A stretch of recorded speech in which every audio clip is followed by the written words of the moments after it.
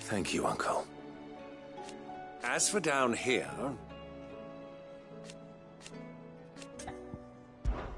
Clive, my boy! Rutherford informs me that we owe you our thanks. Hadn't intended for you to get involved, but such are the times we live in, huh? I would have done the same for anyone else. You're far too modest, Clive. You'd make a terrible nobleman. But tell me, is the realm truly in as dire a state as Rutherford suggests? From what little I saw, you were right to be worried. I suppose I should have expected the worst. But I was rather hoping the great and good of the realm might have things a little more under control. Alas, it seems that firm leadership is in short supply these days, and without it, the people are bound to lose their way. We must move quickly. But where do we start? True, the challenges that face us are many. But in my estimation, there are two key areas to be addressed before any other. The realm's armies and her larders. As you've seen firsthand, it's every man and woman for themselves out there.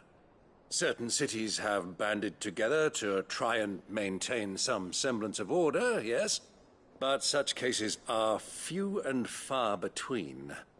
And yet, the only remedy for the chaos that faces us is unity. A unity that transcends even the borders laid down by our ancestors. In short, if Storm does not stand together, she will fall apart. But how would one even begin to unite the realm? The armies, my boy. As I told you already, we begin by restoring order among the ranks of those sworn to maintain it. Sadly, I doubt I could convince even the lowliest gaggle of privates to dig a latrine together. But I do know someone the High Commanders have been known to listen to on occasion. Field Marshal Eugen Havel. I thought he was retired. He was, until an Akashic army tore through Randalar and killed most of the rank and file. There is no man alive more capable. Literally. And as luck would have it, I've already spoken with him on the matter. Of course you have. And he's agreed to help. On one condition. That he first speaks with you personally. Havel has always been a man of frustratingly rigid principle, and he has certain qualms about clasping arms with, well, with an outlaw. I extolled your many virtues as best I could, of course, but the old goat was adamant that he be allowed to appraise you in person. You don't mind, do you, my boy? Of course not. As long as chaos reigns, we will never build a better world. I'll do whatever it takes. And if the Field Marshal wishes to speak with me in person, then so be it. That's the spirit. I'll leave for Randalar at once. Would you send a Stolas? Of course. Rutherford is already in the Dalmekian capital. I'll have him tell Havel to expect you forthwith. Excellent. Thank you, Uncle. No. Thank you, Clive.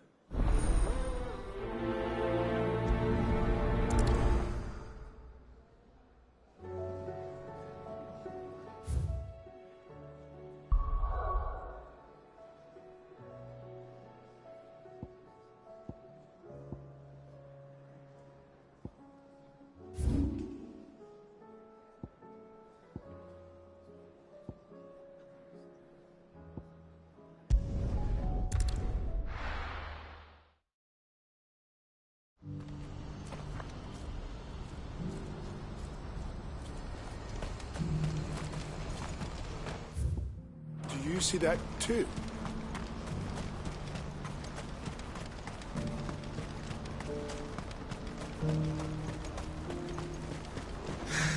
What is it?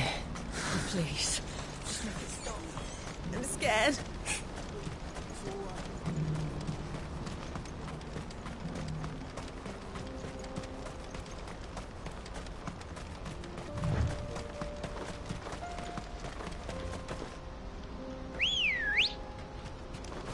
Ready, go? Run like the wind.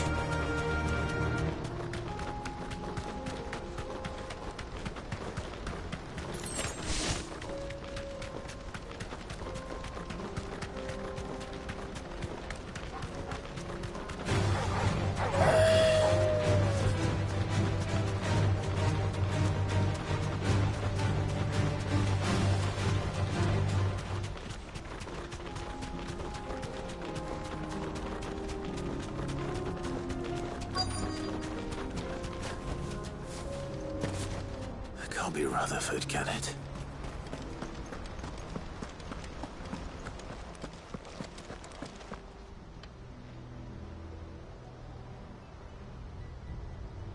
Turncoats and cowards, the lot of you!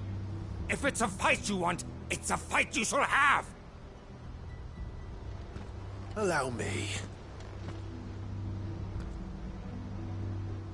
I don't need your... Please, Field Marshal. Oblige him. This won't take long. You're right. It won't. Men, finish him.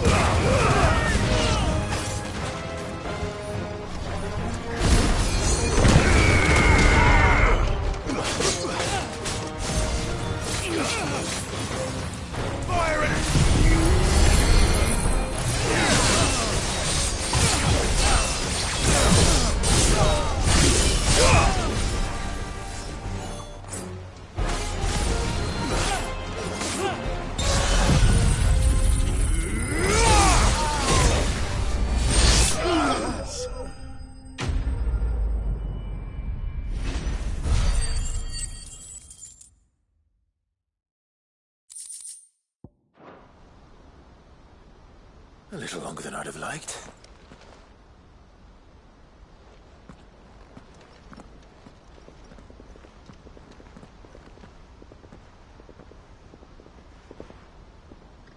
Field Marshal Havel, I presume. Are either of you injured? No, my lord. You arrived just as our escort turned on us. Fucking traitors. I'd heard reports of soldiers in the outlying regions abandoning the oaths they swore. But I hadn't thought the corruption had reached so close to the heart of the Republic. It's a fucking disgrace. Your interfering old bastard of an uncle tried to warn me, of course. My Lord Marquis. Or is Sid the Outlaw more to your liking? Call me what you want. It doesn't change who I am. Or the urgency of the message I bring. My uncle has a plan to right the realm, and he needs your help to see it through. Before I agree to anything, I'd have you answer one question. What do you stand to gain from all this? I won't deny that I might benefit from further chaos. But I seek a new beginning for all of us. And while the choices I've made may not always have been the right ones, I know I made them for the right reasons. For so long, so many of us have been told how we could live, how we could die, when it should have been our decision all along. Now we have a chance to put things right. But in order to take it, we must stand together. Even if it be beside those with whom we don't see eye to eye.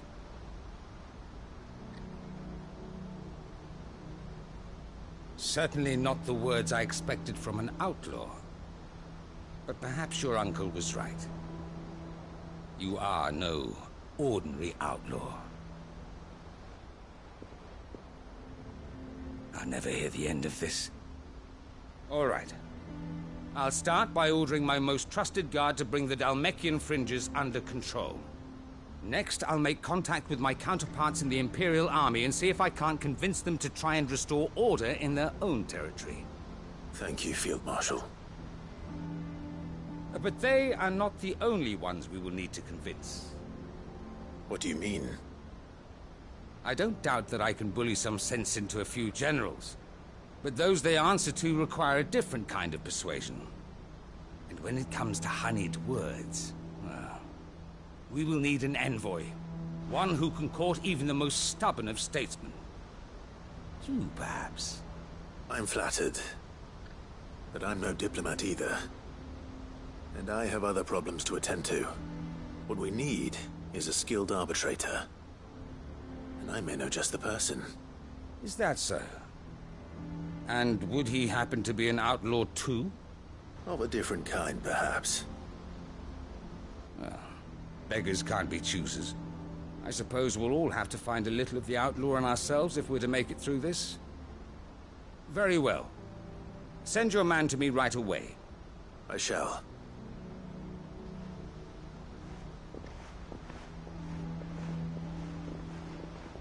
My Lord Marquis. Your Lord Uncle bade me escort the Field Marshal to his manor in Port Isolde. And I will see that my associate joins you there. Very good, my lord.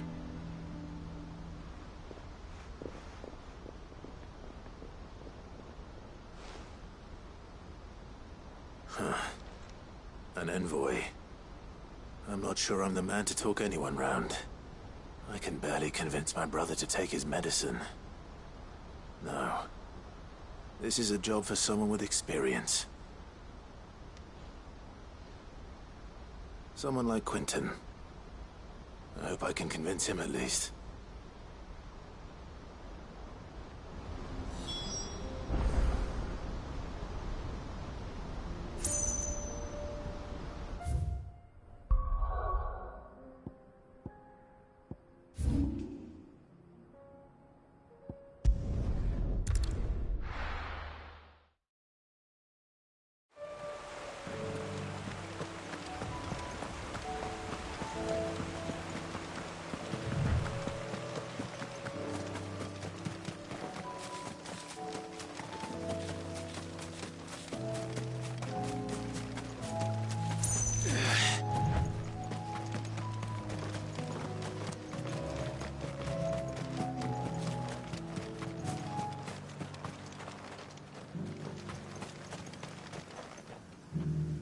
Quentin, I have a proposal for you.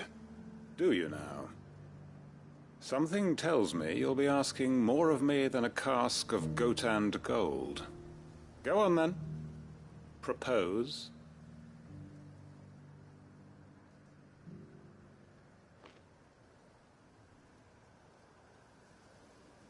You'd have me convince the chiefs and chamberlains of the realm that they should simply swallow their pride and do the one thing that has proved impossible for thousands of years. Was there anything else? Perhaps I can fetch you a meat pie as well. I know it's a lot to ask, but I can think of none better suited to the role. And you'd have me give up what little I have left to do it. I told you, Clive.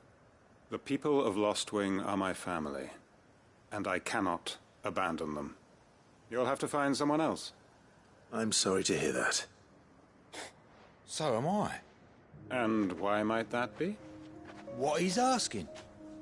How's it any different to what you've done so far? They want you to speak for those who can't speak for themselves. That's what you do best. If it's the vineyard you're worried about, we'll see that the grapes are picked and the tons filled. You know we will. It's not that. Then what is it? You said yourself we're family. Don't you trust us? You know that's not what I'm... Then what are you saying? That only we are worth saving? Why turn your back on everyone else? You convinced us we could build new lives for ourselves, and if you can do that, who's to say you couldn't convince the entire realm? A stirring argument. I fear that any rejoinder I make might fall somewhat flat by comparison. So you'll join us? Where do you need me? Field Marshal Havel will want to speak with you in person. He's currently in Port Isolde. I can arrange for a party of Cursebreakers to accompany you there. That would be very much appreciated. I hear the roads are far from safe these days. Hopefully not for long. My uncle will want to know that his plan is taking shape. Reckon Master Quentin could argue an egg back up a hen's quim if he set his mind to it. Any statesmen we speak with are liable to resist our entreaties if they feel that what little power remains to them is at stake. They must be dealt with skillfully. I shall not repeat the errors of my past.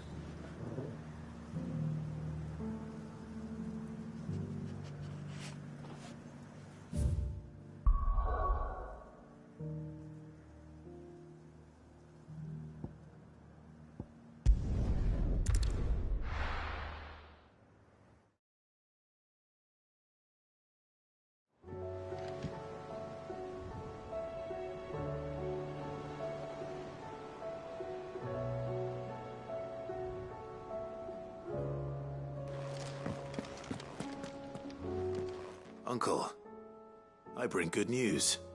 The Field Marshal has agreed to your plan. Ha! Of course he has. I didn't doubt you for a moment, dear boy. Rutherford is accompanying him back to your manor in Portazolder as we speak. They will await your return there. As will one other. One other? Who, exactly? Lord Havel was concerned that even if he could get the realm's armies to agree to an accord, he might not be as successful in convincing those with political power. He asked if I might have a solution, and I suggested a certain Imperial Lord Magistrate turned Liberator. One of your co-conspirators? Master Quinton would probably call me one of his, but yes. Another outlaw, then. Just the thing we need to put these rotten politicos in their places. Good thinking, Clive. I'm glad you approve. The more the merrier, eh? Uncle, assuming Havel and Quinton can solve our problem with the armies, you still haven't mentioned how we might manage the grain shortages. Oh, don't you worry, my boy. The 7 high houses will be seeing to that. They have all agreed to make the most generous of donations. Oh, of course, it did take a little persuasion, but luckily I had some unexpected help. From who? Why, you, my boy. Rumor has it that you rescued the Lady Ariane's head steward Rockford from a horde of bloodthirsty bandits. It was more of a handful. Well, the old battle-axe was so pleased. She had a shipload of talents delivered to my private docks by the next new moon. And when the other houses saw the parsimonious old crone's purse strings finally loosen, they as good as tripped over themselves in the rush to follow suit. I'm happy to hear it. Now, I must be getting back to the manor. Join us there at your earliest convenience, would you? Of course, Uncle.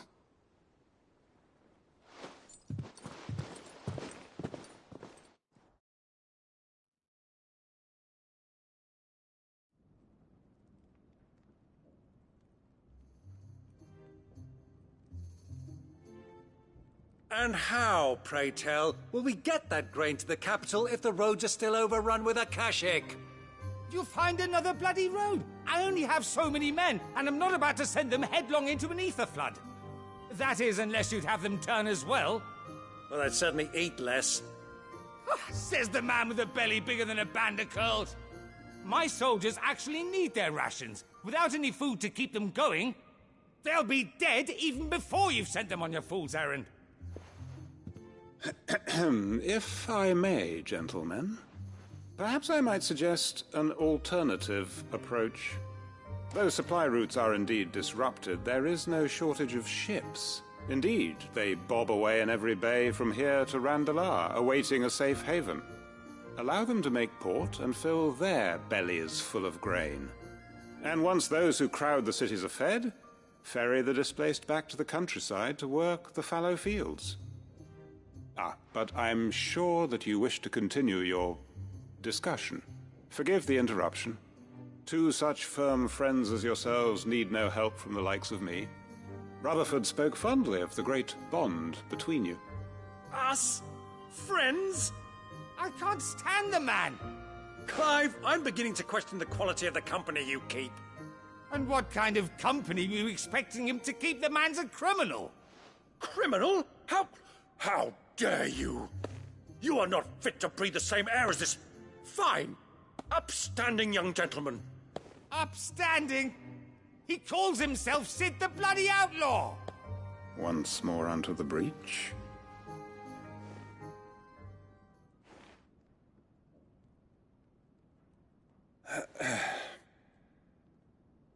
Shall we begin again? What we seek here is not to create a new nation, nor to claim the thrones of those that already exist. We wish simply to bring stability to the realm that mankind might weather the current storm. And to do that, we must convince those in power, the generals, the statesmen, the nobles, that our cause is just. There will be disagreements, yes, and I imagine some resistance, much resistance. But we cannot let that deter us. If we show them the path, show them that we walk it ourselves, then I am confident they will follow. The fate of the world lies in my nephew's hands, but the well-being of her people lies in ours. And we must not squander the chance that Clive has given us.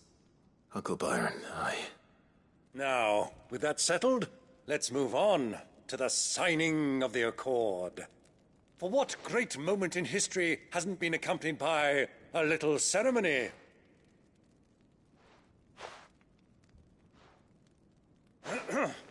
Citizens of Valisthea, I present to you the Triunity. Rutherford, Mike Will.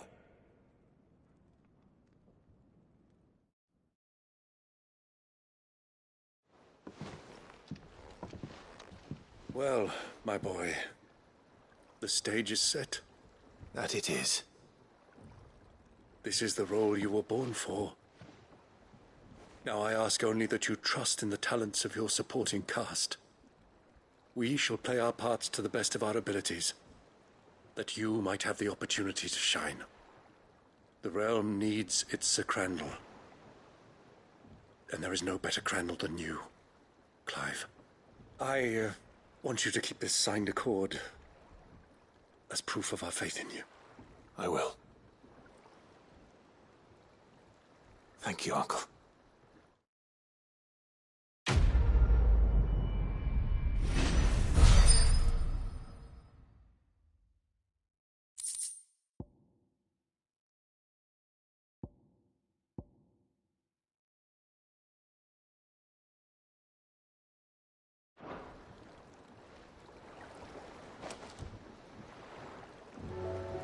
Sorry, can't take you where you need to get to, but the Argo and me will be waiting when you get back. What do you think that thing is?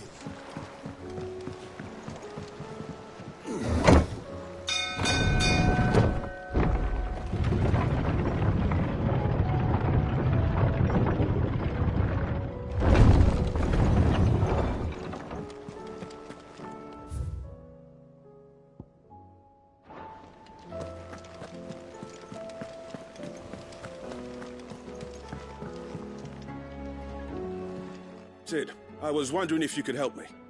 It depends what with. A bearer, but recently freed from his bonds, is keen to join the Curse Breakers. As you know, the work we do is not easy, which is why we test every volunteer's suitability. I was hoping you could oversee this one's evaluation. I don't mind, but why this one? Because he wants to be a scout. Our ranks are filled with men and women capable of breaking chains and putting slavers to the sword. But scouting? We're few with the nose for that, which is why we still rely so heavily on Gav. And since he accompanies you on so many of your missions, I thought you might be better placed to recognize the traits in him that we should look for in those who'd fill his boots. Sounds reasonable. So you're happy to oversee the boys' test, then? One can never have too many scouts. Truer words, Sid. I'll let the initiate know that you'll be attending his trial, and that he is to proceed directly to Northreach in readiness. No time like the present, eh? No time like the present. I'll await you there.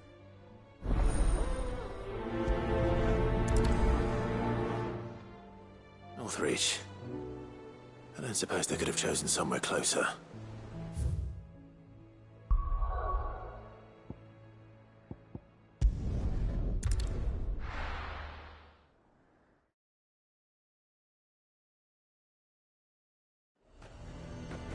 Lazare might at least have mentioned where in Northreach he'd be testing this recruit.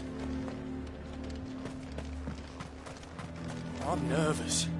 Is it all right to be nervous? I don't care either way, so long as you do as I tell you. Well met, Sid. This is the initiate. Ember, present yourself. At your service, Master. Please, just Sid. There are no masters here. Your life is your own. Oh, of course. Thank you, Sid. The sergeant says you'll be evaluating me at my trial. To become a scout, yes. You are aware of the dangers inherent in that role. I am. But I swore I'd face them. Just like the man who saved my life. And who would that be? Gav. It was him who found me and freed me. No magic, no support, just one man and his nose. Came and sniffed me out. It taught me what one man can do if he puts his mind to it. And I've been training ever since, so that one day I can be someone's saviour, just like Gav was mine. I'm sure he'd be flattered. You clearly have good intentions, Ember. And it sounds like you're under no illusions. Stick to this path and you'll make a fine cursebreaker. So, what? Have I passed? You haven't even started yet. Now listen.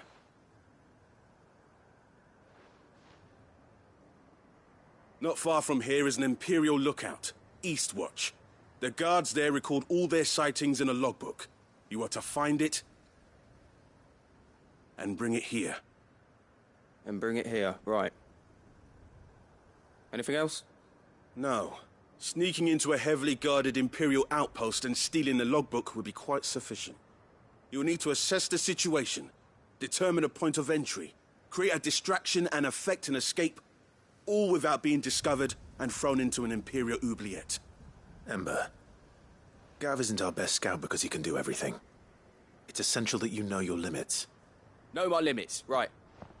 I won't let you down.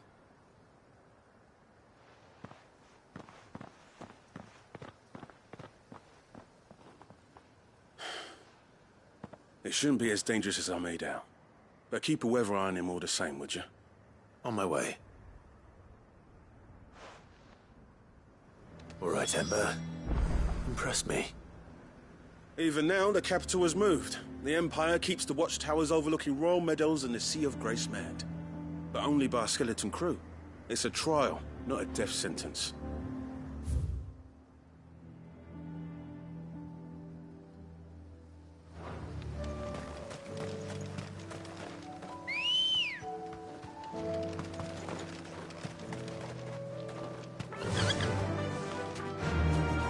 Faster!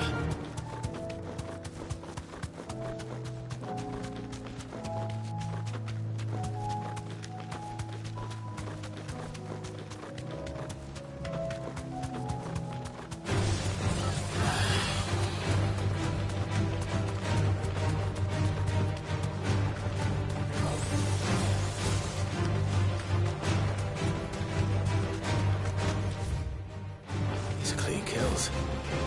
Perhaps young Ember really is ready. Or maybe not.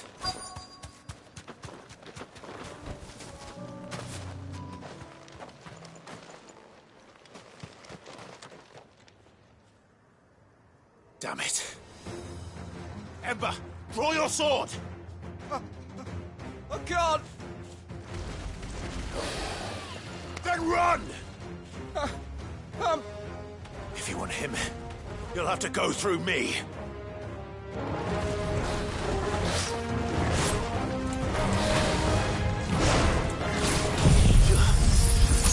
Arise!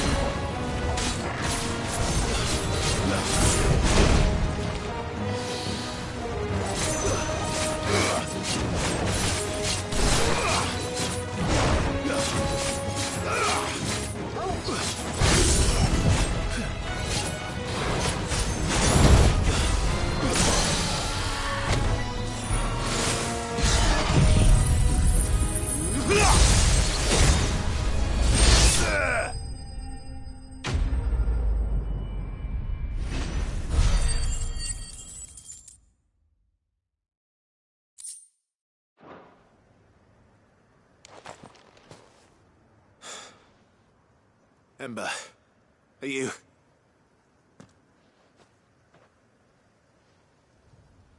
Gone. Of course. Scouts really are a rare breed. Back to Northreach it is, then.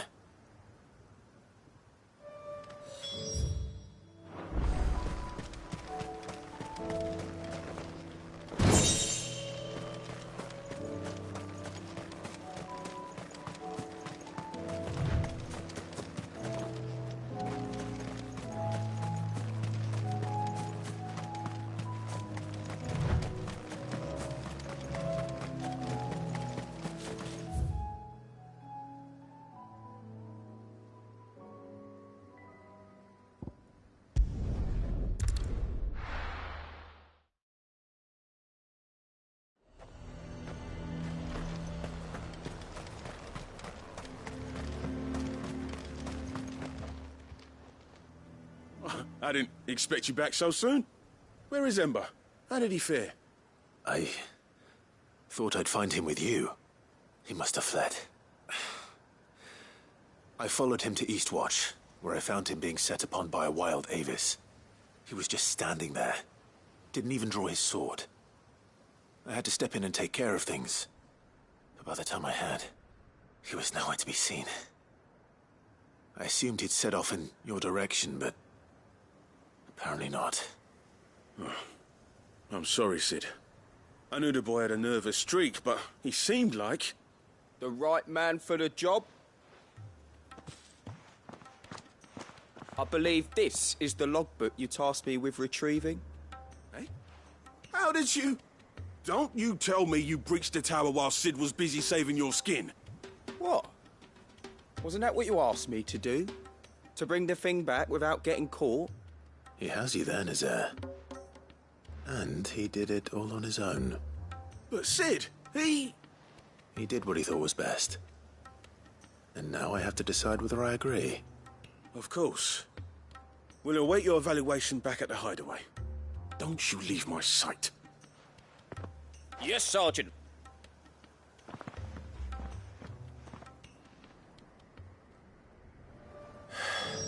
This won't be an easy decision.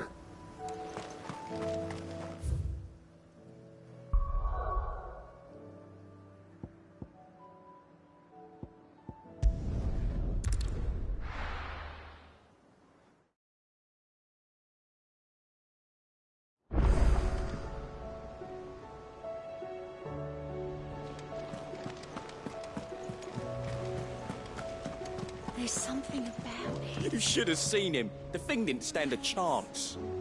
Yeah, neither did you, I hear. Welcome back, Sid. Welcome back, Sid.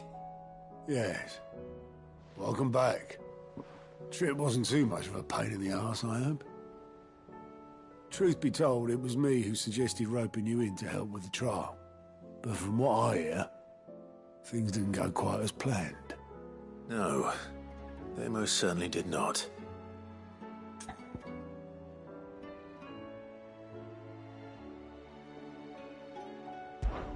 Ember lost his nerve in the face of a beast of prey, but he didn't lose heart. He pressed on, and he achieved his aim. And is that not what we ask of our scouts? Indeed it is. Thank you for your honest appraisal, Sid. The fact remains, however, that Ember will not always have a battle-hardened warrior on hand to pluck him from the jaws of peril. All I have gleaned from this trial is that without someone watching his back, Ember is little more than a liability. Wait, Sergeant. Ember still has much to learn, it's true. And this time he was found wanting. But I'd say he's due a second chance, nonetheless. After all, he did do as you asked. With a bit of hard work, any hand can be made to hold a blade, and any mind can conquer its fears. But a scout's nose is different. You've either got one, or you ain't. And by sniffing out that log, young Ember here has shown he has a conch and a half. Wouldn't do to waste it now, would it? Fine. One more chance. I'll do whatever you ask. I'll spend my days and nights in the pit if I have to. I'll show you. Just you wait. Daft as a brush, that one. But his heart's in the right place. Just like someone else we know.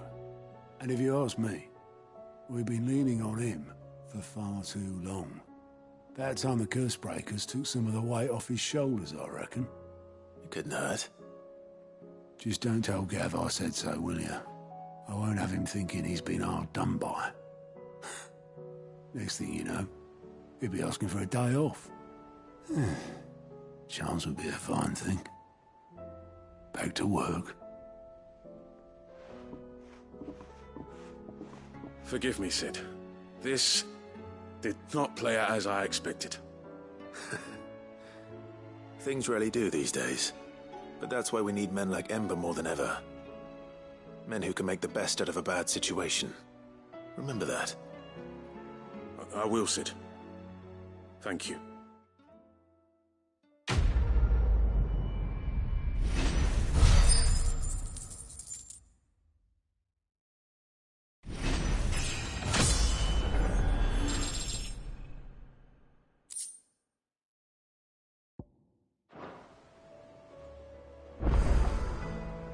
Sid, I wanted you to know. I will be taking personal responsibility for Ember's combat training. And I will not let you down.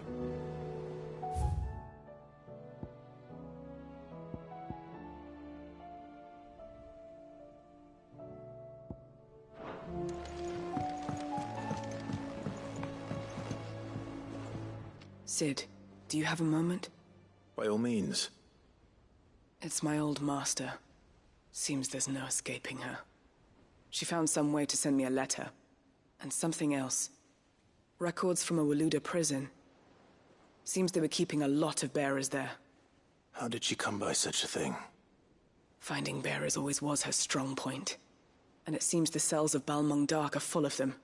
Foreign captives, the masterless. Bearers no one would miss. And even better for her, bearers with no one to look after them. When ether started lapping at the walls, the jailers fled. Leaving the bearers to be liberated by whoever happened to come along next. Sid, I'd like to believe that I've earned your trust by now. And while I'm well aware that you've forbidden Cursebreakers from traveling to Waloed, I can't let those bearers die in their cells. I'd rather risk shipwreck on the Shadow Coast than leave them to starve. We'll be needing the Enterprise if we're going to navigate the Narrow. Does that mean... I'm making an exception, but we travel together. And we stay no longer than we have to. Ash is an inhospitable place at the best of times. We save as many as we can, and we leave. Thank you, Sid. There was a name in the prison register. A name from my past. Chadwick. Another of my former master's protégés. A gifted soldier, and the closest thing I had to family. The thought of him held captive in that place. He must be very important to you. He was. Is. Then we find him. The entrance to the prison lies in the shadow of Ravenwit Walls, just beyond the portcullis. We should head there as quickly as we can. I only pray there are still bearers alive to save. As do I, Doris.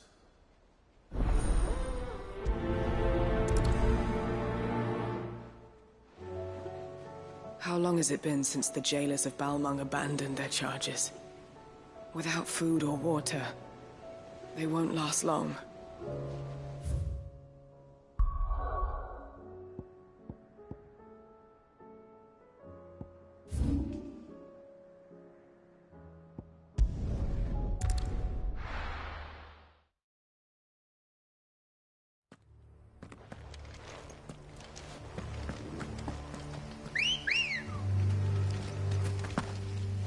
Good girl. Faster! Doris is waiting for me near Balmung Dark. The longer she's out in the open, the more likely she is to be found by a Kashyyyk. I need to hurry.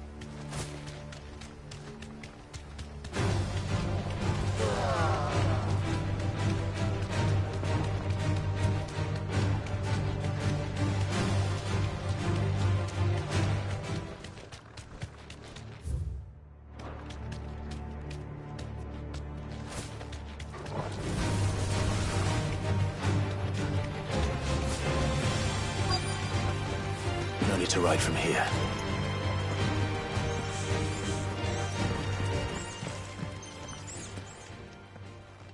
There were no guards, I take it? None manning the gates, no. It's a different story inside, though. The corridors are crawling with Akashic. Most likely guards left behind when the Wardens ran. If Chadwick was being held here, I worry that he may already be. Don't give up hope just yet, but let's move quickly. Let me check the ground floor. The ether stick is there. Then I'll search the upper level. Good luck, Sid. Stay safe.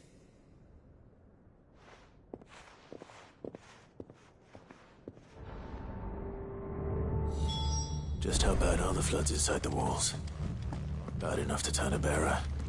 I hope. What? We're risking a lot just being here.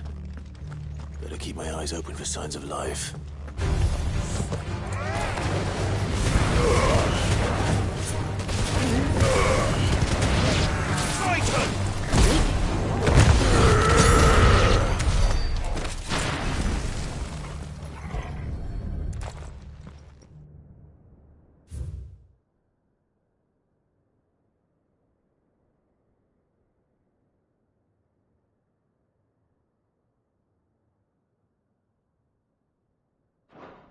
So this place was no ordinary prison.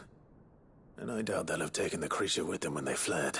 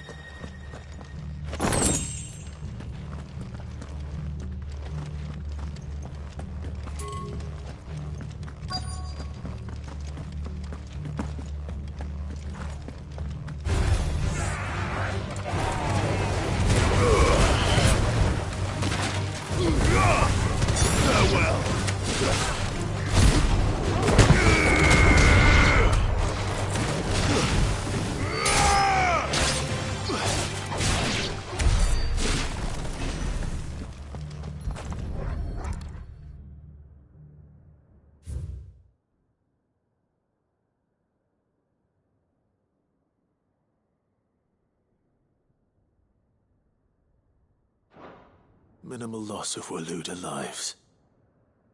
And what happens when they run out of bearers? Even the Imperials take better care of their branded than that.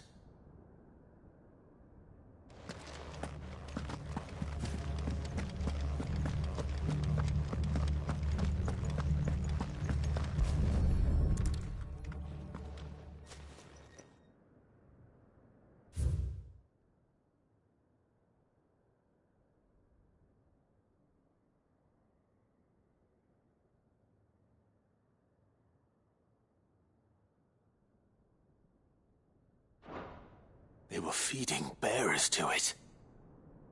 This is even worse than I'd feared. Nothing but Akashic down here. Hopefully things are looking better upstairs. I should go and see how Doris is getting on.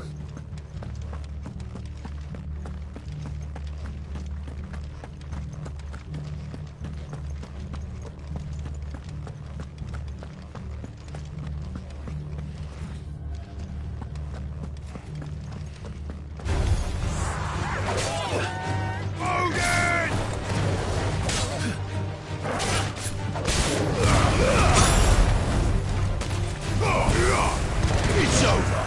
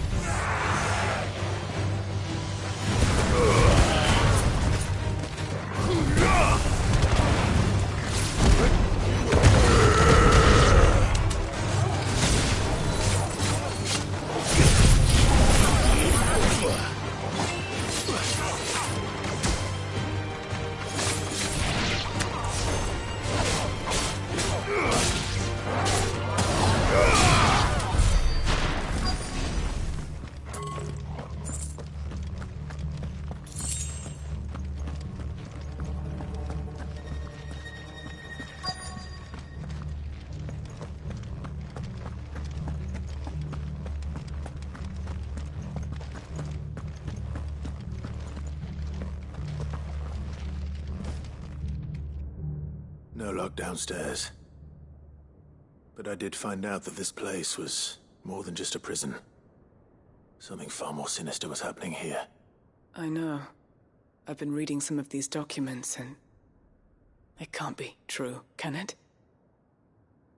Bearers die every day in service of their masters, but this is so much worse. Pitting bearers against a wild beast armed with nothing but their wits? And all in order to bring about more death. And not just those who could fight, but the elderly, children even. And those who wouldn't or couldn't were disposed of. Whatever that means. I'm afraid it means they were fed to the monstrosity they kept here. Then we're too late. And I was a fool to bring you here. Don't say that. Did you find anything else? A key. But it doesn't fit any of the locks on this floor. Perhaps it will fit one of the doors downstairs. There's a corridor I haven't searched yet. Finish up here, then come and find me when you're ready. All right. I'll be there in a moment. If we don't find any survivors, we've risked our lives for nothing. Take care. That creature might still be here somewhere.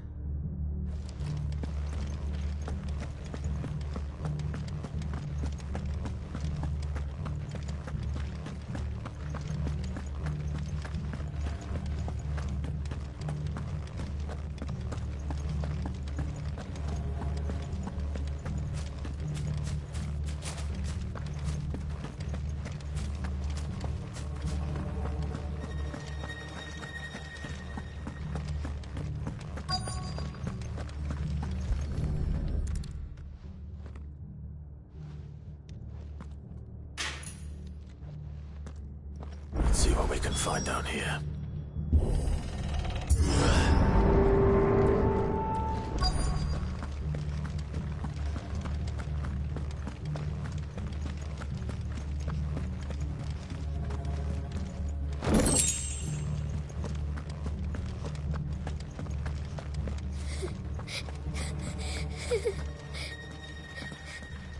Survivor.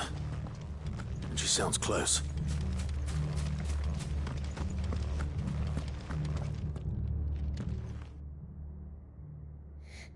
Who are you? There's no need to be afraid. Are you alone? Are there any other survivors? Some of the guards. They're still here. But something's wrong with them. Everyone else was eaten by the monster. Of course there were. Thank the Founder. It was worth our coming. But I'd rather we didn't linger. Are you ready? Ready when you are. You poor thing. You must have been terrified. Did Chadwick send you? What? He fought the monster. Distracted it so I could run away. He must have sent you. He promised to free the others too. Where is he? He opened your cell, didn't he? He wouldn't be here otherwise. Chadwick.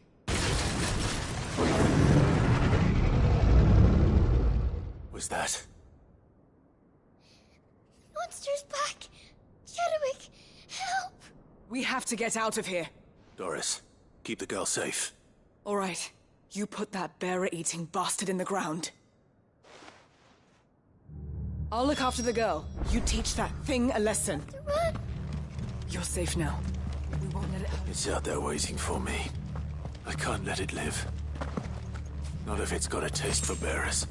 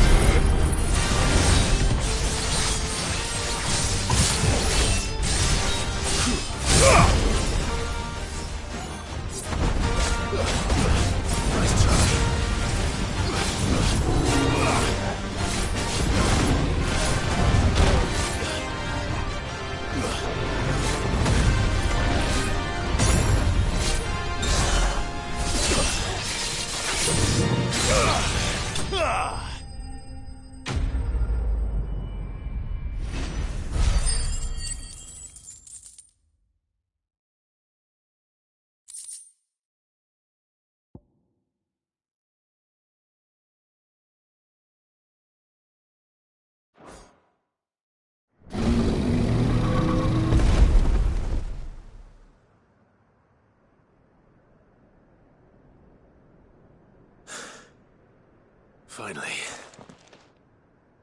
Sid, are you hurt? I'm fine. I think.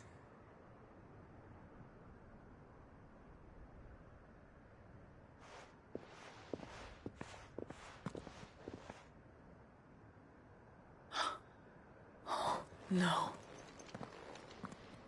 What is it? A diary.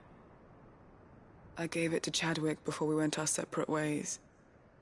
He was here. Do you think that creature?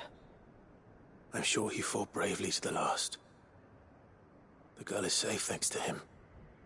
Chadwick. You fool. Come on. We have to get her back to the hideaway.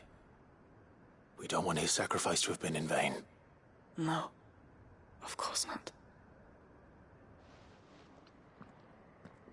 I'll see that she's looked after from now on. It's the least I can do.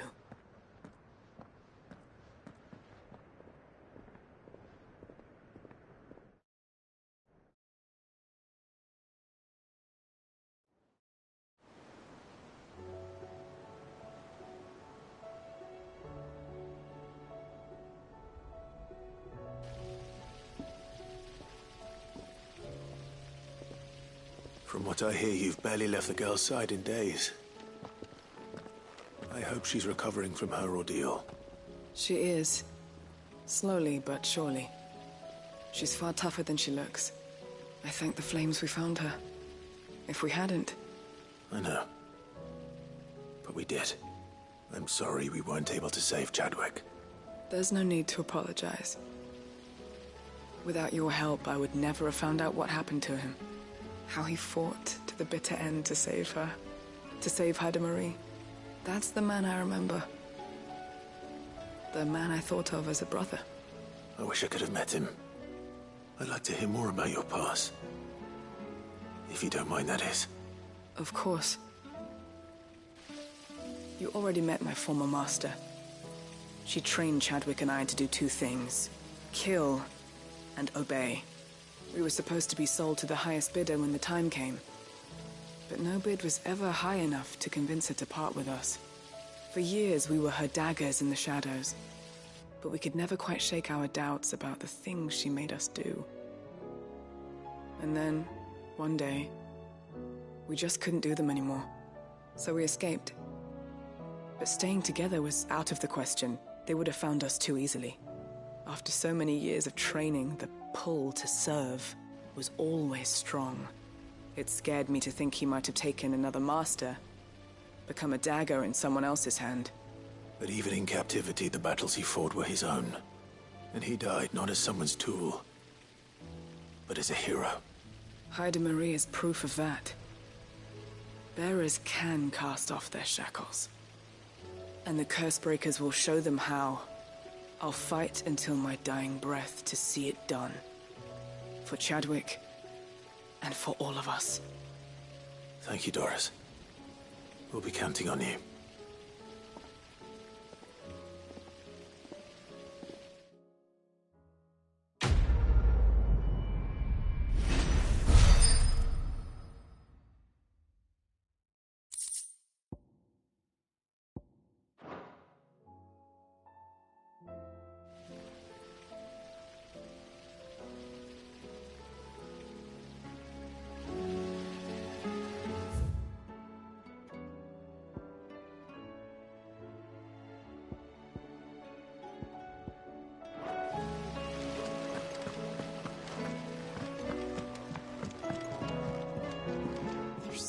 Food in the hideaway. Sometimes, in my cell, my tummy rumbled so loud that Chadwick would sneak me some gruel from his bowl. I miss him. He would have liked this place.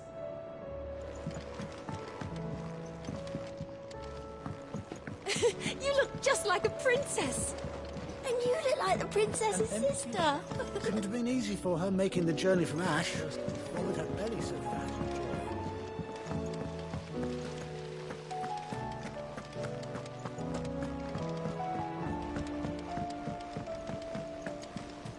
What do you think happened to Miss Middledore?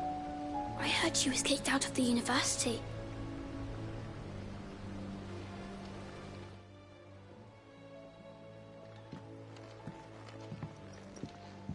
Sid, you have to help us. With what? You didn't take apart another of Mid's contraptions, did you? No. Well, yes. But that's not what we want to talk to you about. It's Miss Middledore. She's been acting strange. Very strange.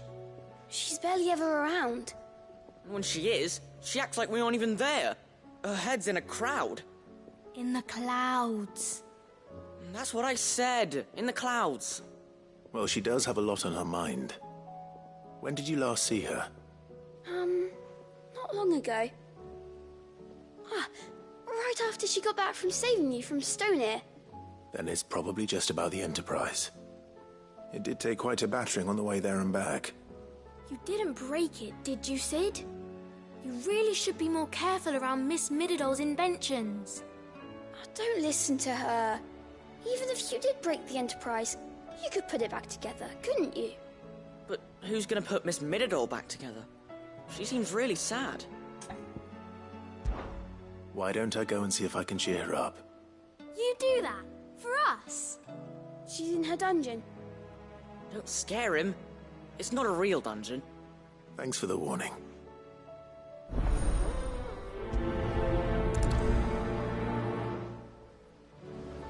Miss Shirley says we're not allowed in the dungeon. But Miss Middledore doesn't mind.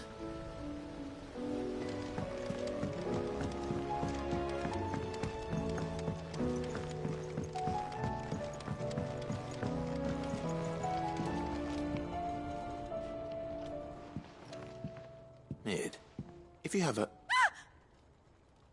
That's it! I knew it! The answer was right here under my arse all along! If this doesn't steer to the skies, nothing will! To the skies? You aren't trying to give the Enterprise wings, are you? What else would I be doing? The children seem to think you're avoiding them. They're worried about you. Is this really so important that you need to shut yourself away from everyone? The Enterprise is already the fastest ship in the realm, and that's with the sea beneath her. But what if she weren't bound to the waves? What if she weren't bound to anything at all? It's not fair. The gods get the skies all to themselves, so I'm gonna do something about it. The Fallen had their chance, but they relied too much on magic. And see where that got them? But not me. I've discovered how to do it without. Well, almost. First, I need to make a prototype. And is that a one-woman job? Are you volunteering? I'll have you know the Enterprise is my baby. But if a godfather's offering to lend a hand, I'd be happy to take it. First, I'll need oil, and not just some old drippings from Miss Molly's spits in the Tub and Crown. Refined stuff, like they make in Ordil. Then I'll need some bone, Or shell. Light. Strong, preferably no longer attached to the beast it belongs to. If it's beast bones you're after, I'm sure the curse breakers will know where you might find some. No, they'll know where you might find some. You're the one who offered to help, remember? I should speak with one of the curse breakers before I set off for Old Hill. See if I can't find this bone while I'm there as well. They make an oil down at the docks in Oldhill that's as slippery as the sea nasties they render it from. With that and the bone I told you about, I shall be able to finish the prototype.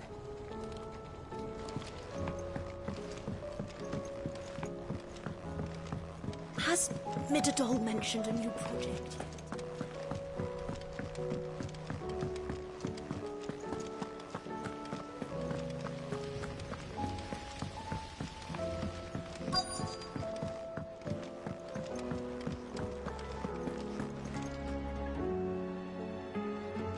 All right, Sid. Come to buy us around, have you? Only if you earn it. Mid needs a piece of light but durable bone for her next project. You've encountered your share of beasts on your travels across the realm. Any ideas? Most bones are the same. Whack 'em hard enough and they'll break. If it's durability you're looking for, shell will serve you better. You know what an adamantus is? I do. And I know to give them a wide berth. Will any old adamantus do? Well, with shells, the older the harder. There's a rumour of an ancient adamantus down in Carava, near Old Bidza. Or what's left of the village anyway. But don't expect to make quick work of the bastard. There's a reason it's lived as long as it has. I'll keep that in mind. Thank you.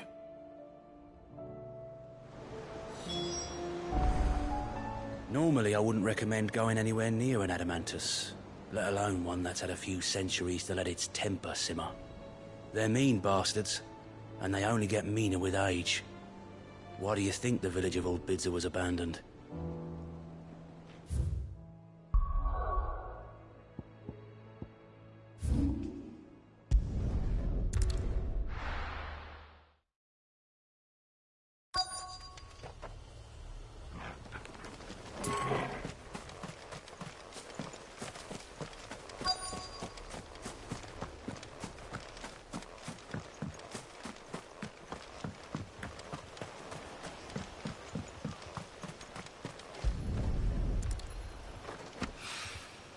It's oil.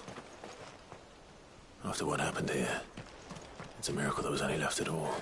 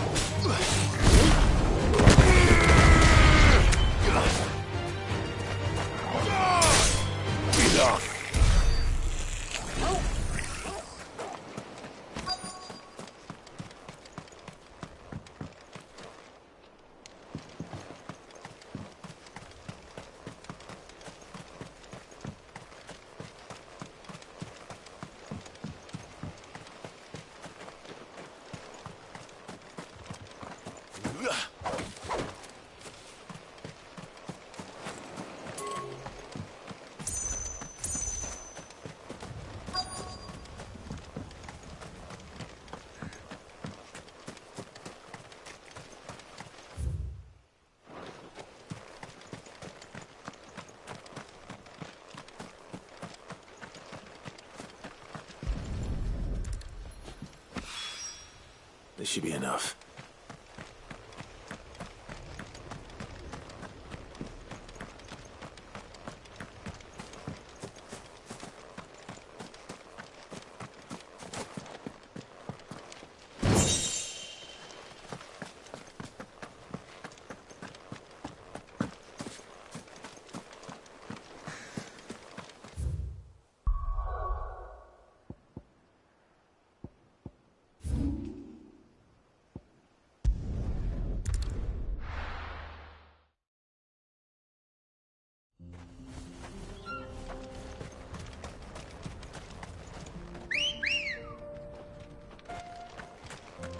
come on.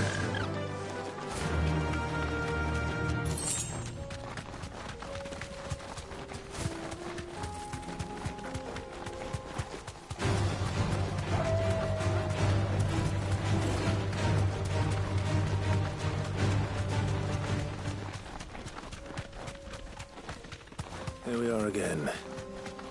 Carava. If you were a tortoise, Torgal, where would you hide?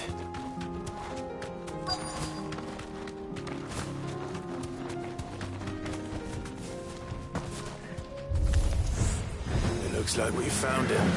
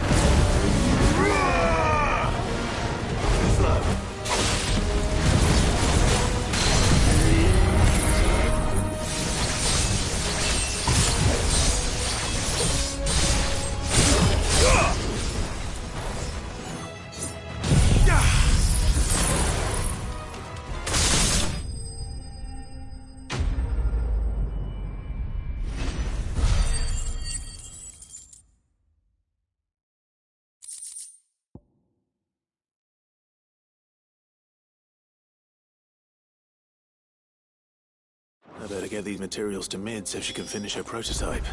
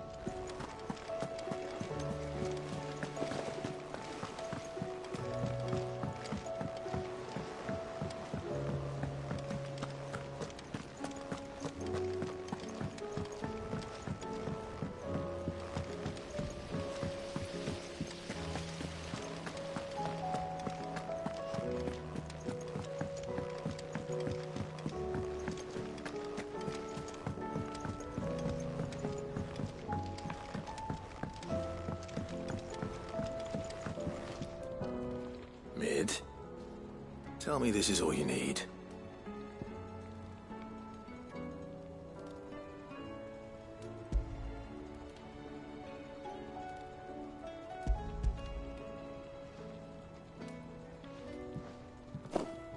Oh, you make it sound like I asked you to save the world or something. Tell me this is all you need. It's most of what I need. After you left, I went over the figures again, and I realised I'd forgotten a 1 and a 0. And a cogwheel. Just a tiny one. Though, that's the problem. Gears that small are a bastard to make, and I may have lost the one Blackthorn spent a fortnight toiling over. Wait. The children. When they took apart your scales, there was a tiny brass gear. Now that I think about it, they didn't use it when we put the scales back together. The young'uns? But why would the... You know what? I don't want to know. I'll keep working on the model, You go and find that cog. Don't look at me like that, Clive. I already apologised to Blackthorn. Miserable old bugger. Besides, you can't expect me to keep track of every nut and nail floating about this place. It's a mess.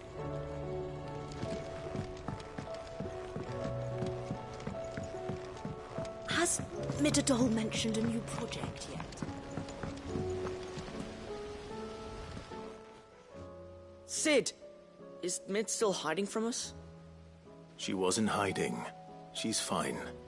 She's just busy working on her next project. A new invention? What is it? What is it? Is it an airship? I bet it's an airship! Do you think she'll let us help? That just so happens to be why I'm here. She needs something special, something only you three can provide. A brass gear. A tiny one. One that might fit on, say, a set of scales? Oh, the one you forgot! We remember! We saved it, just in case. It's in the bag of bits. Since your lesson, we've been disassembling, then reassembling everything we can find. All the pieces that are left over, we keep under our beds, just in case. That's good to know. Look! I found it!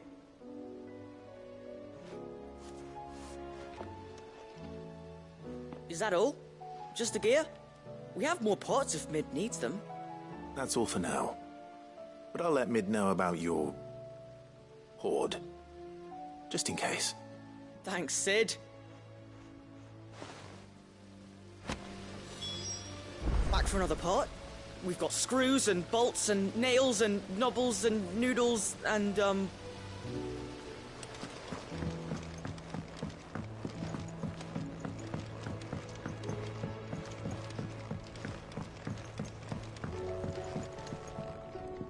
Well, did they have it?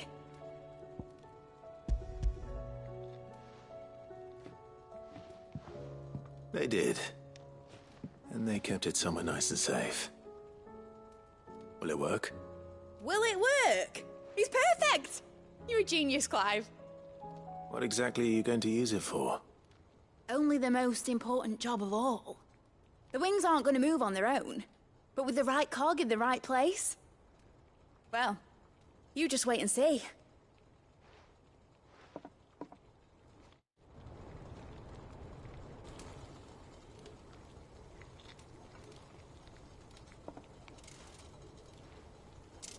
That should do it.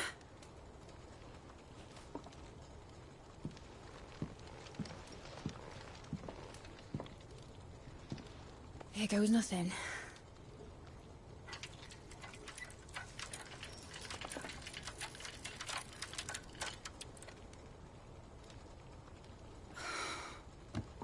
Titan's tits. It wasn't supposed to fly, was it? Of course it was supposed to fly. Wouldn't be much of an airship if it didn't. Honestly, these bloody engines are driving me mad. I was so sure this would be the day she soared. The Mithril engine was made to make dreams come true. But maybe this is one dream the world's better off without. Show folk how to take flying. It won't be long till they're raining death down on each other. People will lose their homes, children, their mums and their dads. Like I lost mine. I'm sorry. So am I, Clive. So am I. Sorry that I have to choose. Do I follow my head, or do I follow my heart?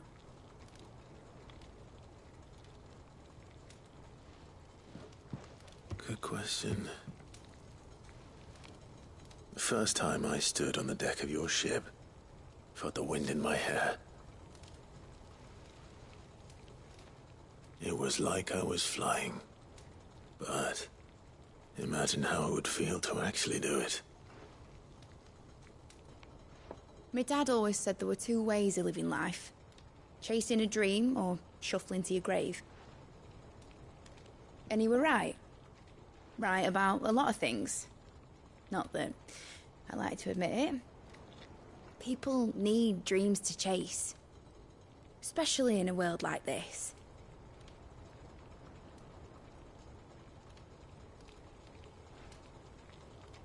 Right. When this is over, I'm gonna take all my mithril engines to Zemeckis and sling them over the edge. I won't have my dream end up turning into someone else's nightmare. But all that hard work... All that hard work will not be used for war, Jamie. But it ain't like it'll be gone. Tell me, Clive, have you ever been on a treasure hunt? Not since Joshua and I were boys. Why do you ask? Because I'm gonna bury the engine schematics and leave behind a little riddle telling people where to find them. A really hard one, so that only the most dedicated dreamers will ever be able to work it out.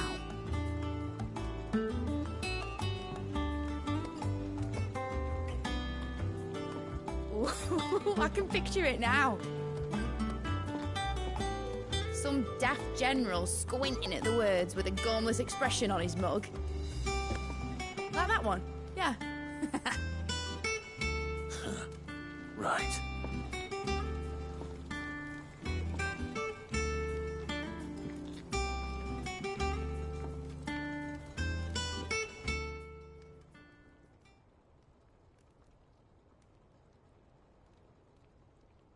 Of course, if I'm putting this engine at the end of a treasure hunt, I'll still need to make it a treasure worth hunting for. Won't be much of a prize if it couldn't even make a toy boat fly after all. My dad always said, dream big. But it ain't the size of a dream that's important, is it, Clive? Only that it's a good one. And I reckon I've got a fair few good uns left in me. I'm sure you do.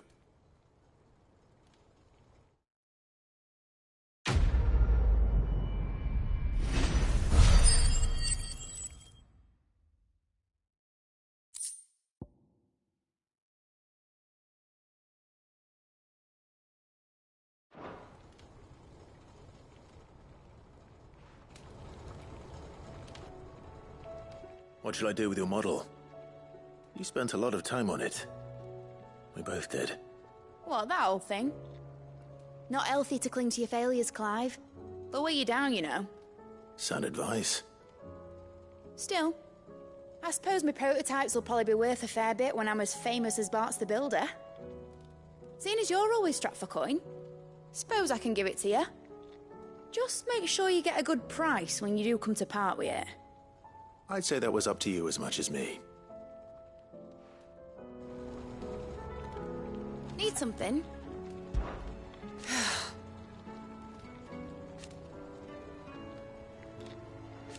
Make a name for yourself.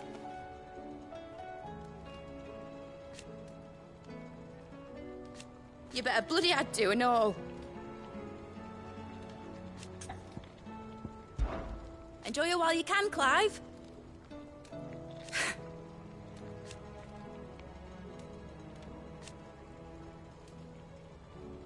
Imagine that, eh? Till then, though. Try, Clive.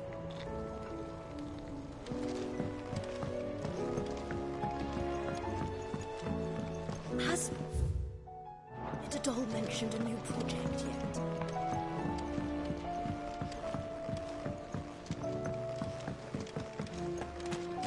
I will not let them be forgotten. Sid, may I have a moment? Of course. It is an honor to finally speak with you. My name is Herman. I've been with the Cursebreakers for some time now, and I wish to be deployed to Ash. Any assignment will do. No. The lands across the Narrow are too dangerous. I will not send good men and women to risk their lives needlessly. Why would you want to go back? I need to retrieve something. Something important. I was raised in an orphanage. The Badbach Conservatory. Or rather, I was held captive there. It was not a place of nurture. It existed solely to turn bearer children into mindless weapons. We were tortured until we feared no pain. Tormented until our hearts turned to stone, and few ever survived long enough to become tools of the last king. I can't imagine. I lost so many. I can't even remember all their names, but they must be remembered. They cannot fade away, faceless and forgotten. The Institute was run with military precision. Every child measured, every name recorded, every death logged with meticulous care. Sid, allow me to travel to Ash and recover the registry so that my brothers and sisters might live on. You were a good friend, Herman. But the fact remains that Ash is simply too dangerous. Sid, please. Even should it cost me my life. Too dangerous for you, Herman. But not for me. I'll go to Bad Bach and find the registry. You will? I won't let you risk your life. I don't know how to thank you. You can start by telling me where I'll find this orphanage. Vida Grace. Hidden in a forest, overlooking the plains. All right. I'll see what I can find there. May the mothers guide you.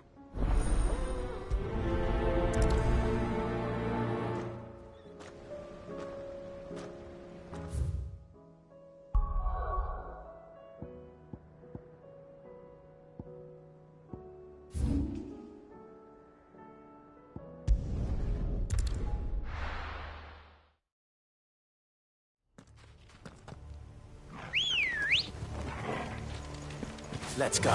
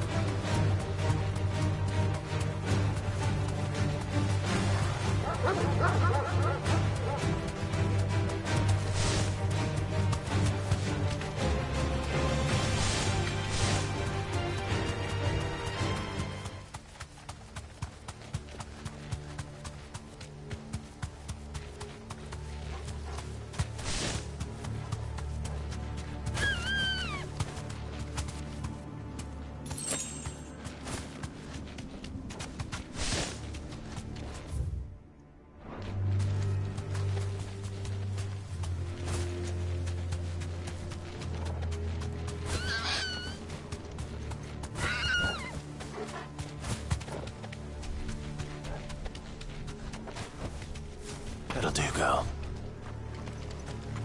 This must be the orphanage. Hopefully the registry's still here.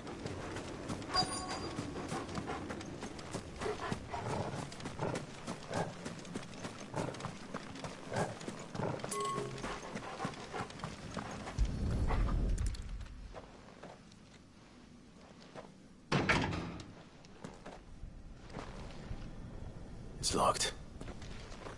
I should look around some more before I start breaking down doors.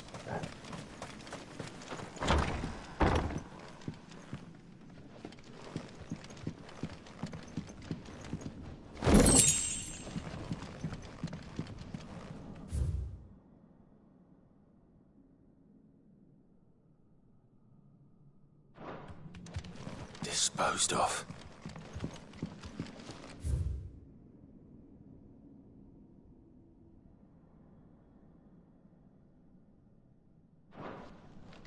Conditioning. This is nothing short of torture.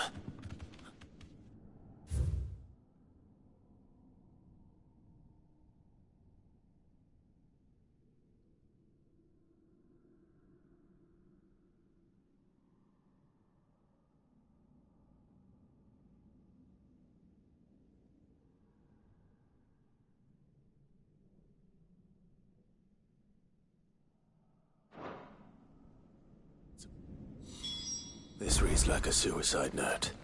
Did the director go through with his plan? There's only one way to find out.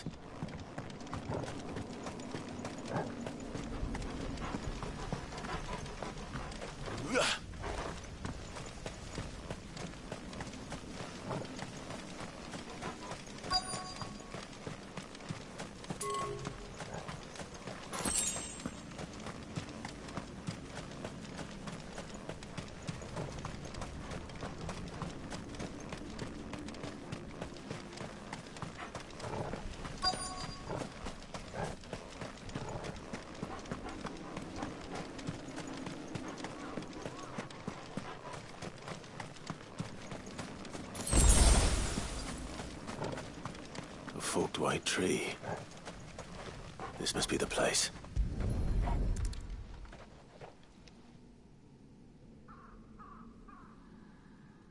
Could he really be buried here? There's something hidden among the roots. Let's see.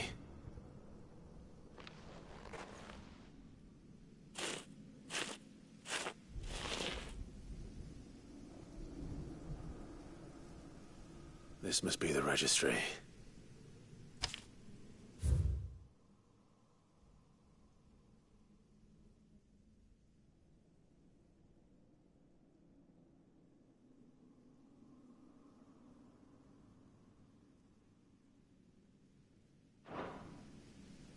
So many names. This place was a slaughterhouse. Where is the architect of all this misery?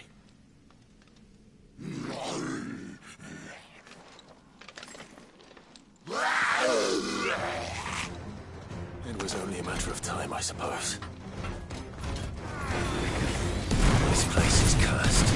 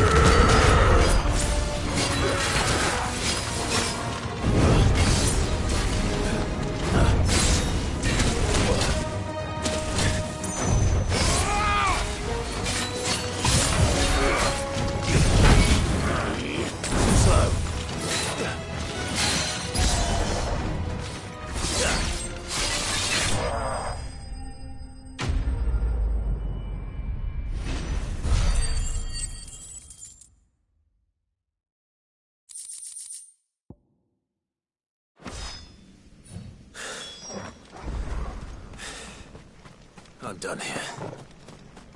Let's get the registry back to Herman.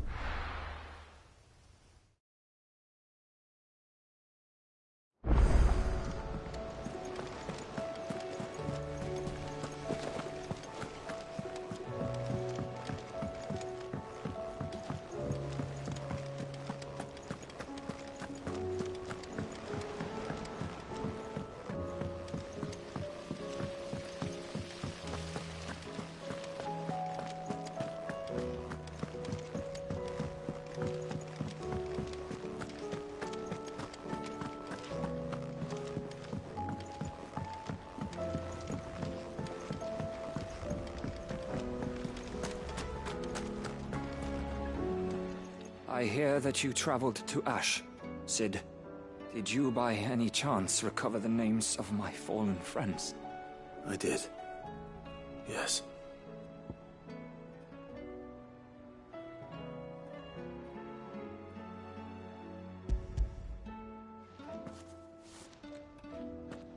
If I may, the bearer registry.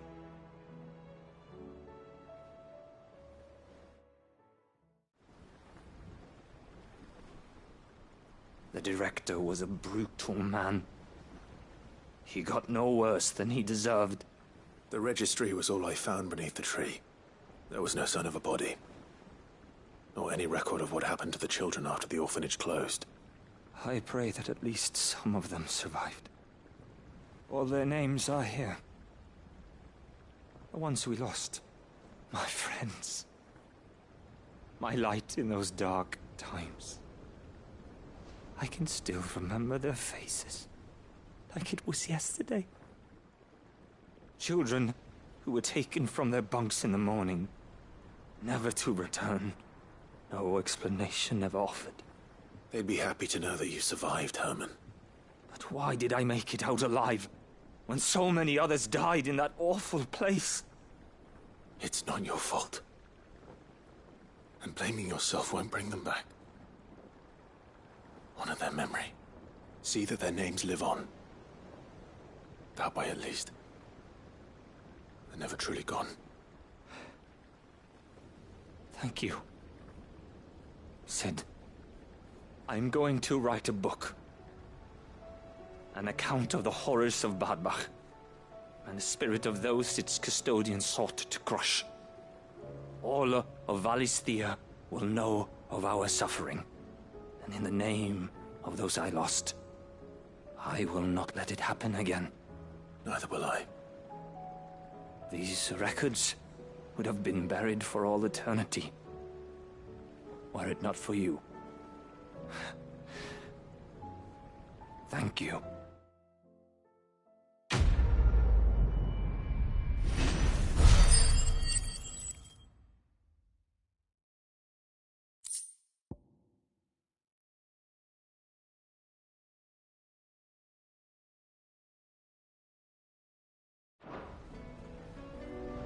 The realm will hear of Badbach. And I pray that the tale of my fallen friends will spare future generations the horror we endured. Thank you for helping keep their memory alive. Do you suppose it's magic keeping the thing afloat?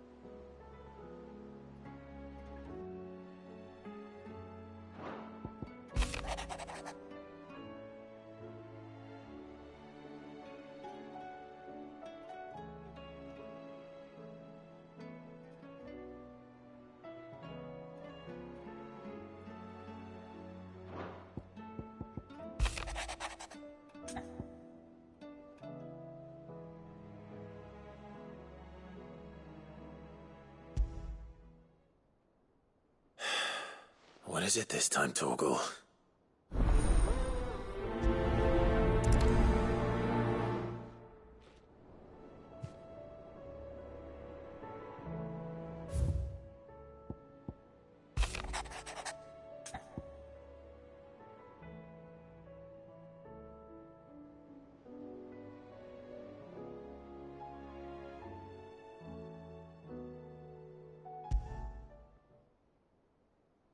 Something tells me this is no mere adventure story.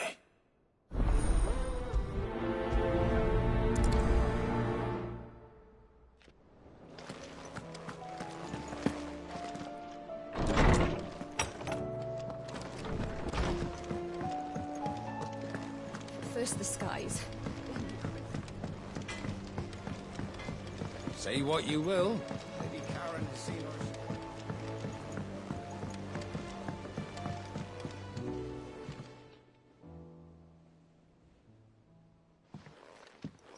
Pining for something, boy. What is it? What do you see out there?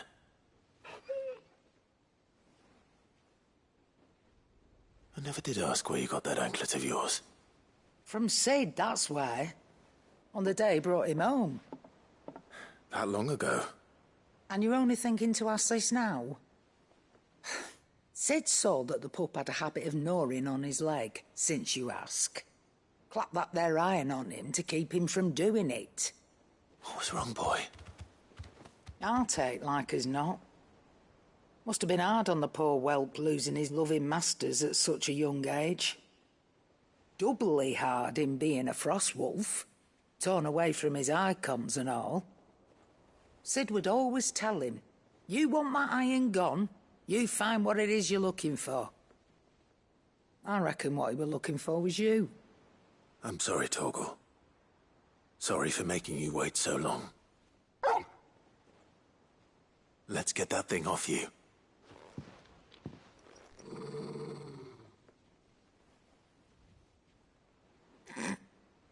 Doesn't sound like he wants it off. Indeed.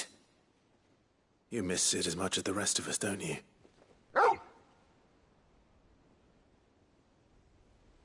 You want me to go with you somewhere?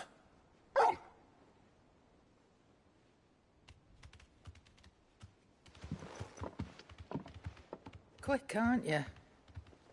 Glad you've been paying attention. Not nearly as much as you have, Lady Karen. Aye, good thing and all. It's not like Gav would have kept him in nuts and rubbed his belly these past 10 summers. Your kindness is appreciated. You've been a good friend to him. Only because he doesn't talk back like the rest of you. Go on now.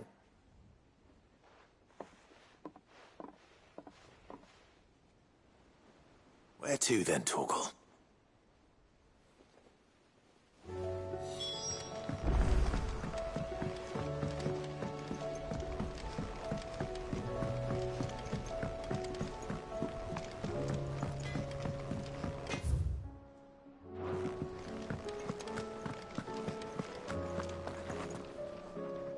All right, Torgal. Where are you taking me? I'm going to need a little bit more than that, boy. Do you have a better hint for me? Unless... you've already given me one. Back on the rear deck, you were looking west, toward Rosaria.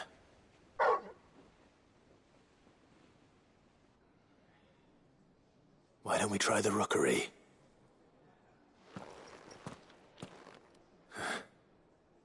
I haven't been to the island in almost 20 years. To Port Isolde, then. Fingers crossed the old mooring is still there.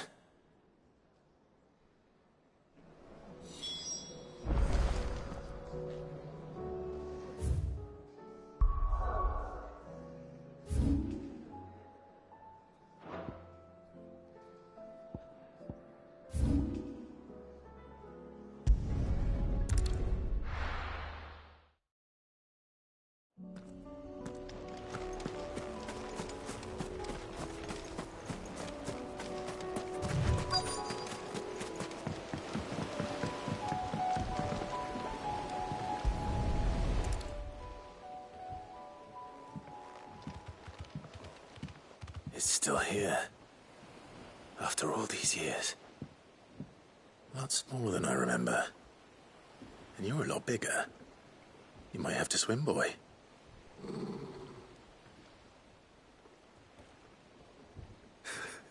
I wasn't being serious.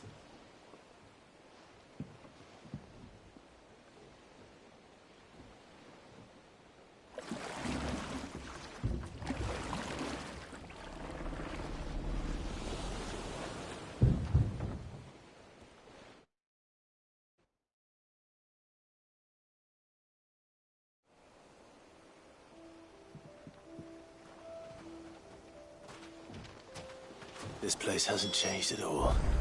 The rookery's right through those trees. Come on.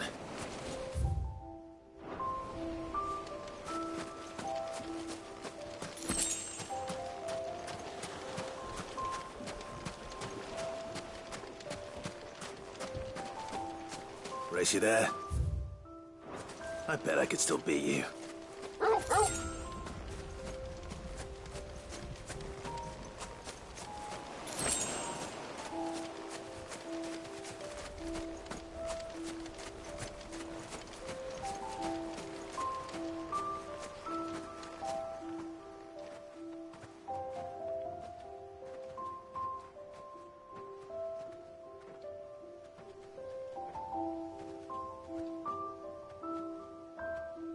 Here we are. This was our hideaway. Wasn't it, Torgal?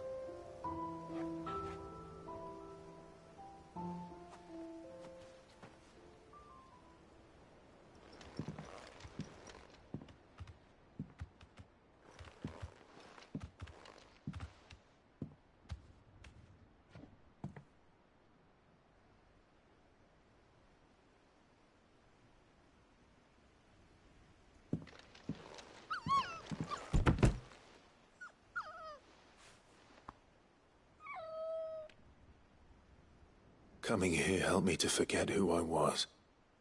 Or wasn't. Prince, shield. Son his mother could love. Had I been any one of those things? Perhaps.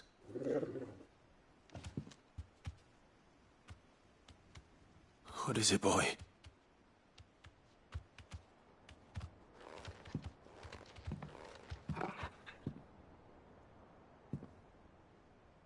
This is all from the castle. And Phoenix Gate. Did you bring these here?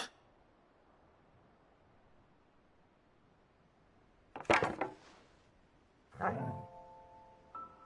sparring sword.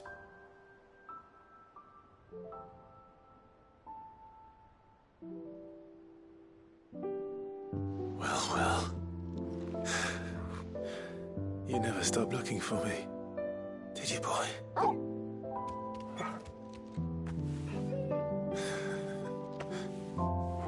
Thank you, Torgal. For never giving up. For never forgetting.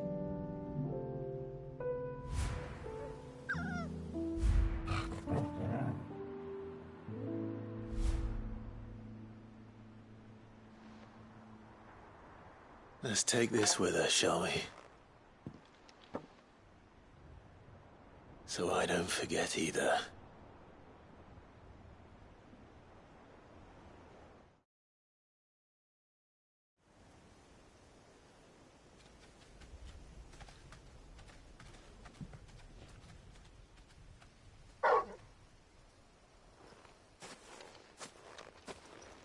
That's not the way back to the boat, Torgal.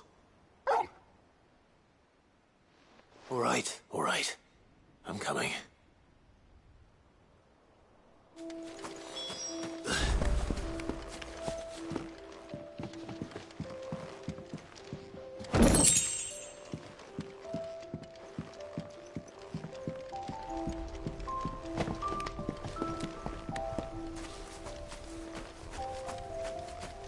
I think I know where we're going.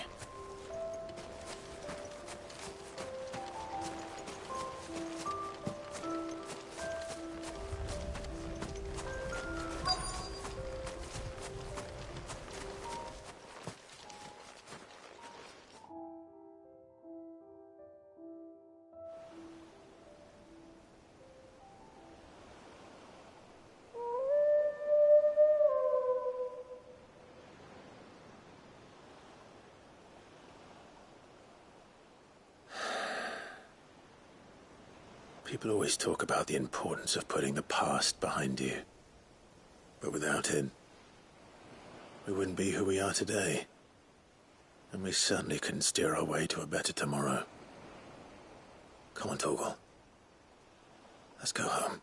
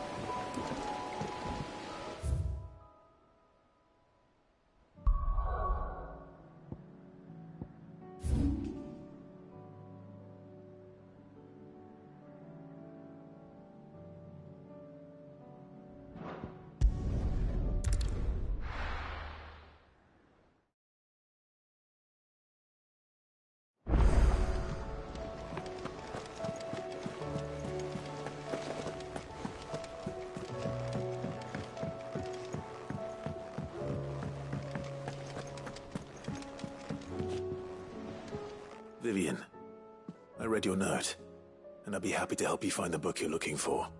Thank you, Clive. But tracking it down will not be easy. Are you sure? Please. You have always granted me your wisdom and insight whenever I asked. It's only right that I return the favor. Or at least attempt to. You are too kind. Alas, what I ask of you is rather more trying than delivering the odd lecture. I spoke with Harpocrates to see if he had any inkling as to where another copy might be found, but... But perhaps it is best that you hear the details from him. If you say so. Forgive me, Clive, for asking this of you. But this book, it set me on the path to becoming who I am today. Its importance cannot be overstated.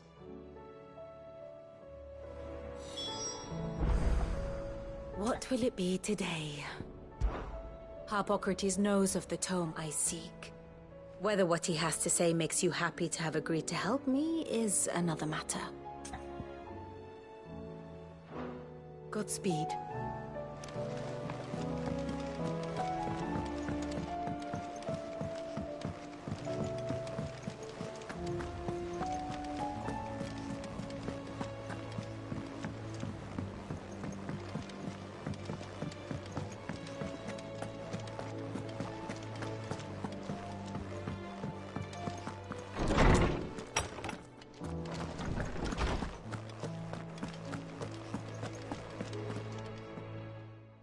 Clive, my boy.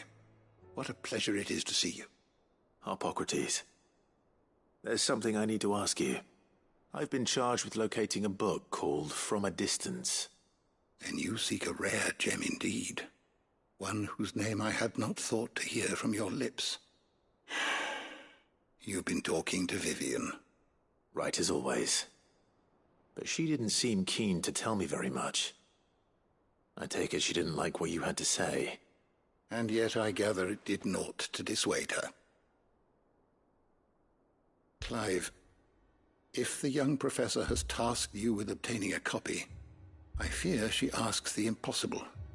The executors would not allow it. The executors? Coveters of Secrets. A clandestine organization committed to the collection and intenebration of forbidden texts and technologies. One such text being the tome Vivian seeks, chronicling as it does the true history of the enslavement of bearers, a tale which could overturn the established order were it ever to become widely known. Or, so rumor has it. I've never actually read the thing, or even set eyes on it for that matter. How is it that I haven't heard of this organization? Why, secrecy is the executor's watchword. They lurk in the shadows, emerging only to seize that which must be seized, be it books, inventions, or people, before disappearing again, leaving nary a trace. Which would explain why Vivian's copy was snatched from her grasp not long after she found it. By the hand of the executors, yes. But what drives them? Self-interest or ideology? Fine question.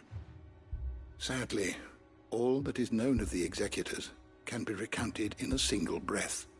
You may just as soon ask me of their origins, numbers, or the identities of their leaders. Any answer I give would be pure speculation. Then my hunt was doomed from the first.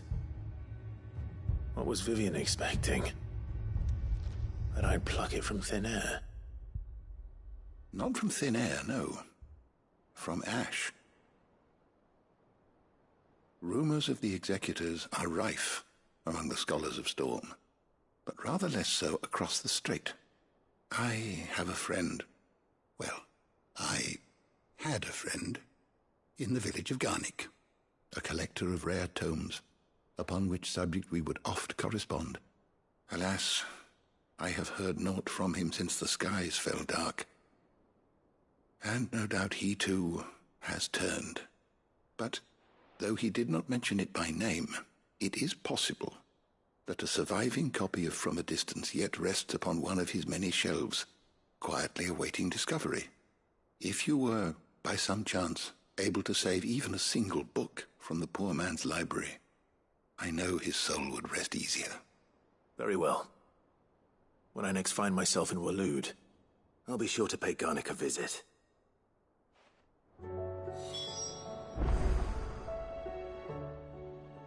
I was wondering when next you'd visit. Having never visited, I cannot tell you exactly where in Garnick my friend's lodgings lie, but he did mention they were some distance from the road. I make no guarantee that you will find what you seek there, only that it is the best and perhaps the only place left to look. Fare thee well, my friend.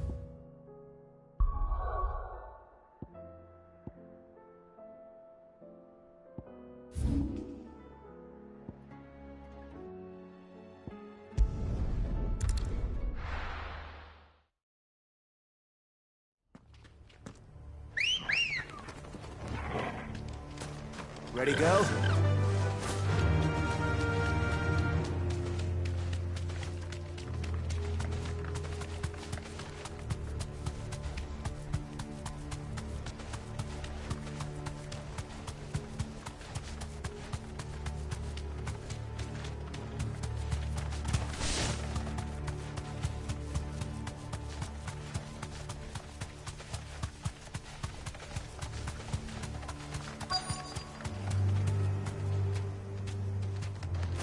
The entire village looks abandoned. Now, which house would a bookworm live in?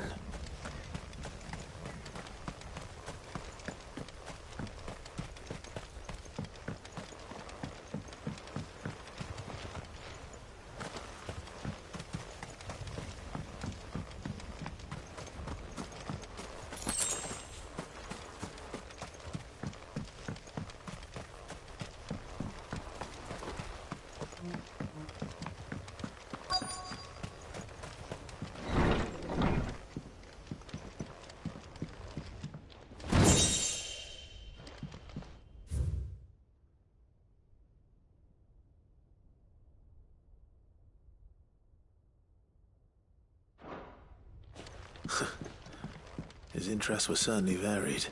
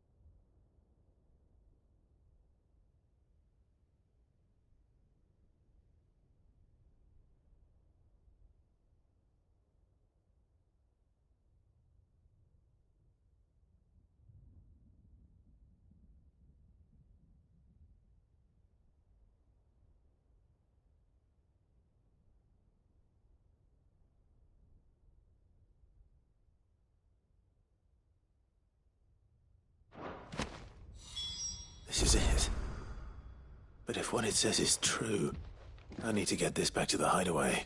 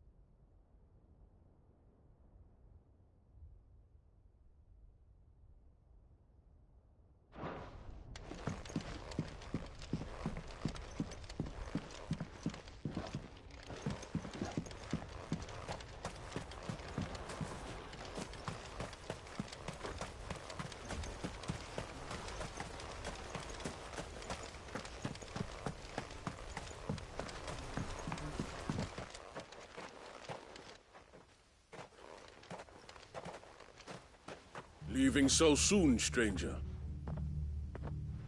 We've been watching you. From a distance, so to speak. Subtle. I know who you are. Then we need not waste time on introductions. Hand me the book. Leave it in our care and return to your life. Your care? Do you mean to burn it, or bury it? That is not my decision to make.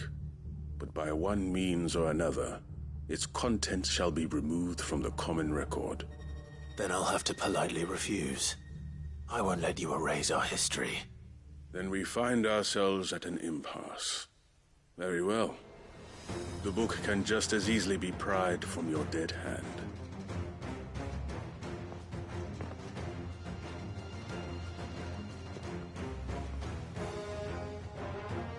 Let's see, shall we?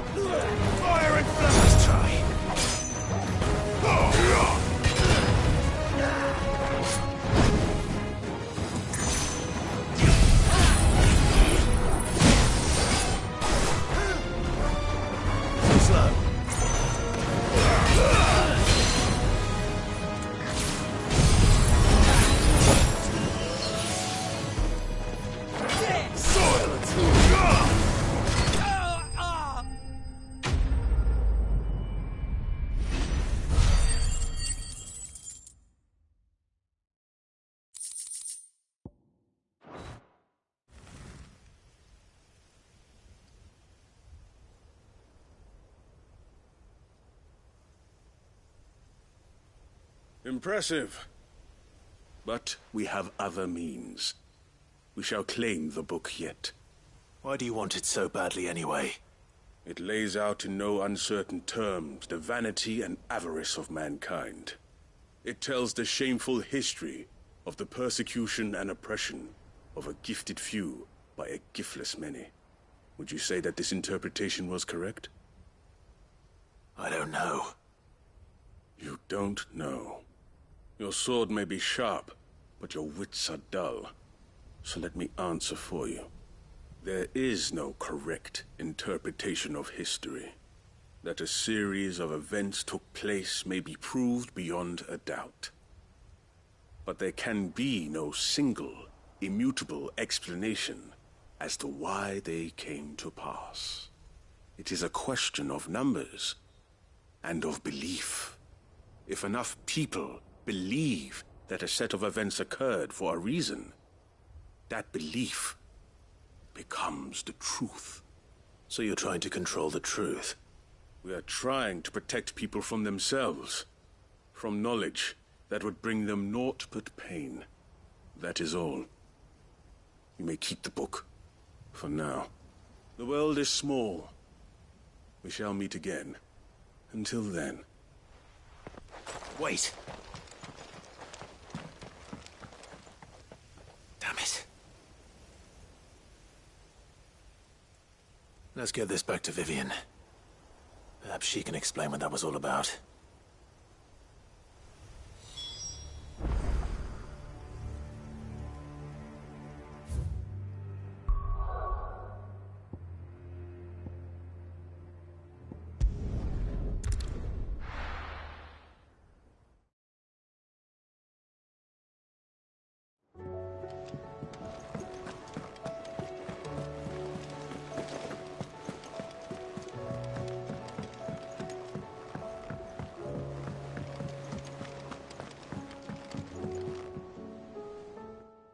Vivian. I found it. The book you lost.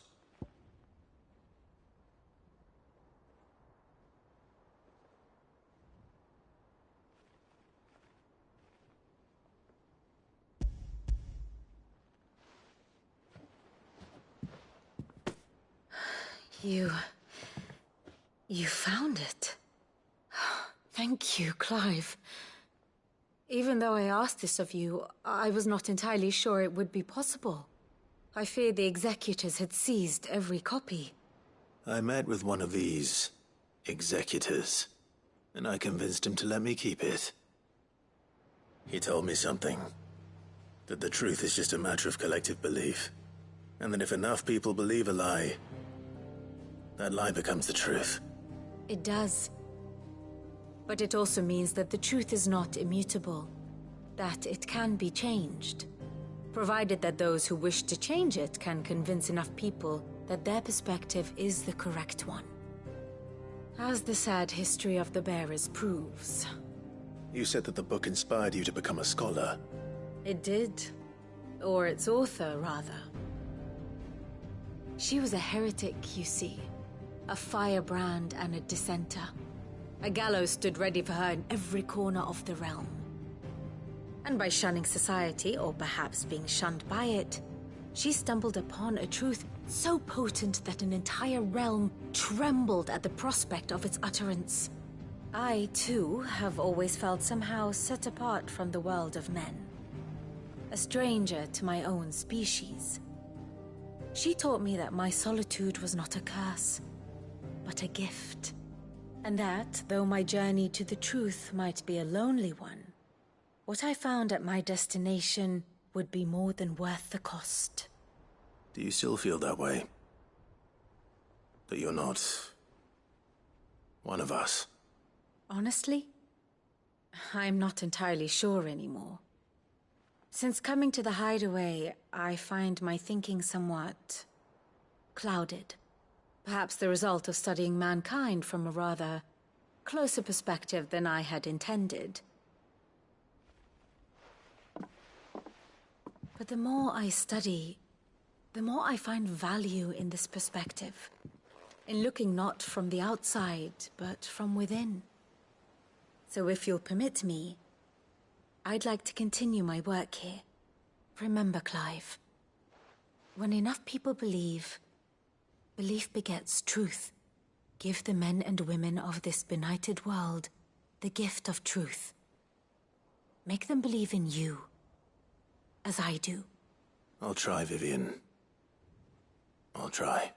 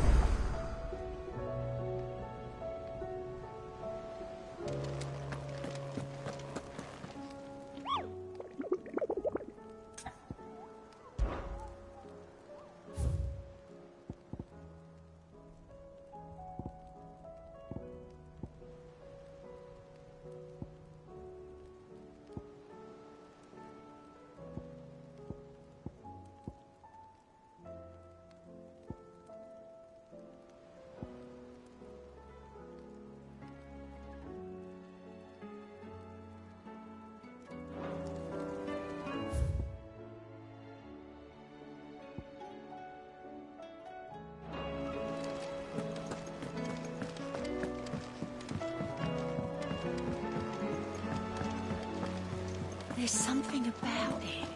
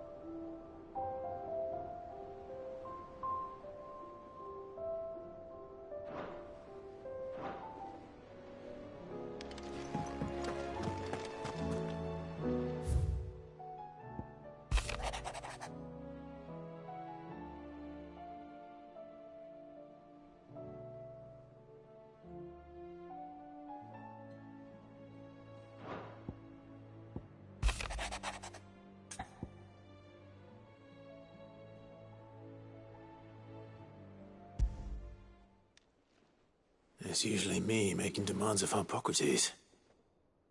I wonder what this is about.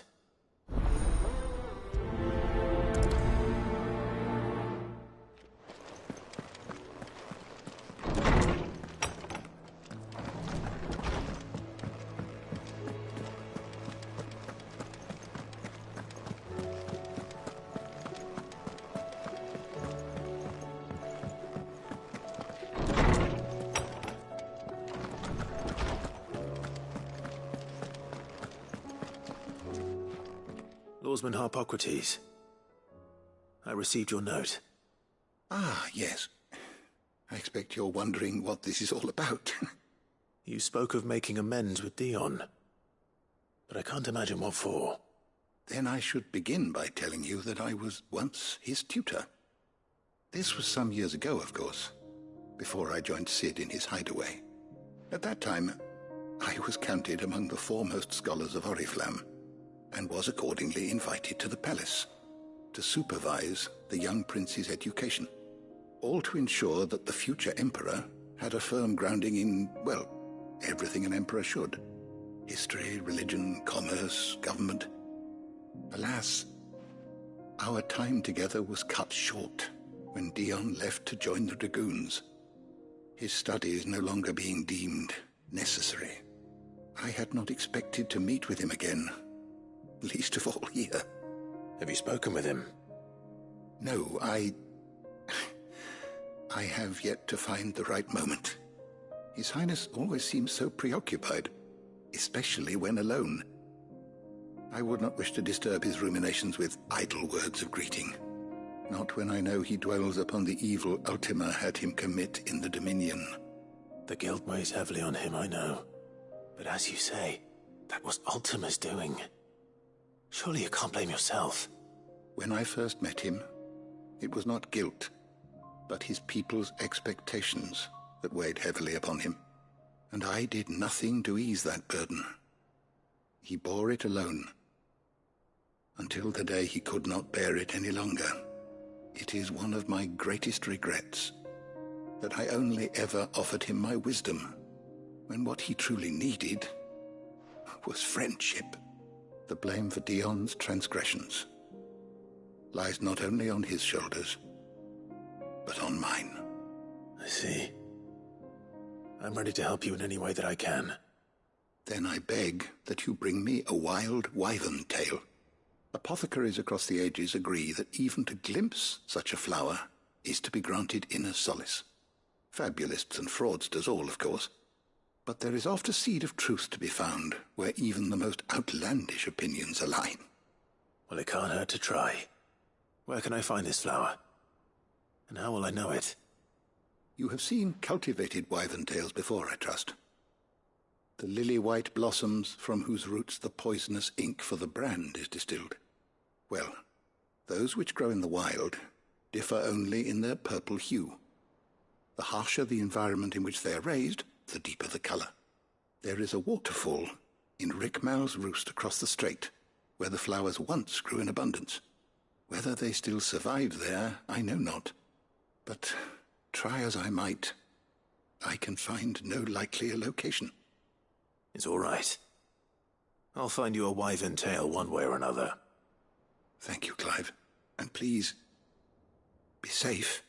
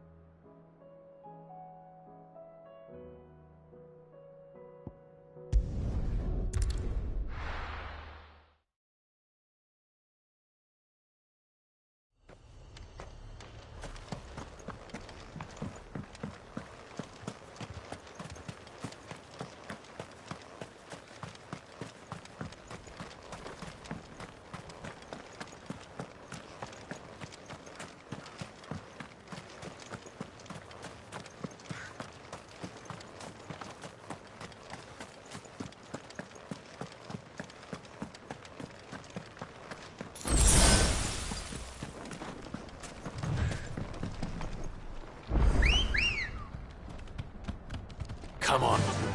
Yeah!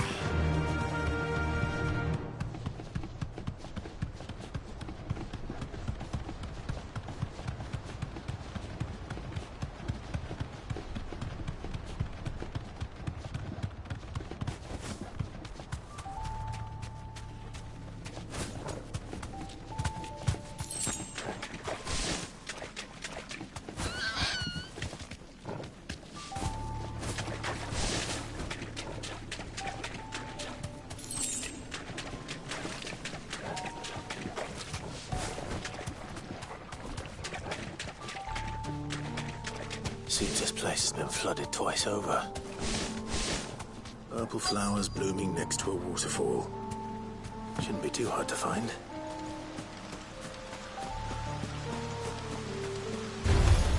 No mistakes.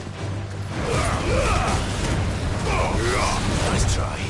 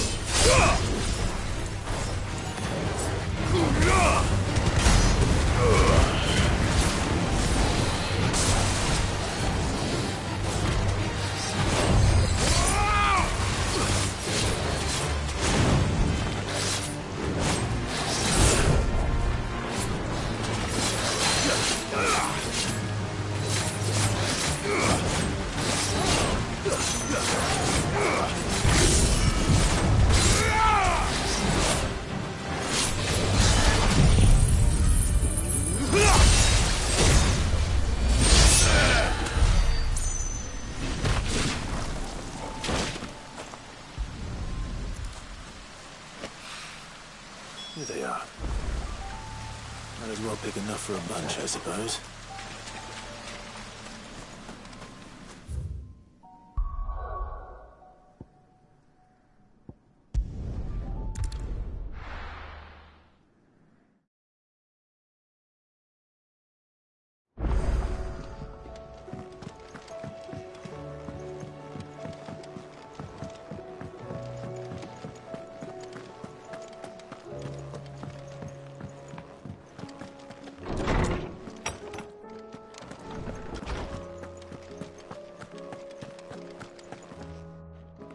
Oarsman, I found the flowers you were looking for. You did?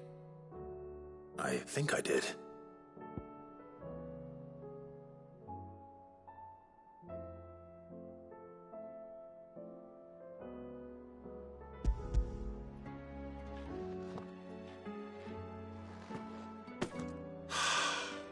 You did indeed. My dear boy, thank you. You wanted to make Dion a gift of one, did you not? Shall I invite him to join us? Oh, I don't... It's no trouble. I'll go and fetch him.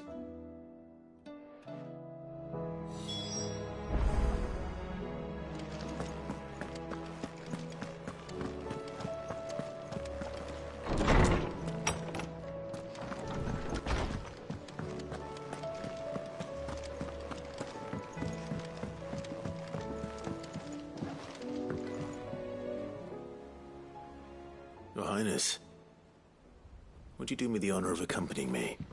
Now. It is time, then. No, only to the shelves. Our lawsman has something he'd like to give you. Master Harpocrates. No. I dare not show my face before him. Not after everything I have done. I have taken countless innocent lives. And ruined countless more. All because I was weak. I have sworn to atone for my crimes or die in the attempt. But were I to meet with him again, and see in his eyes what I have become, I fear that my resolve might falter. Then that is all the more reason to do it.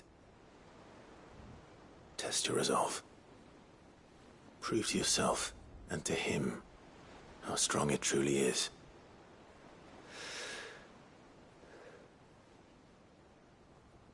You are right. I must, at the very least, offer him my gratitude. Very well, then. Take me to him. Follow me.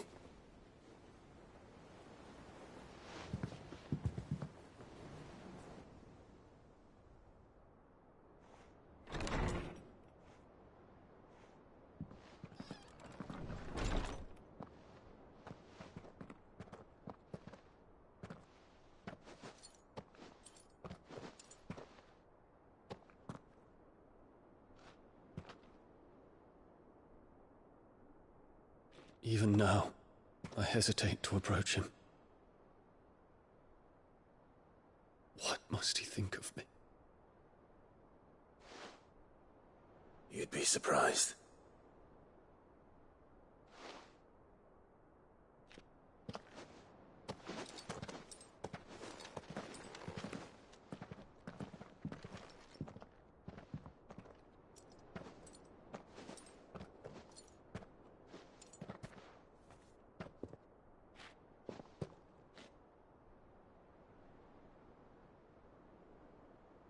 Master Harpocrates, pray, accept my apologies for leaving your tutelage before my studies were complete.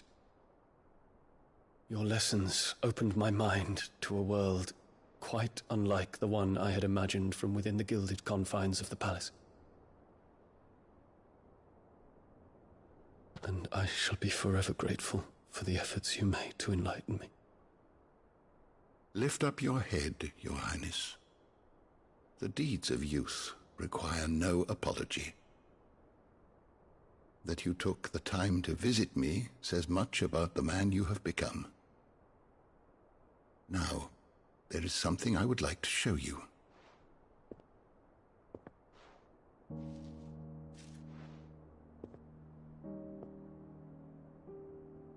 Is that a wyvern tail? The color is unfamiliar to me. Because it is unique to those found in the wild. Something in the harsh environment in which they grow lends them this striking hue. Their roots are indistinguishable from those of their hothouse cousins, but once they bloom, the difference is immediately apparent.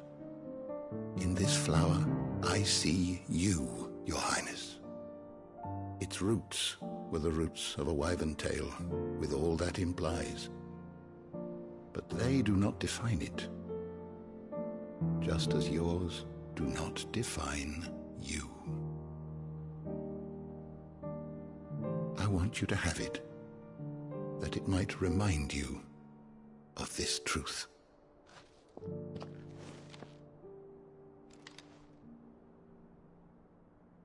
Master Harpocrates, I would ask of you a service.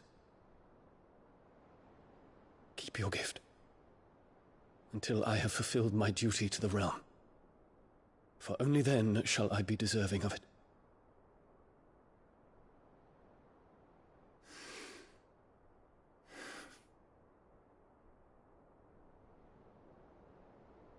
As you wish, Your Highness. I shall await your return.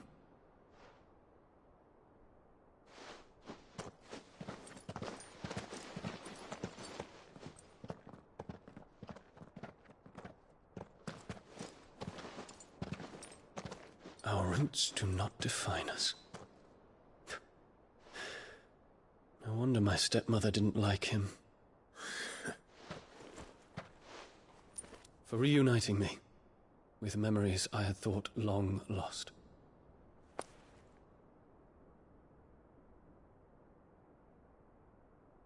I shall not forget this.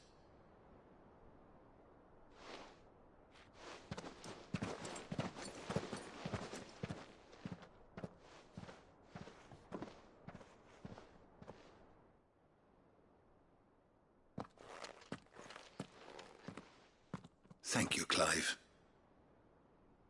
Were it not for you, I fear I might never have found the right moment to speak with him. Not to mention the wyvern tales. I shall plant their seeds, that I might not disappoint His Highness upon his return. I hope the soil in the hideaway is to their liking. Why, these flowers bloomed in the bleak, black wastes of Waloed. I'm sure Nigel's yard will suit them to a T.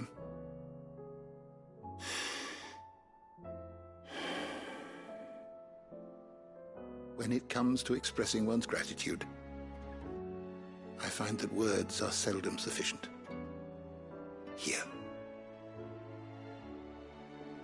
What's this? A stolas quill. Or more precisely, my stolas quill. 'Tis said that an owl's feathers are steeped in the wishes it hears over its long lifetime. All those words just waiting to pour out onto the page. So consider this my wish for you. That one day you may put down your sword and pick up that pen. Well, when that day comes, I'll certainly have a lot to write about. Thank you, Harpocrates. It shall have pride of place in my chamber.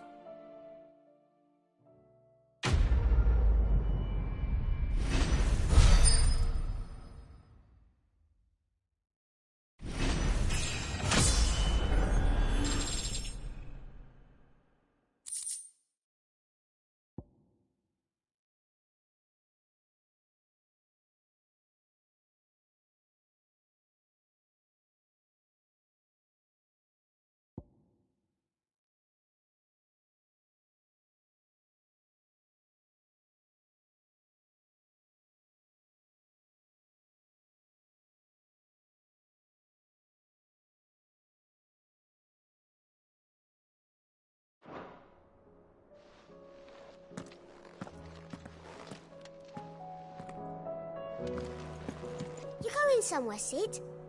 Can we come? I promise we'll be good.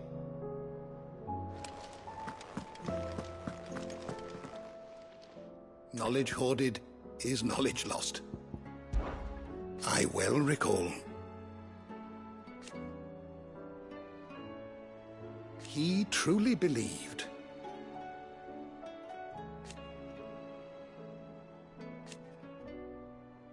It will take forgiveness from himself. I don't believe you've read this particular chapter before. What subject shall we consider today?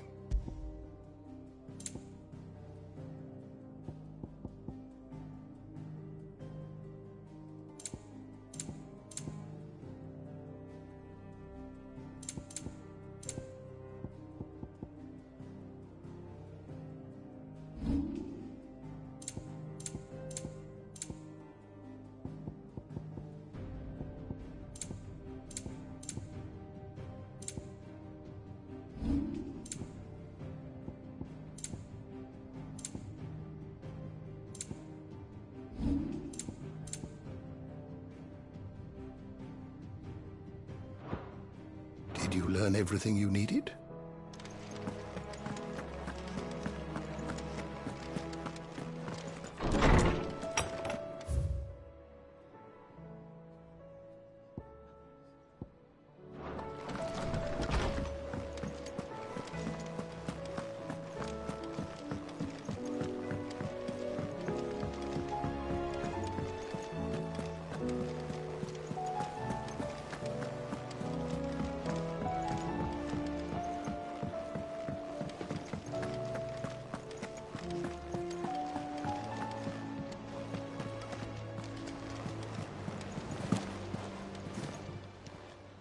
Clive!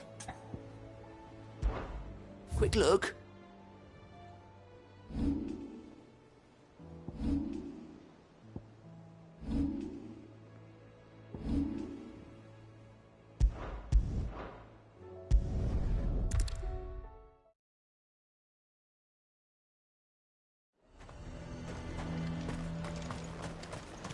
The garrison is threatening to pull their sentries from the markets. I would speak with this duke. Saw the captain just now. Your town needs you.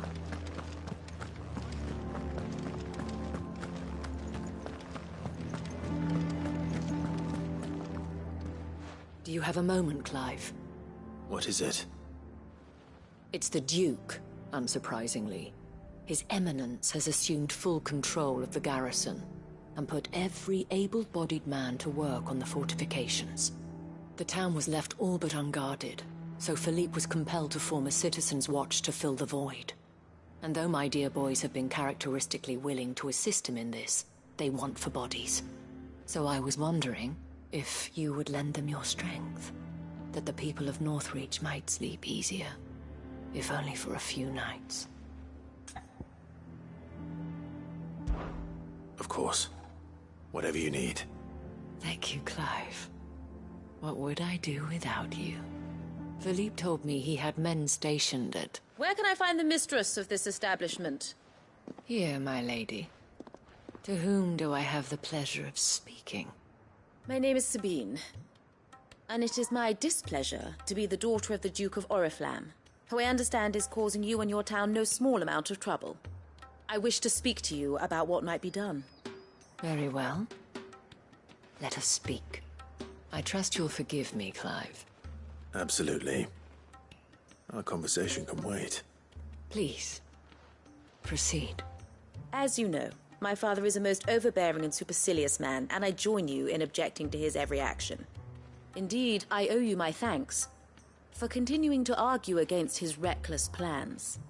Yet I fear he is not one to be swayed by reason. No. He must be made to face the consequences of his actions. And who would make him do this? I would. Myself and several other like-minded individuals. Were you to join us, we would surely have the strength to drive him from Northreach for good. Does that not seem a trifle... drastic? Drastic action is precisely what is called for. Unless you are content to see your people downtrodden and dispossessed. My father would have it that citizens exist only to serve the Empire. That they should be forced to make every sacrifice to ensure her revival. But he is wrong. It is not the people who must serve the Empire, but the Empire who must serve her people. He's always been like this. Scornful of the opinions of anyone he judged beneath him.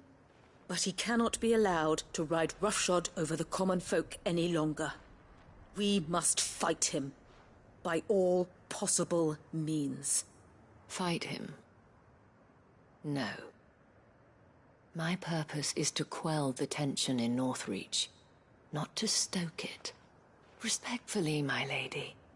Our only chance of saving this town depends upon every one of us uniting against our common enemy. Your father and his followers included. While I understand your frustrations, I cling to the hope that he may yet be won round. False hope, I assure you. But I see that your mind is made up. I shall bother you no longer.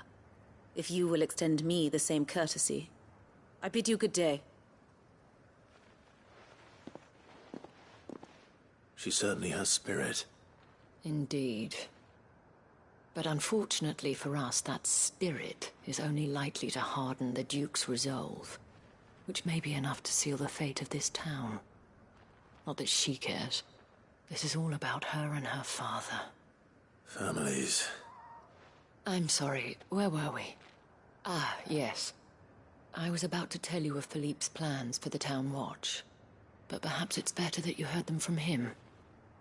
I believe he's in the market, if you'd be so kind as to seek him out. Right away.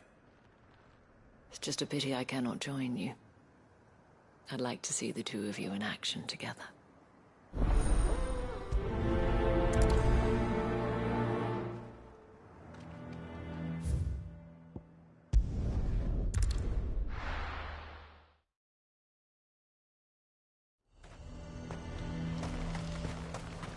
He'd have our coin, our stock and us.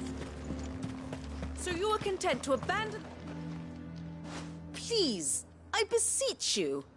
If you are a true son of Northreach, you must fight to defend your home. That's exactly what I am doing, milady. Or trying to, at least. The land is crawling with fiends, and someone has to keep watch. Even when our true enemy is hiding in the garrison? Fine. You're not the only able-bodied man in Northreach. Thank you so much for your help.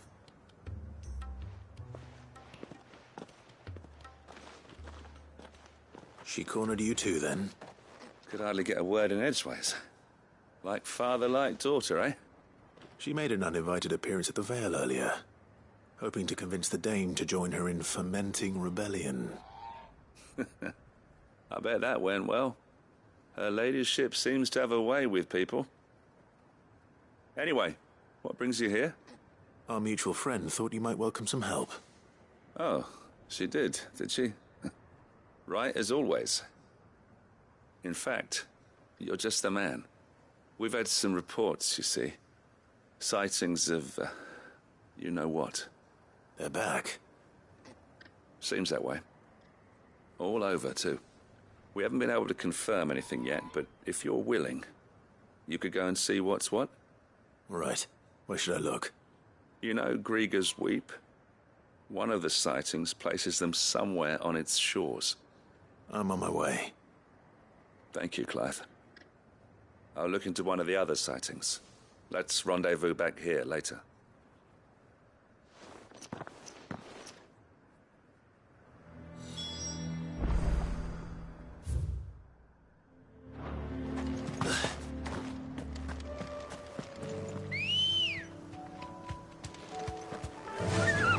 Faster!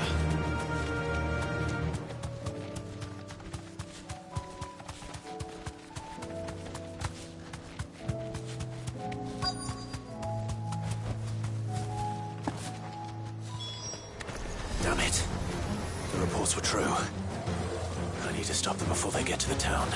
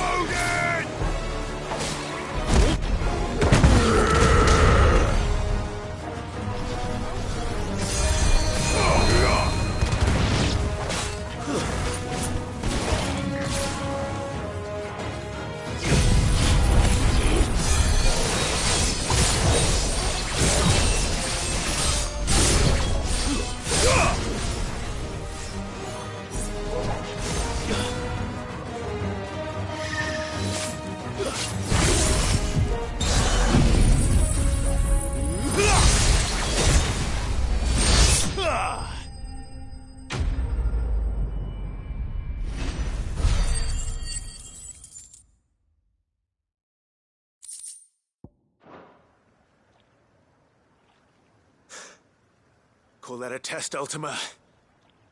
Clive, it's me. Are you all right? I am. But it seems the reports were true.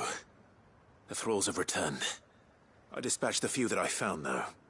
Well, that's something, I suppose. But what were they doing south of town? They all came from the north last time. We might be able to fend off an attack from one side or the other, but from both? Do you have eyes in the north? Some. I should probably go and have a look, though, just to be sure.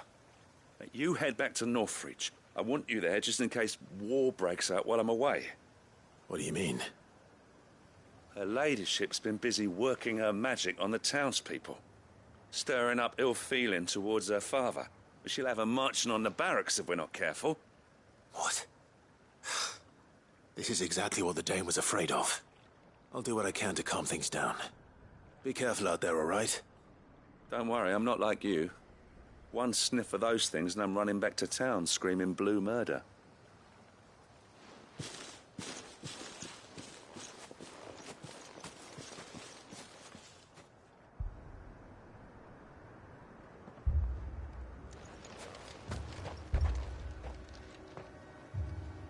Do you not see, Father? The people of Northreach have given enough, and only a fool would ask for more. Listen to me, Sabine. Where would our people be without their country, hmm?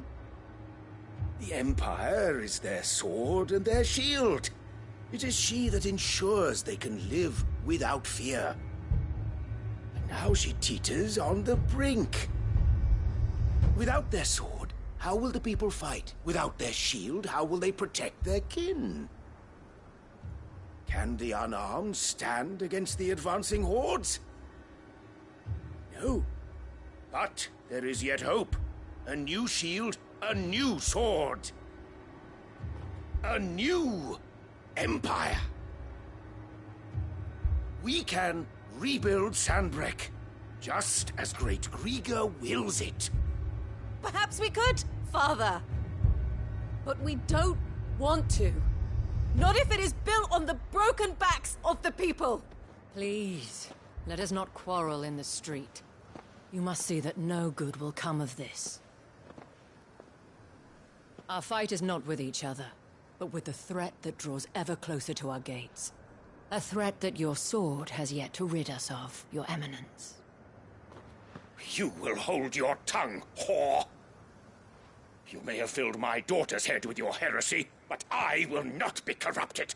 Corrupted? Your daughter's opinions are her own, as you would know if you had ever deigned to listen to her. At least I hope they are your opinions, and not posturing born of a family feud. Northreach deserves better than that. Northreach deserves better than you, Carla.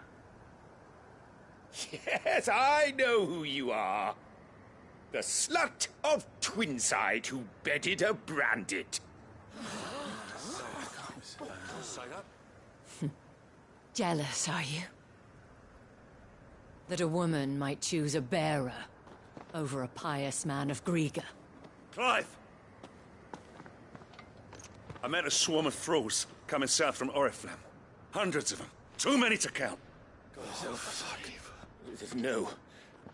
Work on the fortifications has scarcely begun. We will retreat to Caer Norvent and there make our stand. Did you hear me? That was an order! While this is but a heartfelt plea, let us make our stand here and protect our homes. Protect those that we love. Together, for Northreach!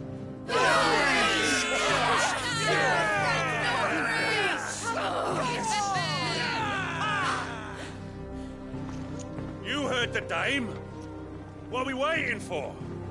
Pikemen to the gates. Archers to the roofs. Quickly, come on!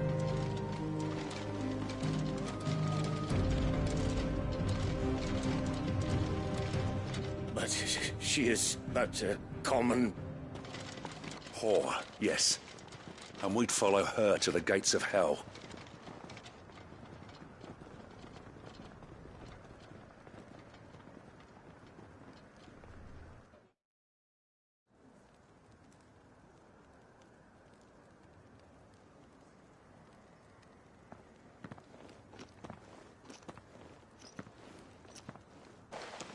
The men have their orders, and they look like following them. I got them spaced out at regular intervals. Whichever direction the thralls strike from, there'll be someone there to meet them. Thank you, Philippe. Rest assured the people will play their part. The herbalist has donated her stock of medicines to me. Should any of your men be injured, take them to the Vale. We'll see to them there. Thank you, milady. I will. I'll play my part too. You still won for numbers. Unlike the enemy. I only hope I can go some way to evening the odds. Philippe, can I leave the South in your hands? I doubt the thralls by the lake were the last of their number. Of course. I'll lead a party down that way so we don't get taken by surprise. What about you? I'll make my way up the road to Oriflamme. I fought a few of these things. And while I can't promise to hold them all back, I should be able to thin the herd. All right. But take care. Thank you. Both of you. You can thank us when it's over. Till then, madame.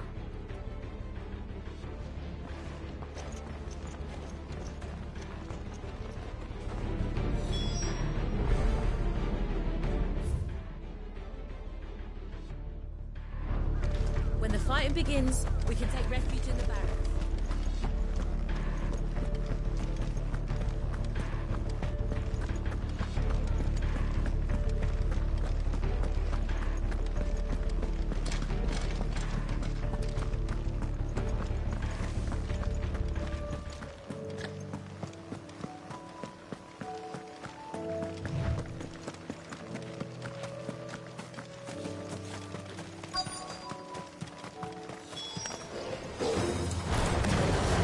This is more like it. Come on, then. Test me.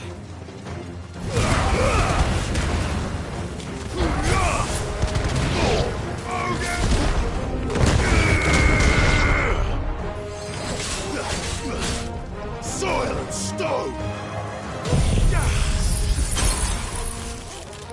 Farewell!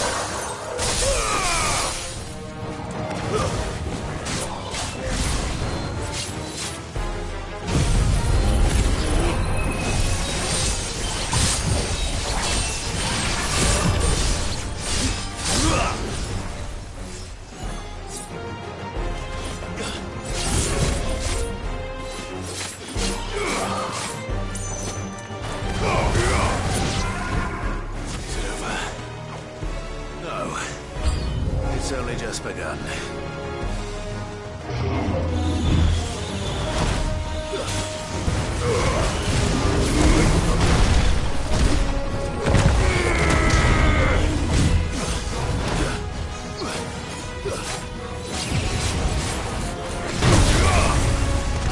Let's try.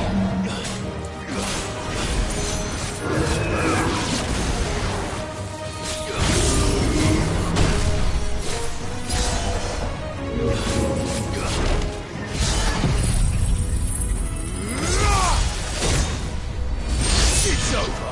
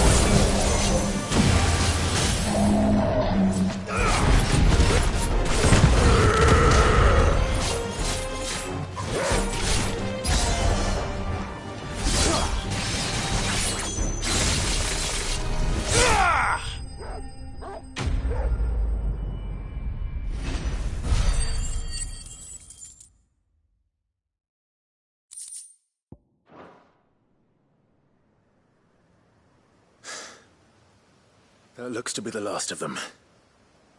I wonder how the others fared. Better hurry back to town. Come on, Torgal.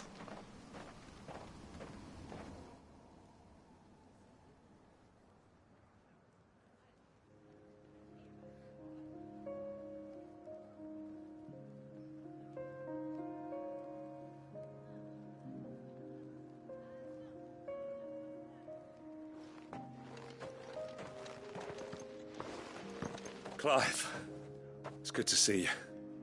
And you. The road to Oriflamme is clear. How did you and your men fare? Well, we ended up fighting for our lives down by the lake. Took a few nicks, but nothing the girls of the Vale can't put right. Glad to hear it. Well, it seems we've survived. For the time being, at least. I thank you both for answering the call. You were right. And I was wrong. About everything. I had thought that the only way to unite the people was under the banner of Empire. That without a strong hand to guide them, they would drift apart. To be borne hither and yon by the eddying currents of fate. But you brought them together. Not by force, nor by the exercise of goddess-given authority, but by simply being one of them. By knowing what they feel, because you feel it yourself. Our purpose was ever the same, Your Eminence. You were merely distracted by a loftier vision of empire and glory, while our eyes beheld matters closer to home. You have the right of it again, as did you, Sabine. His radiance said it himself. Sanbreque is naught without her citizens. I forgot that, and I am sorry. I'm sorry too, Father. I should never have taken things so far. I only wanted you to understand how the people felt. How I felt. But my anger got the better of me. Do not blame yourself, my dear. This was my doing. I should have listened to you. To all of you. Your Eminence, your ladyship, I do not doubt that you came here with the best of intentions. But I believe the same could be said of us all. We all want safety, security, prosperity. Not just for Northreach, but for the entire realm. And we may yet achieve it. If only we work together. Will you join us in this? Yes. We shall. Thank you, Your Eminence. Now that that is settled, I must go and see to the wounded. The Vale's doors are always open to any soldier in need of relief. And today there are more than ever before.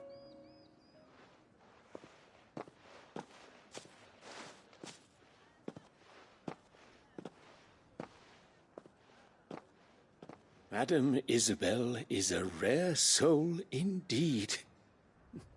In these dark times, I see that it is not men like me who should lead the realm, but women like her. You're right. If only I'd listened to her when I had the chance. Forgive me for saying so, milady, but you still do. The dame said it herself. We can turn things around. We just have to work together. And that goes for you, too. You're one of us now. One of you? Well said, Captain. Let this be a new beginning. Not only for Sanbreque, but for us. Well, since there's nothing more to be done here, I should see if Isabel needs any help moving the wounded.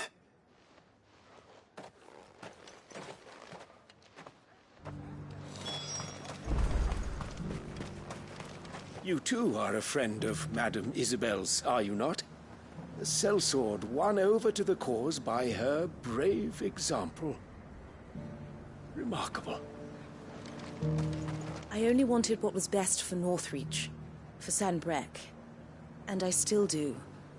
But this time, I will go about things the right way, in concert with others, rather than in spite of them. Thanks for your help, Clive. We couldn't have done it without you. Now all we need is for their eminences to start pulling their weight.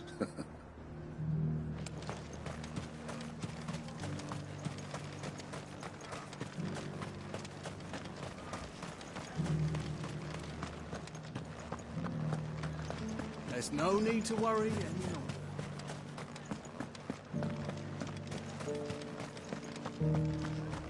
We did it! This the last one?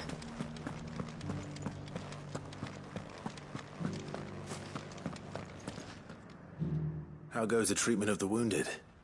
I'll be happy to man one end of a stretcher if it would help. You've helped quite enough for one day, Clive. Thank you. Don't mention it. Oh, but I must. After all you've done for this town, it is the very least you deserve. Tell me, if Northreach had fallen, what would you have done? A woman of your means could find a home anywhere in the realm, but I sense you would rather have died here. It's a long story. For you, madame, I have all the time in the world.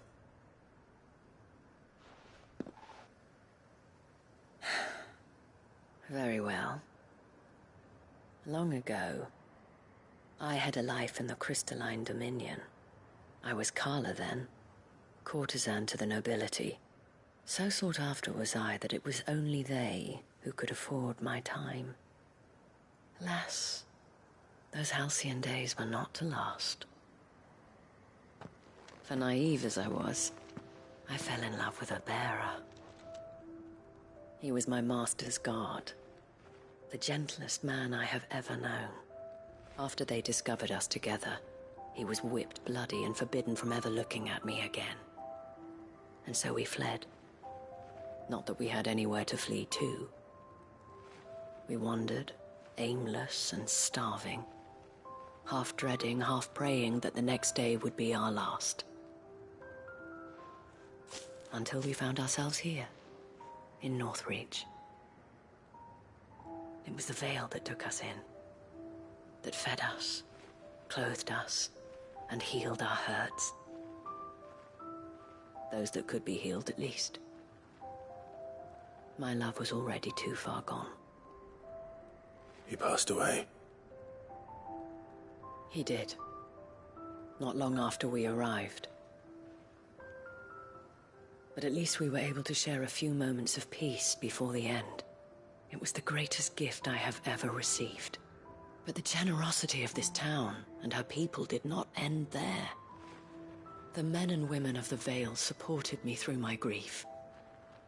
Shared in it, though I was still a stranger to them. They treated me like a sister. And so I swore that I would always do the same. That I would return the kindness that Northreach showed me.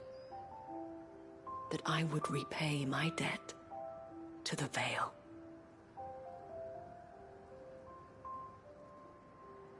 Thank you, Isabel, for sharing this with me.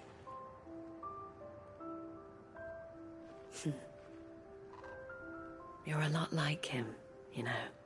Perhaps that is why I have such a soft spot for you. Never stop fighting, Clive. And I shan't either. I know that it will not be easy to keep Northreach together. But our efforts will be rewarded. Just look at us now.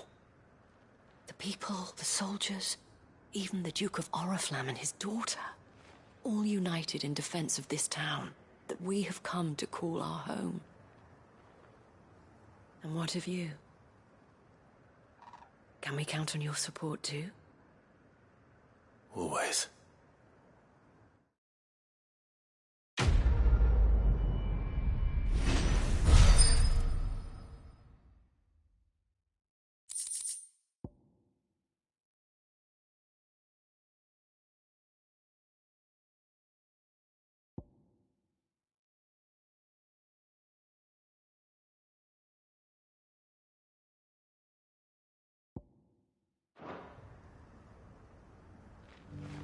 We have brought Northreach together.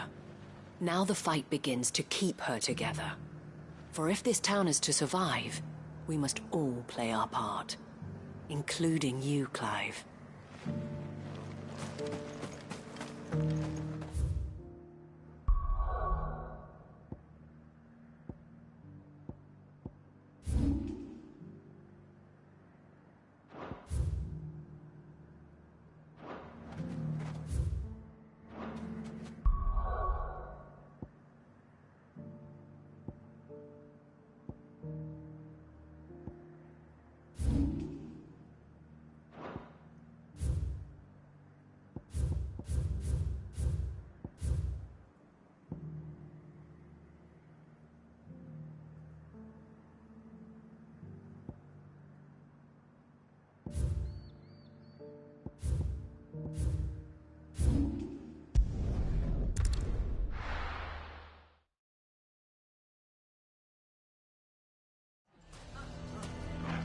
Why the hell would Victor take the bearers? Here to help me pack? Thanks, but I'll be traveling light. I'm almost finished already, in fact. You're really going to go through with this, then? I am. But before I go, there is one small issue I'd like your assistance with. Well, two, in fact. If it's within my power to help you, I will. It's the children. I refuse to let them share in my disgrace. And if I leave them here, they surely will. Our friendship would see them ostracized forever. But I can't take them with me either. I can think of only one place where they are certain to be safe, and provided for, and loved. The Hideaway. Of course. The children would be more than welcome. Thank you, Clive. I will not forget this. Lubor, are you still here? What is it, Ferda? You look pale. There's been a flood in the Velcroy, a damn big one. The League of Outlaws encampment was completely submerged in ether. What? Every last one of the bastards has turned. And they're headed this way. Bandits are one thing, but Akashic bandits are quite another. The town guard won't stand a chance against them. We need to evacuate. There's no time to lose. Ferda, gather the men. The Akashic may strike at any moment. We must make ready to cover the townspeople's escape. Well, what are you waiting for? Yes, my lord. Clive, change of plan. The children stay with me for now. I need you to find Conrad and Natalie. Tell them to prepare for a full and immediate evacuation. Understood. I'll do what I can to convince everyone else. Wish me luck.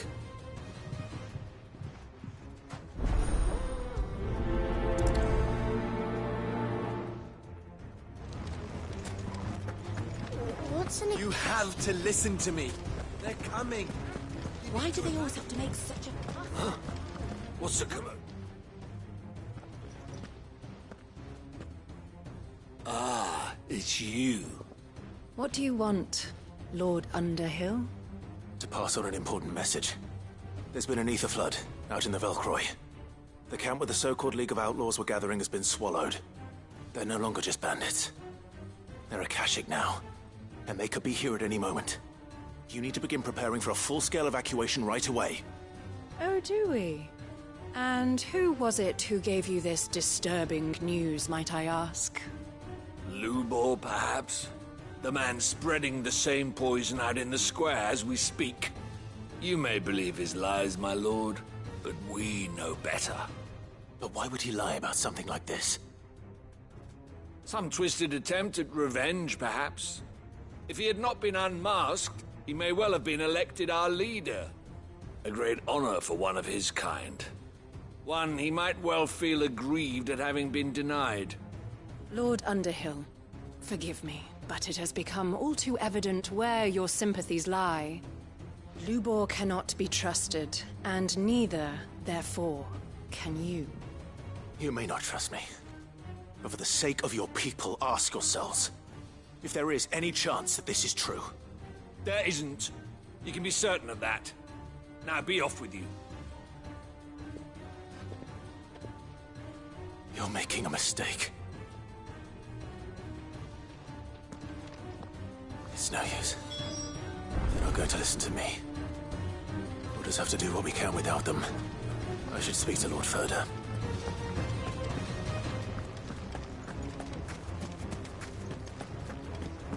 I think we'd better shut up. What's Lubor raving about now?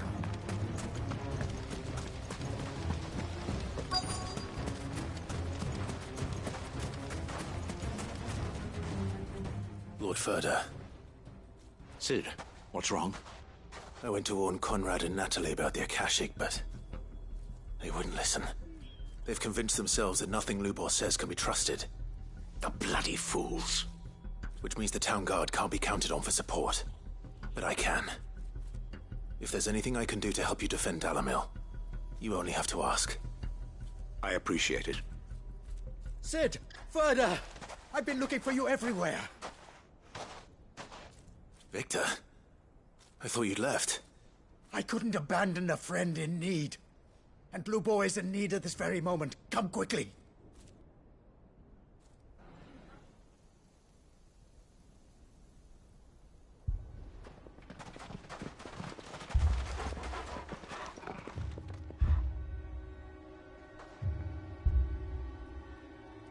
You have to believe me. The Akashic are coming.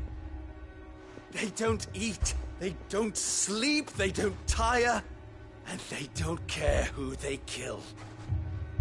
They're unlike anything that's come before. There won't be no parley, no mercy granted. We may have saved the town once, but this is different. I do not ask that you forgive me, but please believe me. If you do not run, you will die. You will all fucking die!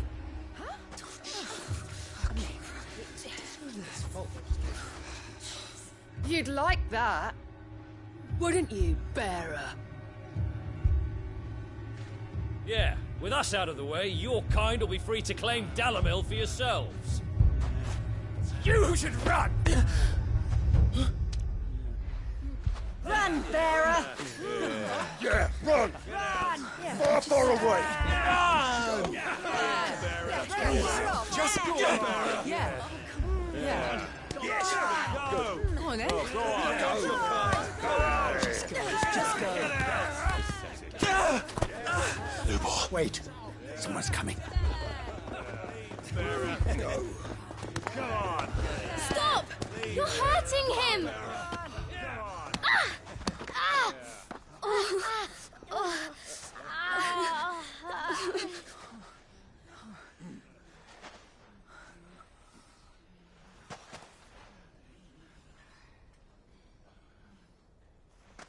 What did Lubor ever do to you? He solves all your stupid problems, and he keeps all of you safe. You know there's nothing he wouldn't do for this town. Who was it who made that cleaver you use every day, Conrad? And what about your counting table, Natalie? Who fixed that? Whose men make sure the streets are clean so all your boots don't get dirty? Who spends all day, every day making sure things run smoothly round here? And none of you ever say thank you. Ever. But did Lubor ever complain? Well, does he ever stop smiling? He keeps this whole place going. And you act like it doesn't even exist.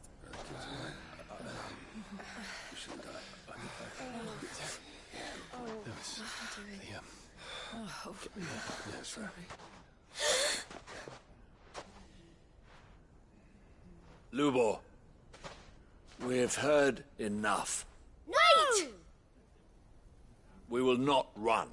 The town guard will not abandon the very place it is sworn to protect. And I will not give up for lost the stores that we labored so hard to fill.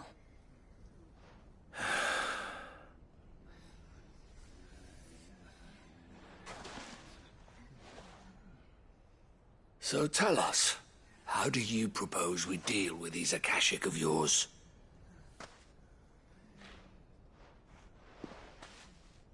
We won't run, but we will fight. All right, then.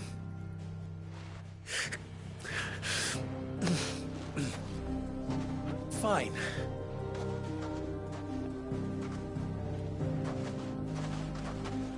Gather round if you don't want to die.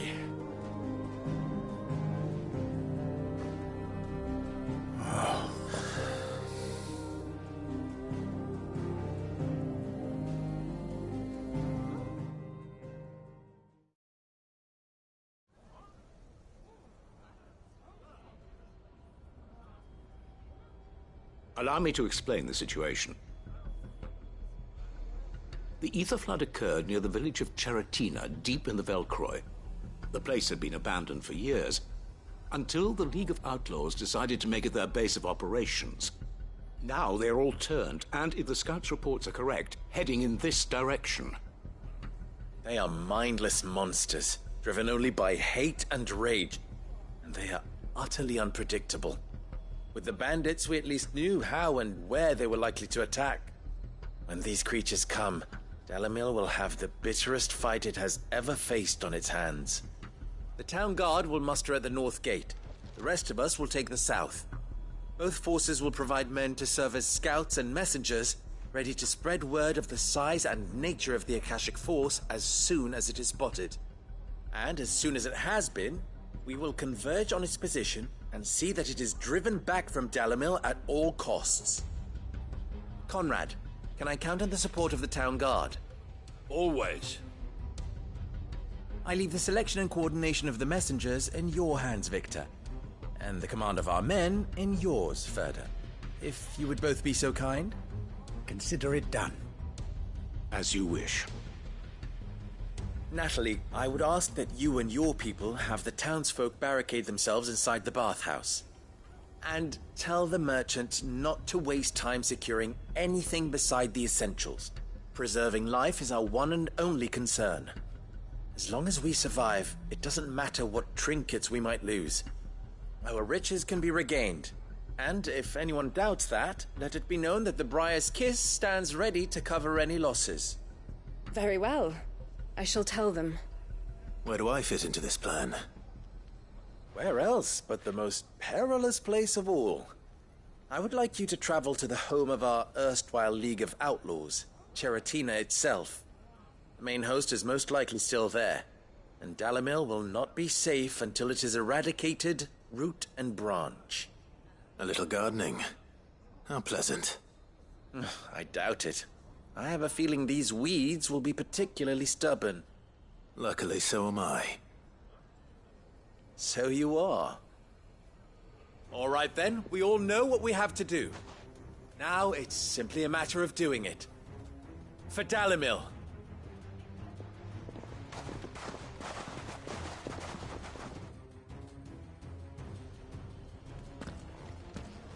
Looks like everyone's ready. I'd better not keep them waiting. The watch. They're no use lying around. We will defend Dalamil as best we can, but the town won't be truly safe until the horde at Cheratina has been dealt with. And who better to subdue the League of Outlaws than the king of their kind?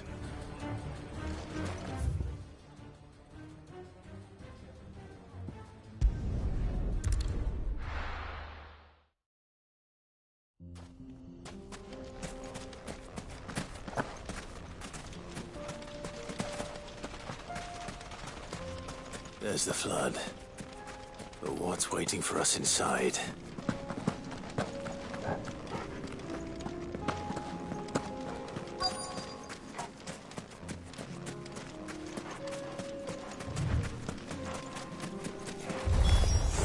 We can't leave a single one alive.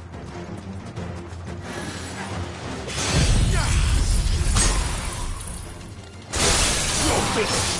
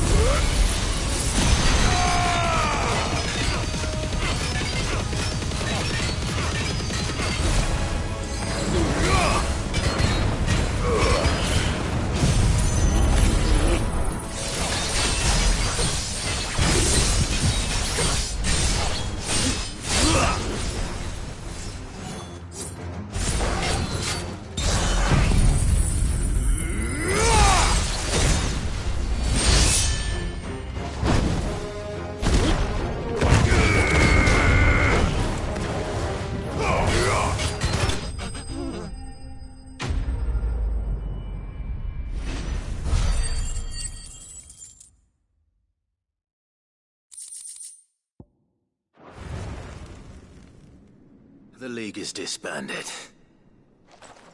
I should get back to Dalimil and see how the others fared.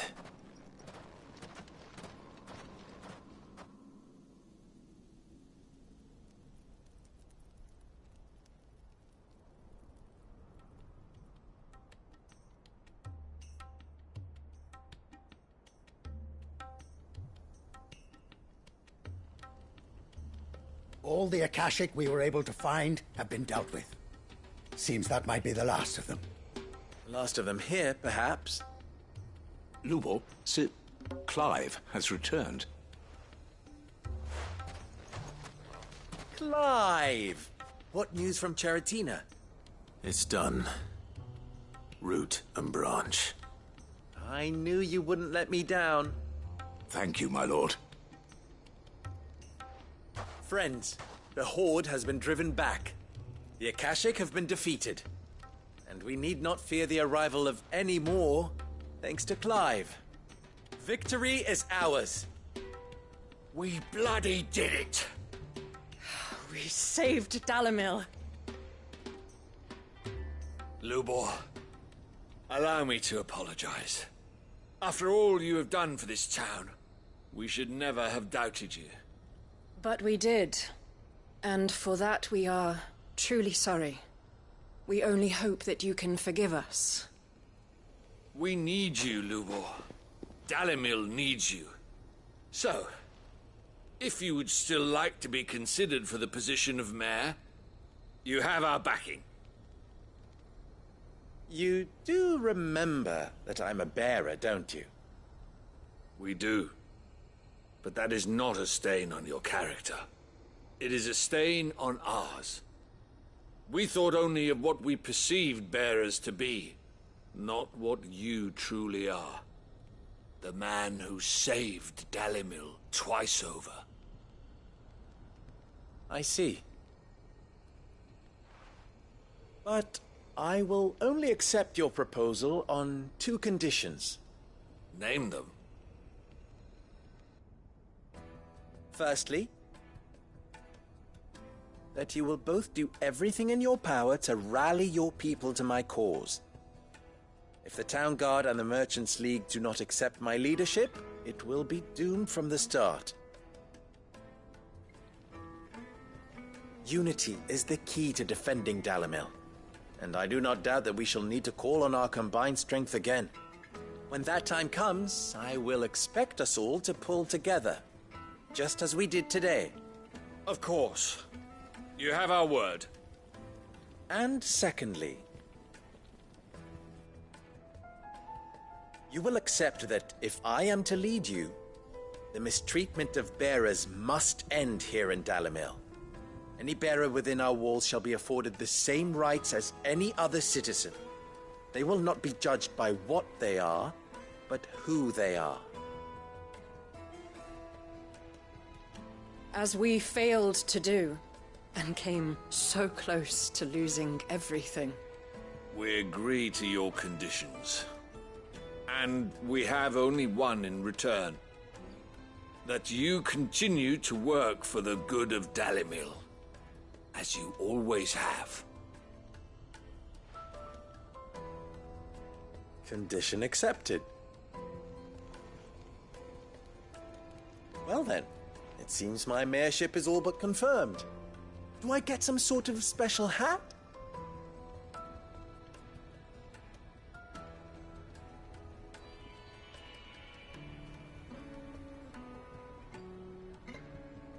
How fickle fate can be. Not so long ago, I had resigned myself to leaving Dalimil in disgrace. And now, I find myself her leader. Here. For everything.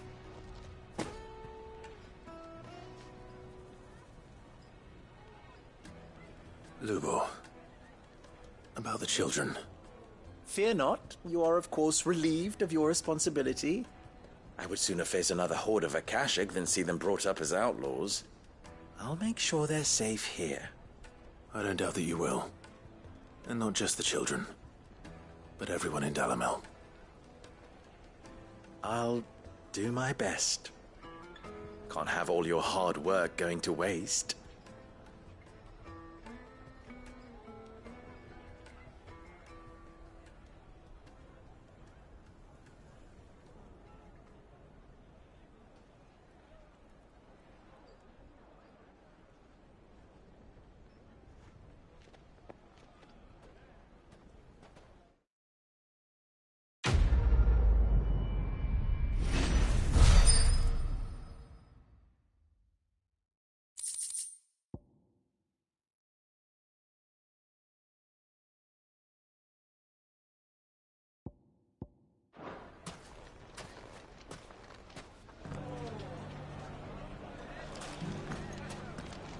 From bearer boy to mayor of Dalamil, how far Lubor has come, and how richly he deserves it. Well, I certainly didn't expect it, but Dalamil seems more united than ever. I'll have to redouble my efforts to bring Costness under control. Can't have Lubor showing me up again. I shall devote my every effort to creating a haven for man and bearer both. Just like a certain someone else I know. Someone to whom I owe a debt of gratitude.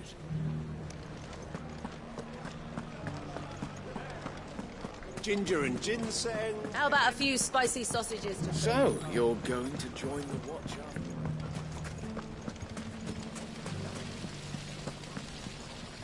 Can I be the mayor when I grow up? You can, sir. Come and bathe in our healing waters. They'll fill you full of...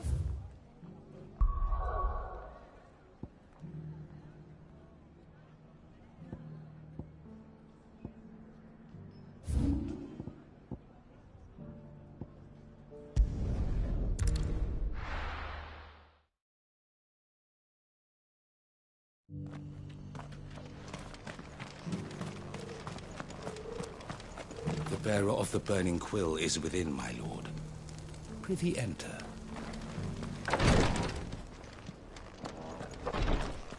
News has reached us of the black bulk that soars over the strait. Lord Cyril has ordered our survey teams to investigate it forthwith. It would seem that your battle is coming to a head, my lord. I pray that you and your brother will emerge victorious. May the Firebird's flame burn ever in your hearts, and guide you back home safely.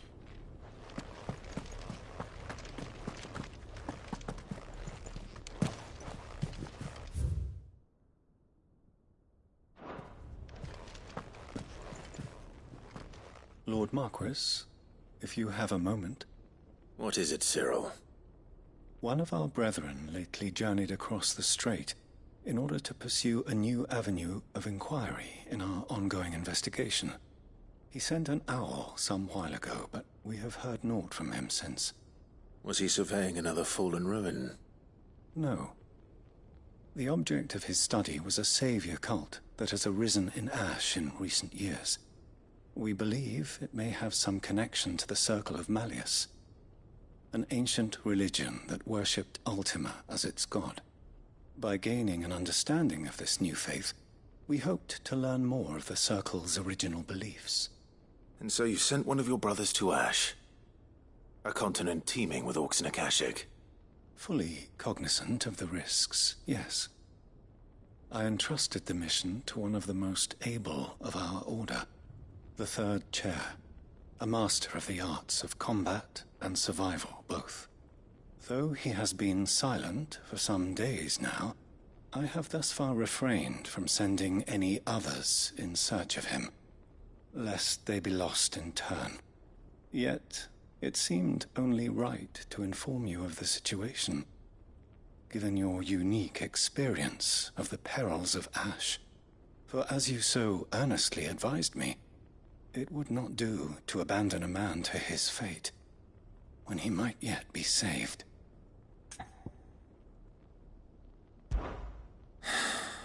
It would not. But Ash is a big place. Can you be any more specific? Perhaps.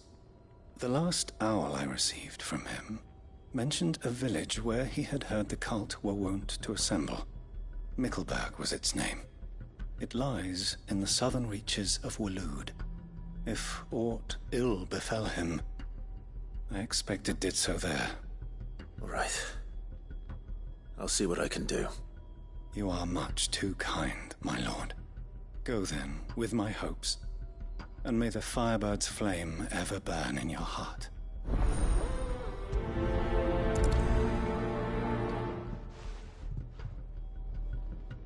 When last I heard from him, the third chair was bound for Mickleburg. If you mean to seek him out, my lord, I can think of no better place to start.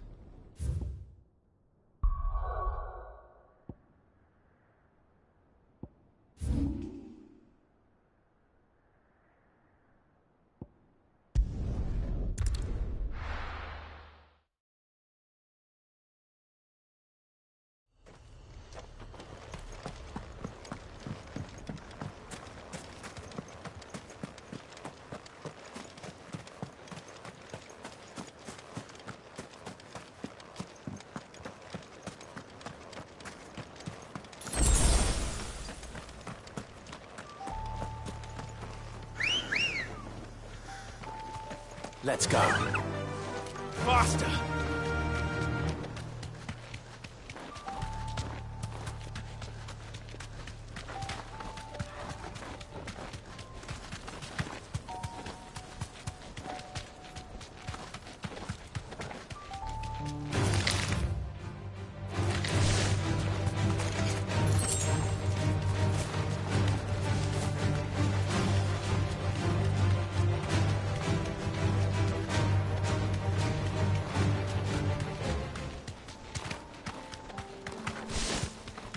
This must be Mickleburg.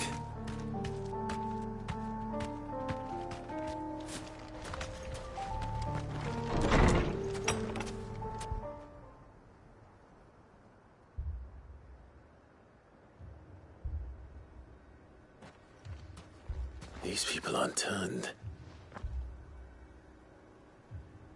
And the village seems safe enough at least.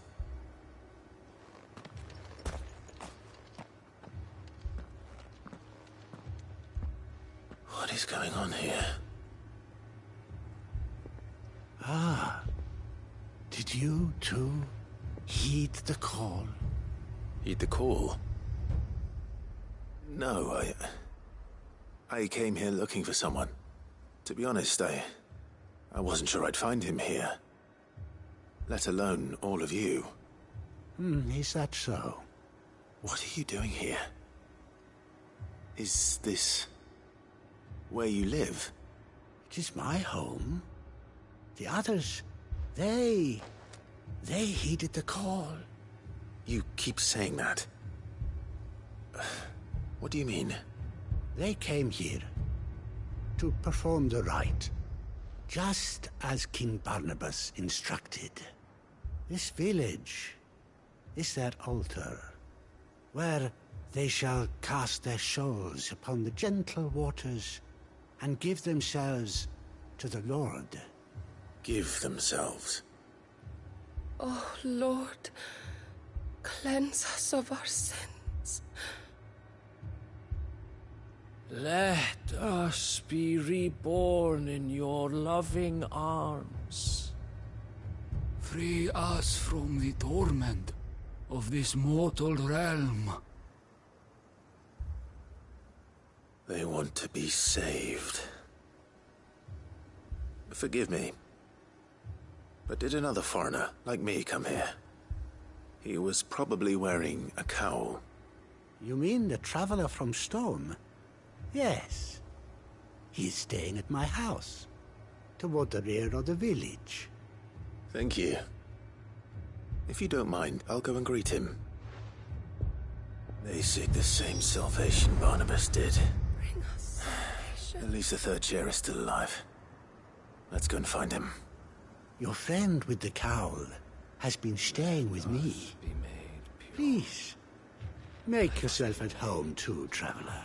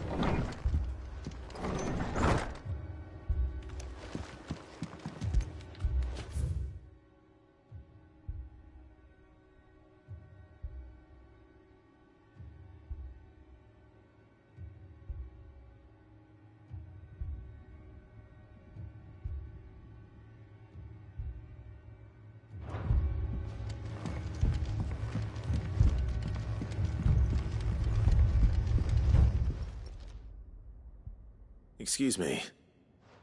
Are you with the Undying? I am. And so it would appear, are you? Lord Rosfield, if I am not mistaken. That's right. And you must be the third chair. I am. Cyril was worried for your safety. He sent me to find you. Then I must apologize. I did not mean to trouble the bearer of the burning quill. Much less you, my Lord Marquis. He said that you had failed to report. Is there a reason for that? I came here to study the followers of this new faith. But the more I learned of them, the more my own faith began to falter. You have seen them at their prayers, have you not?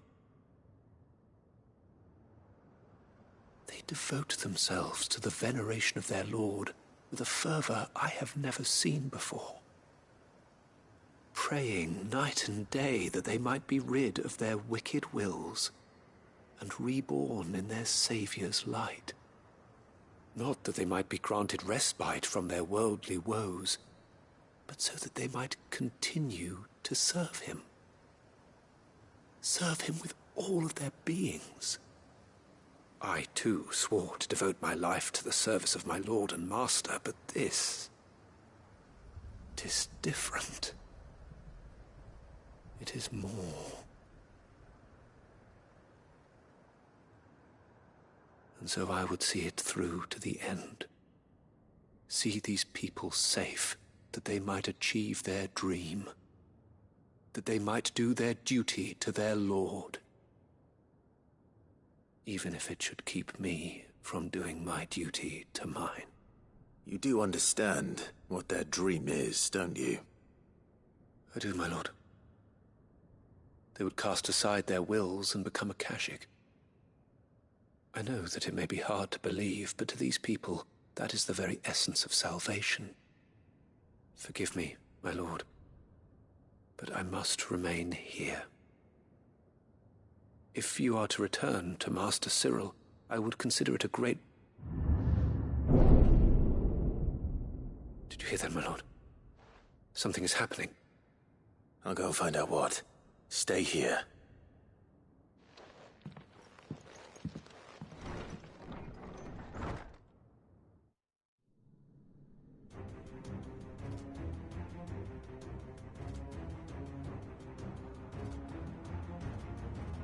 An ether flood. Oh no. There must be something I can do.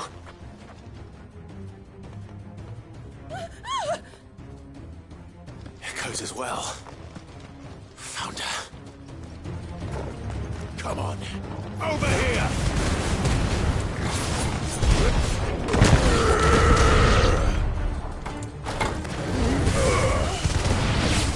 Let darkness fall!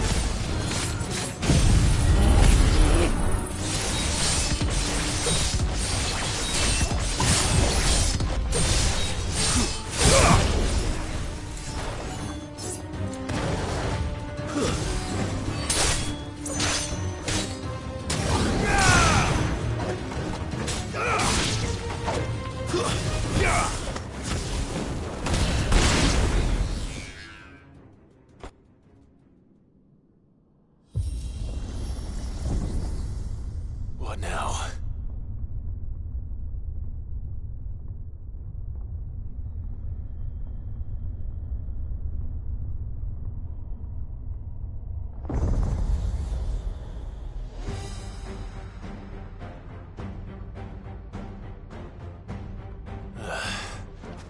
We meet again. I've killed your kind before.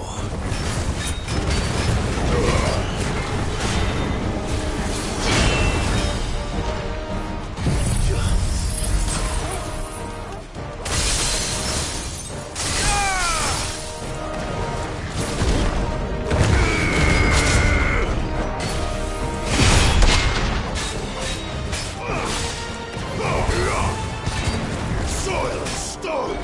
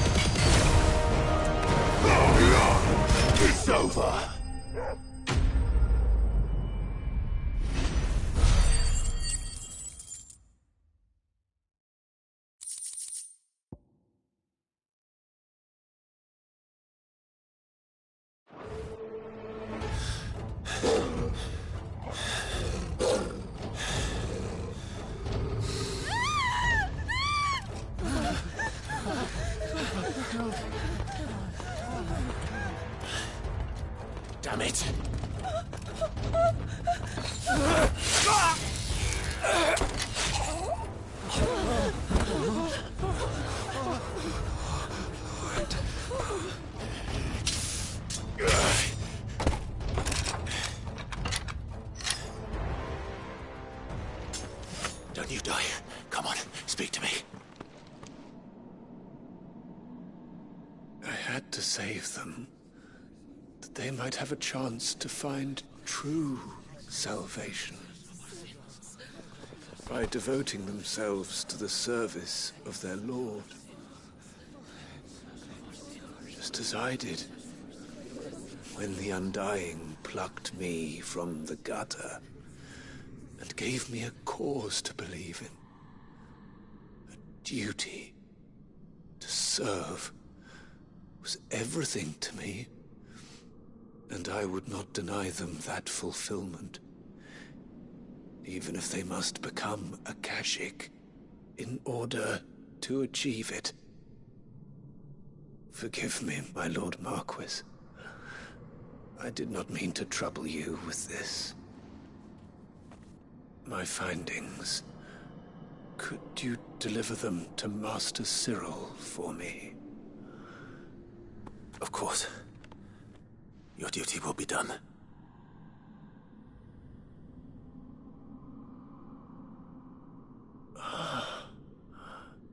Look, my lord. They are saved.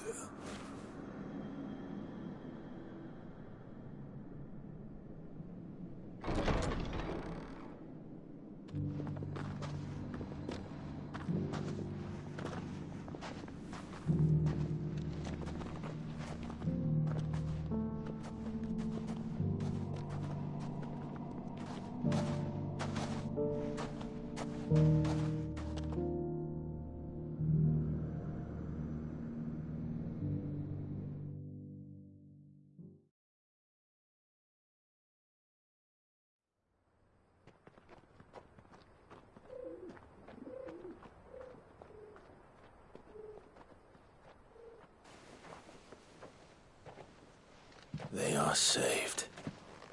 Found her. I should get this report to Cyril.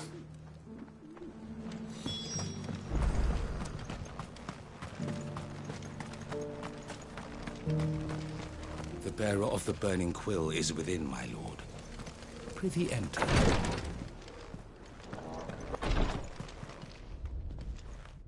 My Lord Marquis, welcome back. I am glad to see you hale and whole. I met with your third chair, Cyril.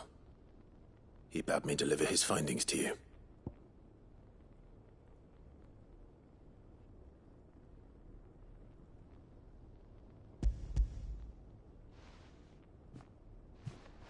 Thank you, my lord.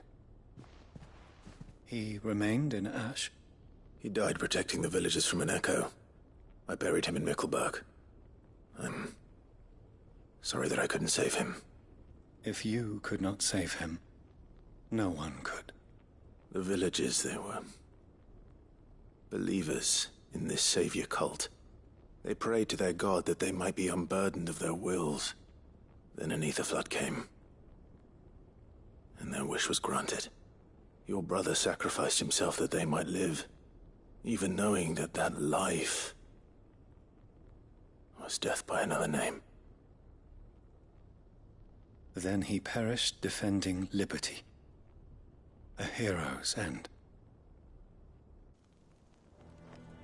For the right to choose how one dies is no less sacred than the right to choose how one lives. Sid would agree. He wanted to build a world where people could die on their own terms. A noble ambition. To die for one's cause is the most perfect expression of one's faith. It matters not how misguided others might judge one's decision to be. Only that the decision is one's own. We live according to the teachings of our order. We believe in them, we protect them, and yes, we die for them. For better or worse, that is our creed.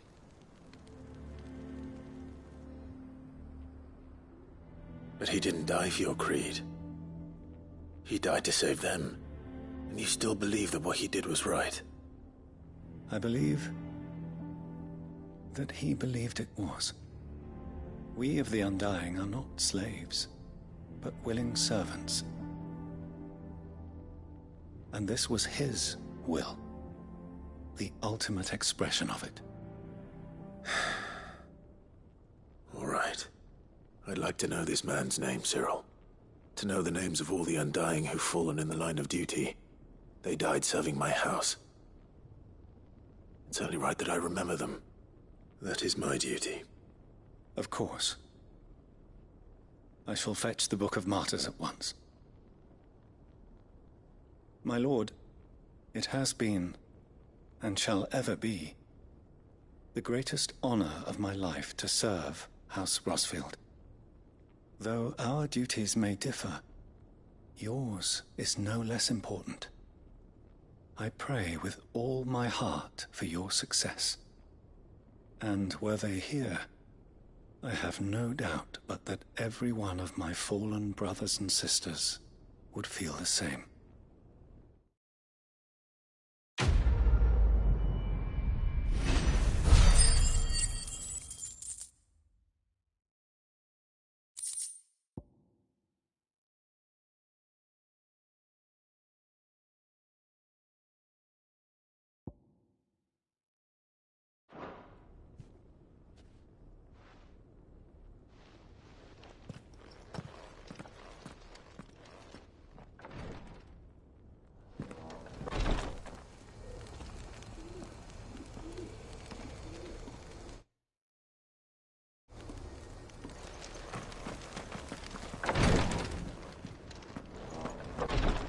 I shall have the Book of Martyrs fetched from the requiretory forthwith, my lord.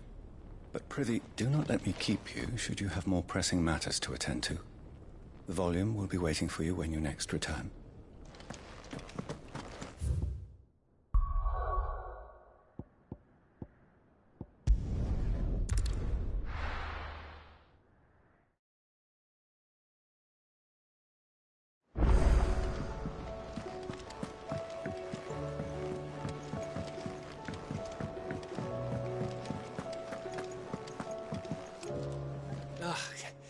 You all right?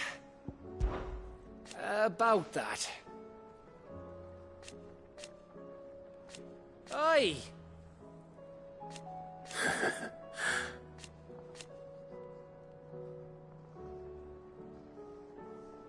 Let's see.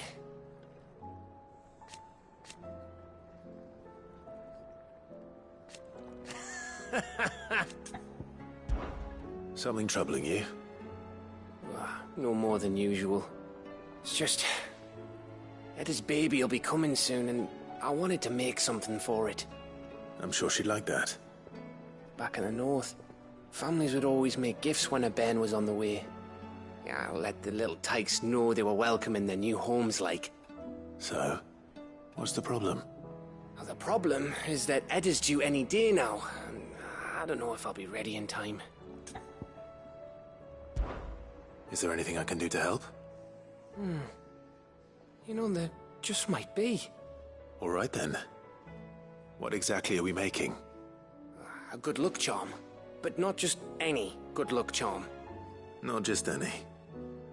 No. One made from the feather of a silver chocobo. There's naught luckier in all the realm, or so we used to say back home anyway.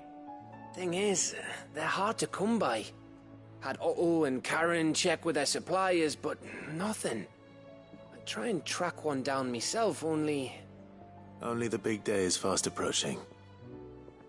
And that's all you need, a feather. That, or the bird whose horse it's attached to, aye. I was gonna start by asking around with traveling traders plying the northern borders. Well, there's no shortage of those passing through Martha's. I think I might make that my first port of call. I'll let you know if I find anything. You're a good friend, Clive. I won't forget this.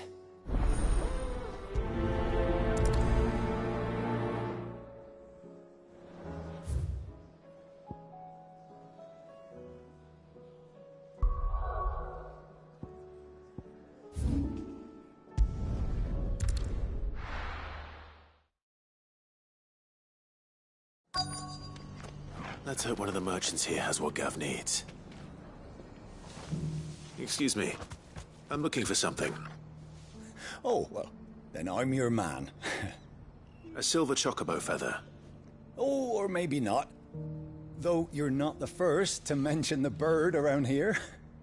There was a man stopped by the rest not long ago, claiming he was attacked by a silver chocobo. Near some gutted hovel, not far from Eastpool. Most took him for a braggart and a liar, but who knows? Perhaps there was some truth to his tale. We'll see. Thank you. The feller who claimed he was attacked didn't linger here long. Said he was gonna go back and capture it. Prove us all wrong. And that was the last we ever heard of him.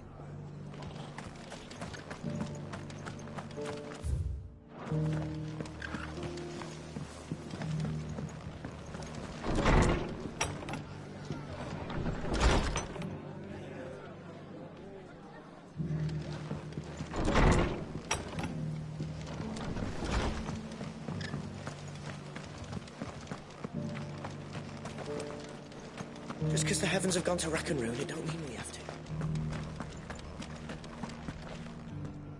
How do, traveller? You've the look of a man who could do with a new whetstone. Or perhaps a bawdy etching of the Vicerine. Maybe another time. I'm looking for a silver chocobo feather. If that's the case, rumours are all you're likely to find. No one has seen a silver chocobo for years. Word is they were all hunted for their feathers. Some northern nonsense about bringing good luck. Didn't bring them much, nor their bows. If any are still out there, I reckon they'll be doing their damnedest not to be discovered. You're probably right. Thank you anyway. The hills around the rest are crawling with wild chocobos. If you're not too picky about the colour of their plumes.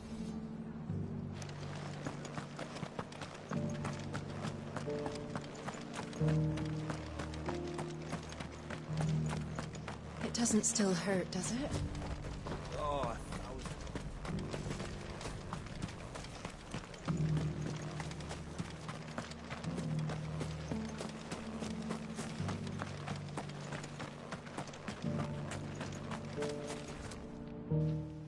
Can I help you with summit? You wouldn't happen to sell silver chocobo feathers, would you? I deal in fruit, not fancies. But if it's fancies you're after, I suggest you try Rhiannon's ride. Was a silver chocobo seen there? Oh, yes. If you believe the ravings of a madman. It wouldn't be the first time. A silver chocobo sighted in the hills near Rhiannon's Ride. It sounds almost too good to be true. But since I'm already here... Every few years someone comes along claiming they've sighted a silver bow, but the truth of the matter is, there ain't no such thing. You'll find nothing but bloodflies and bandits on Rhiannon's Ride. Mark my words.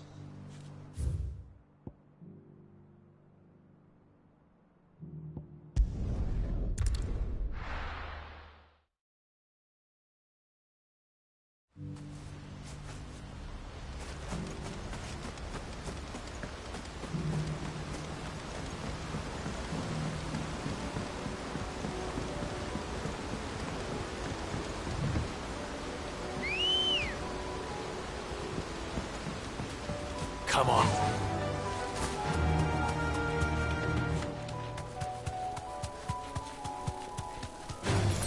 All right.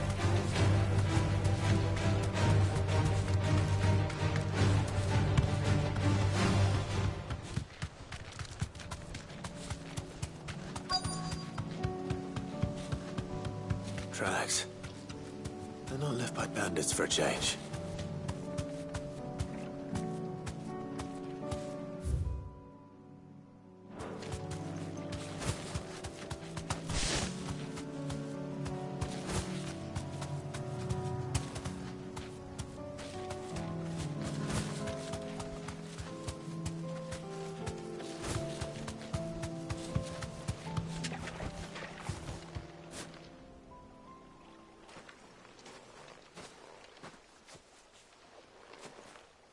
More tracks. And these look fresh. The chocobo was here. And recently. Perhaps it still is.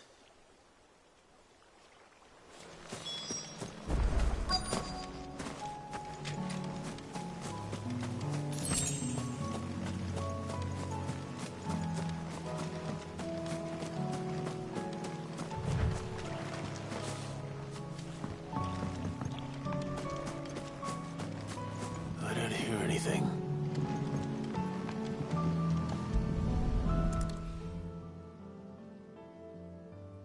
Well, I'll be damned.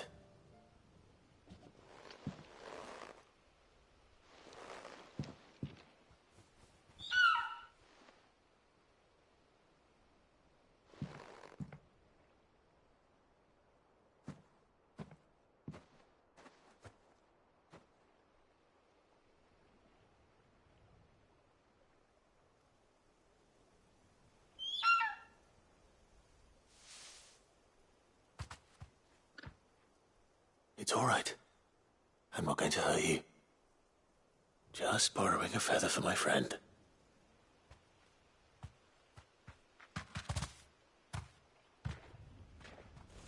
Thank you. Let's get this back to Geth before they change their minds.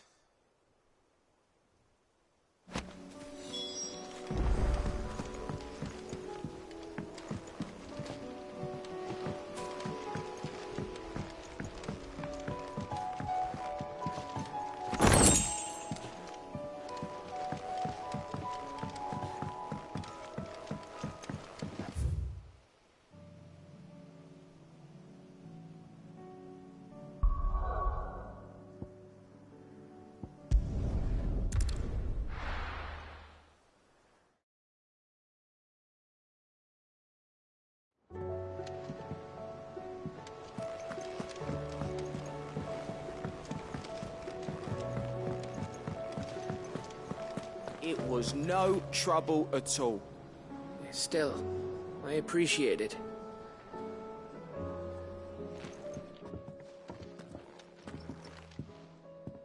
Clive, you're back. How'd you get on? Any luck? Any luck, you say?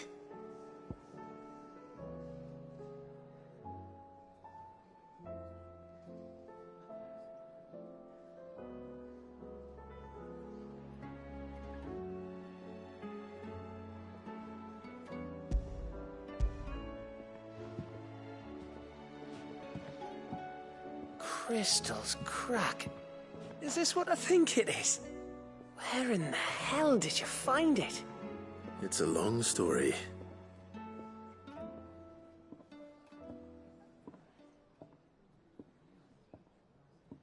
Right there on the road to Eastpool.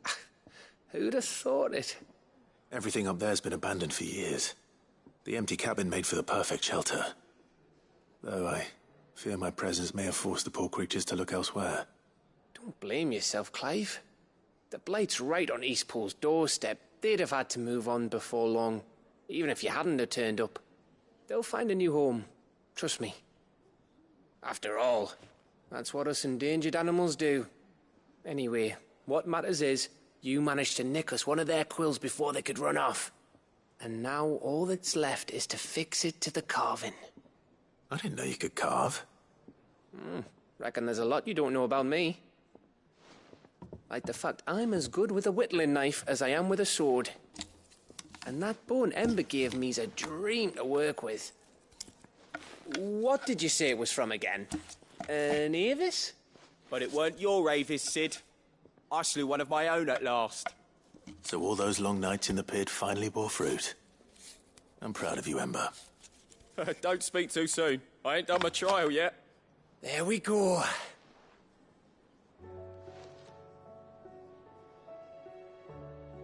What do you think?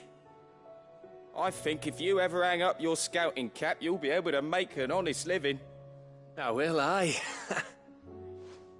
I should go and see if Ed is awake. Give it my best. You can give it to yourself. Come on.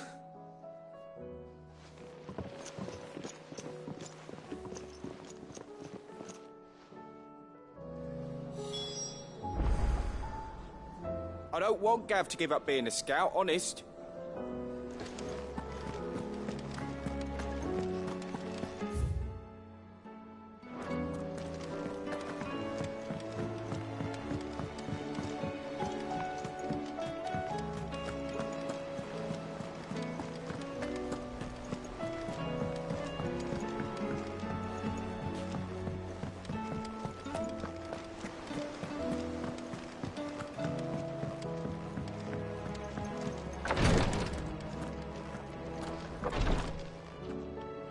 Feeling ill?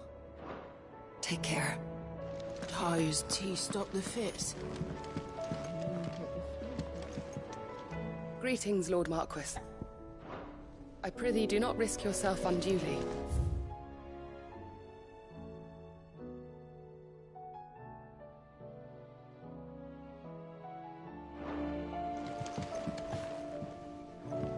Ah, me lords. How are you feeling? Well, thank you. Is something wrong? Wrong? No, nothing like that. What it is, Go on, please.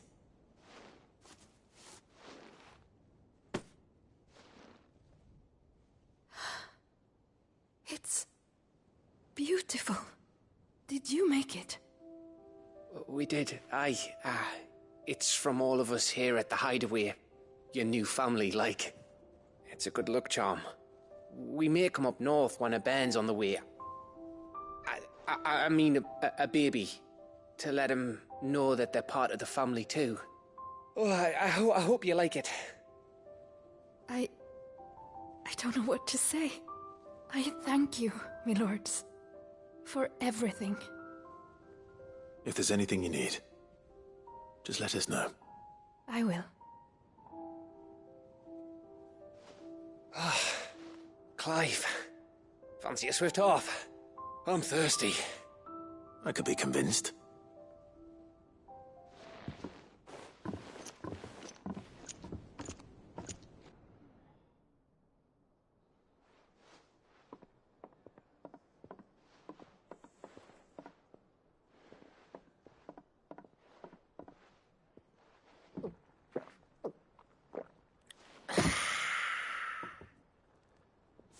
Don't you think you've had enough? No, we're celebrating. I'm gonna be a father. I think Edda might have something to say about that. You know what I mean. Bit of light in these dark times.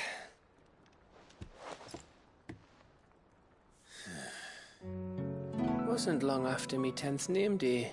My mum told us she was with child again. I was over the fucking moon. I was looking forward to having a little one to lord it over, what with me being the runt of the litter. Thought I'd finally have a chance to prove to the world that I could be a big brother.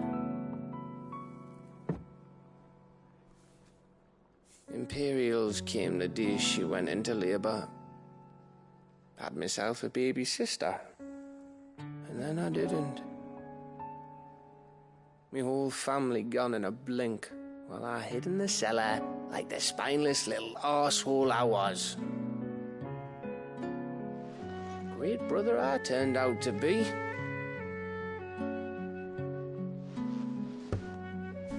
I'll never be a leader. And I'll never be a hero. I'm just a daft little dog who comes running when his master calls. I'll never be like you, or Sid, or Jill, or even Torgal. Have you finished? Maybe.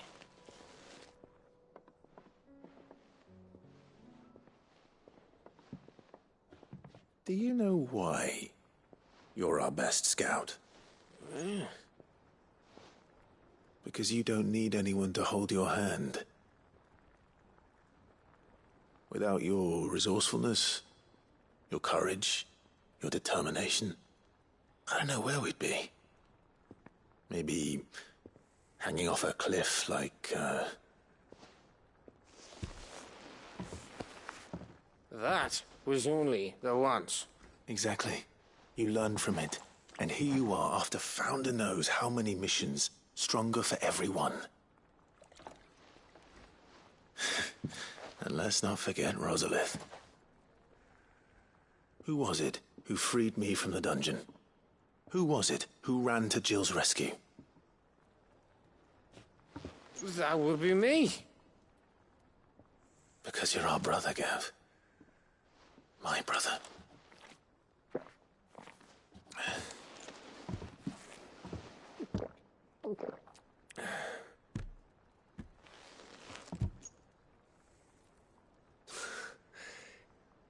Your brother.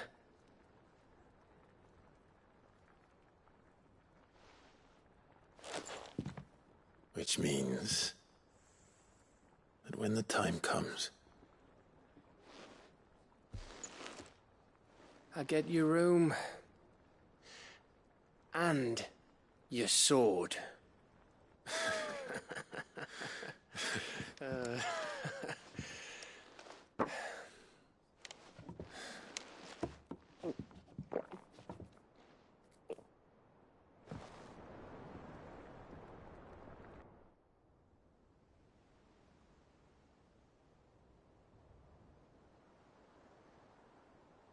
I may have had one too many.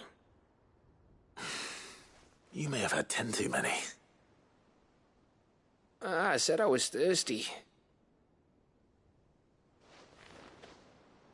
Better get back to work anyway, after I walk this off.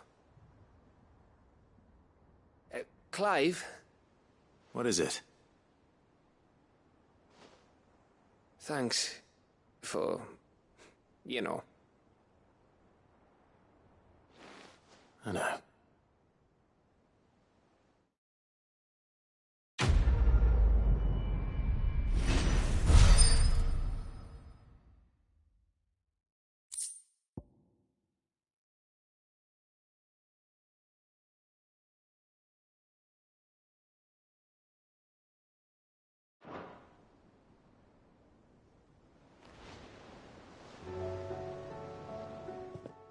One of these days.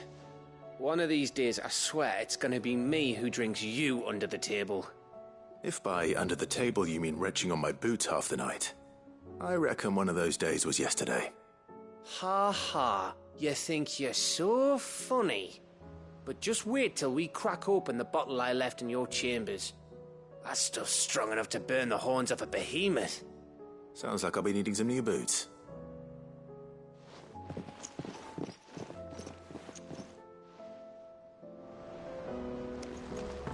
Do you think they'll come back?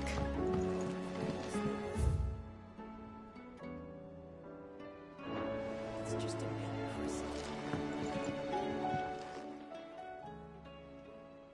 a Ifrit? Your resolve didn't falter. No. Though I continue to be bewildered by fate. But I should meet with my old tutor here. At the very end of the world. I thank you. With all my heart. For giving me this chance. And I thank you for taking it. Should like to look upon that flower once more. When I am worthy.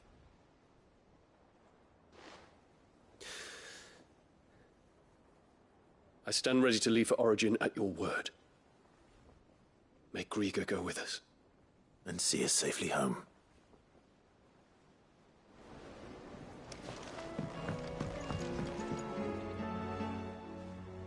Ah, Clive. This is it then, brother. Indeed. You're wrong.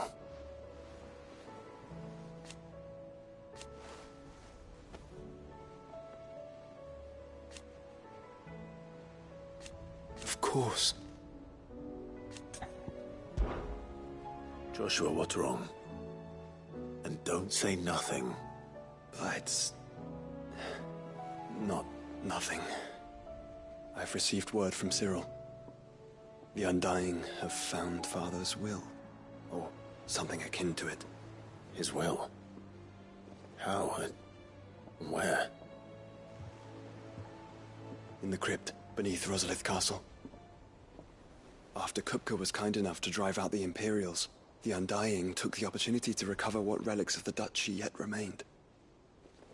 And in the process of doing so, they found a letter from Father. I'm surprised anything survived down there. Cyril asked that I join him in Tabor at my convenience. I have been meaning to go, but... would you join me? Of course. I want to know what's in that letter as much as you do. Very well. I am ready to leave when you are.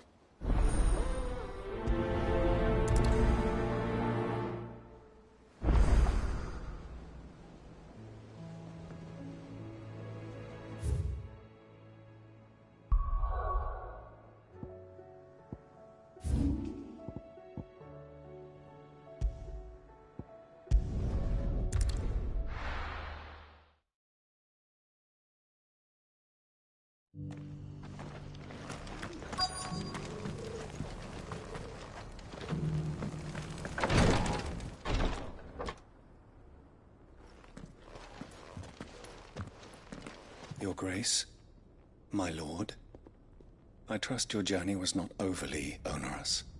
Cyril, you found a letter from Father? Yes, I have it here.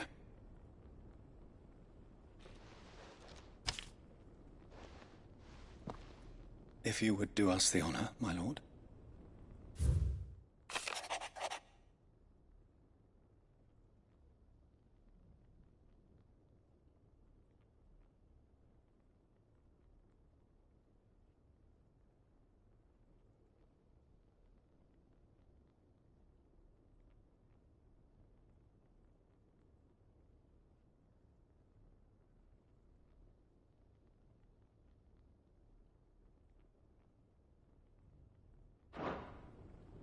An inheritance. It would seem the late Archduke penned this missive shortly before his passing. The day before we left for Phoenix Gate. What are these plans he spoke of? His plans for the Duchy, Your Grace. Your father entrusted them to my predecessor, the former bearer of the Burning Quill, who entrusted them in turn to me. The complete emancipation of bearers is their stated aim. But your father's dream did not end there. His Grace also spoke of building hospices to care for those stricken by the curse, and the founding of a new university to further the development of non-magical technologies. With the blight spreading ever more widely across the Twins, Archduke Elwyn saw this as the only means of securing Rosaria's survival. He wished to see men and bearers treated as equals. To see centuries of common wisdom overturned. Small wonder he did not think it achievable within his lifetime. But he thought it achievable nonetheless. Had he not, he would never have written this message. Nor would he have entrusted his vision to his most faithful aides. Those who would have stood with you, shielded you from the machinations of the less benevolent personages at court. It's a pity only they are still with us. 'Tis true that those most loyal to your father were the first to suffer the Duchess's wrath. But one at least remains, and she has come bearing gifts. What do you mean? Mayhap it is better that she explain, my lord. After all, the duties entrusted to me by my predecessor extended only to recovering His Grace's will and arranging a meeting with the one who might execute it, or a part of it at least. And where is this woman? She awaits you in the archive, Your Grace. Thank you, Cyril. Shall we then?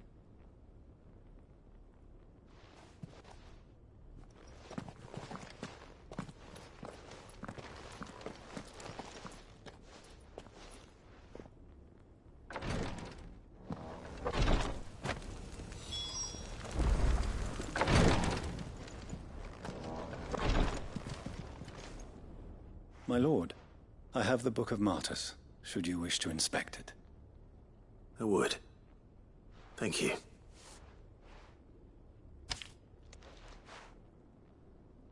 Delan. Kite.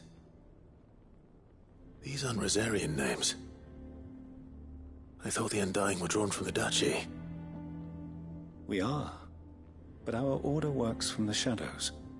We choose new names that our origins might remain secret. I chose Cyril. The others, the names recorded therein. I see. Well, if these are the names they chose, these are the names I'll remember. Thank you again, Cyril. I'm in your debt. As I am in yours. Fare you well, my lord. And may the Firebird's flame burn ever in your heart. Our guest awaits you in the archive.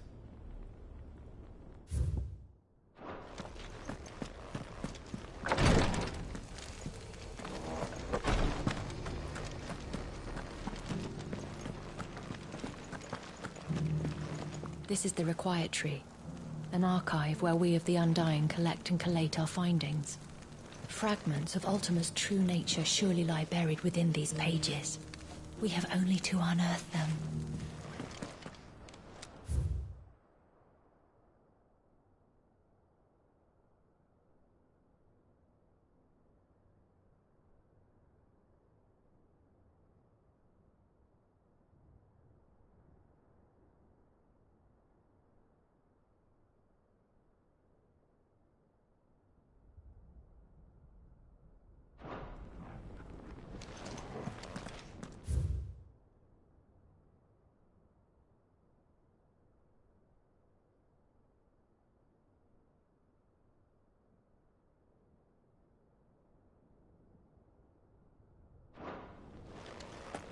The Undying are not the only secret fellowship in this realm, you know.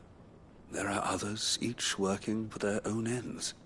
Why, not so very long ago, a society committed to discovering how one might cast magics without a catalyst was found to be operating throughout Valisthea. They were denounced as heretics, rooted out, and driven from our shores, never to be seen again.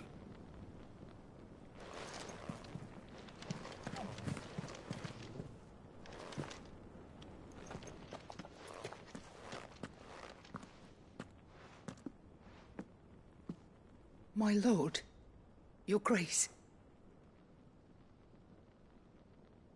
I hardly recognize you. I am Goditha, retainer of House Rosfield, loyal servant to the Phoenix and his shields. Your father, the Archduke Elwyn, entrusted me with the delivery of a gift. I only hope you can forgive my tardiness in bringing it to you. Lift up your head, Lady Goditha. You have our gratitude for your service to our house and to our father. I merely did my duty, as any proud Rosarian would. My lady, perhaps you could explain a little more? What exactly is the gift you bring? As I'm sure you know, it has long been the custom for the children of House Rosfield to be presented with certain keepsakes upon their coming of age. Indeed it has. Our father often spoke of the day when our turn would come. And had he lived to see it, he would have presented you with the treasures I bear. Matching armbands for you both. Alas, he did not live. Indeed, he was taken from us even before they could be completed. He had intended to claim the Heartstone with which each armband was to be finished himself, but it was not to be. And his gifts remain incomplete. I see. It saddens me to bring them before you, as they are. It was your father's wish that you be presented with the finished articles, not these, works in progress. But with his grace long since gone, and the stone left unclaimed, I had little choice. You are grown men now, and his house is yours.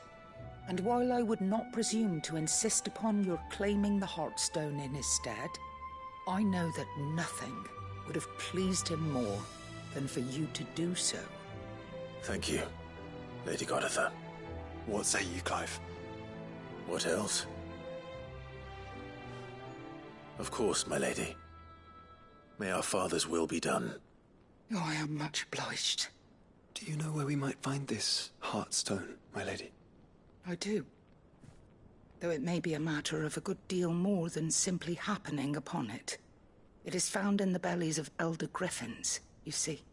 We do at least know where to find one. A certain specimen has made its nest in Titan's Wake, not far from here. A certain specimen? You are most perceptive, Your Grace. In answer to your unspoken question, yes. In fact, this is the very same beast your father meant to slay. I have been tracking its movements since you were but a boy. Were you to slay it in his stead, as men of House Rosfield, it would surely make your father proud. What say you, Joshua? What else? The griffin your father meant to slay is currently nesting in Titan's Wake, not far from here. Slay it in his stead, and claim the Heartstone that he could not.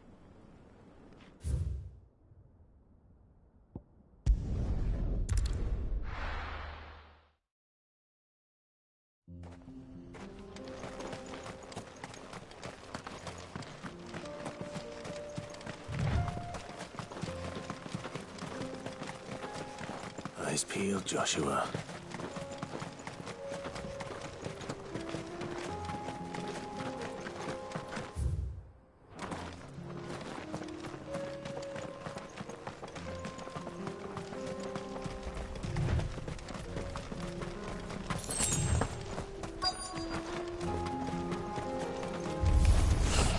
There it is. For House Rosfield. Let darkness fall!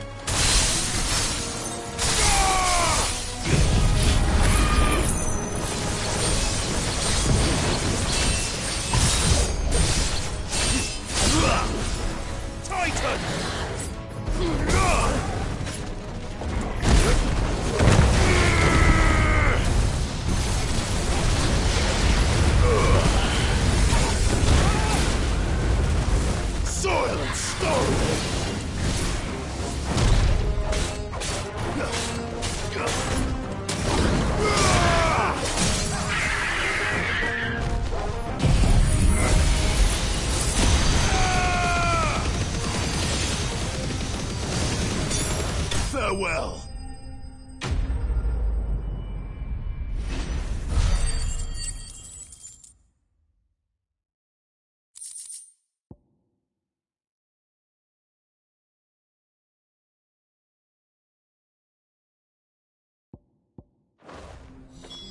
Is this the Heartstone? I expect Lady Goditha will know.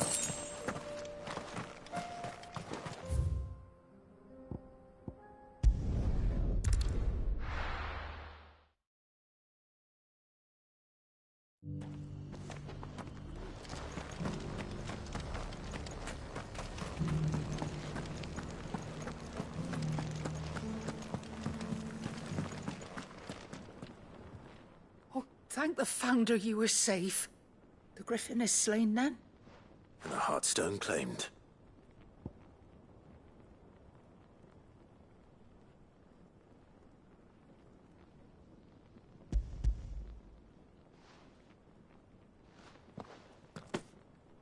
Yes. This radiant luster, like frozen flame. It is just as your father described it. Thank you, my lord. Your grace. Your father would be so proud. Lady Goditha, the lapidary is ready. Thank you, Cyril. I will be with him shortly.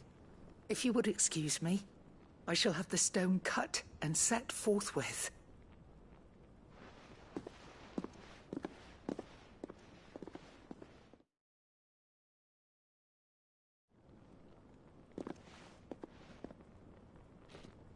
The armbands are complete. Pray, take them. They are yours, after all.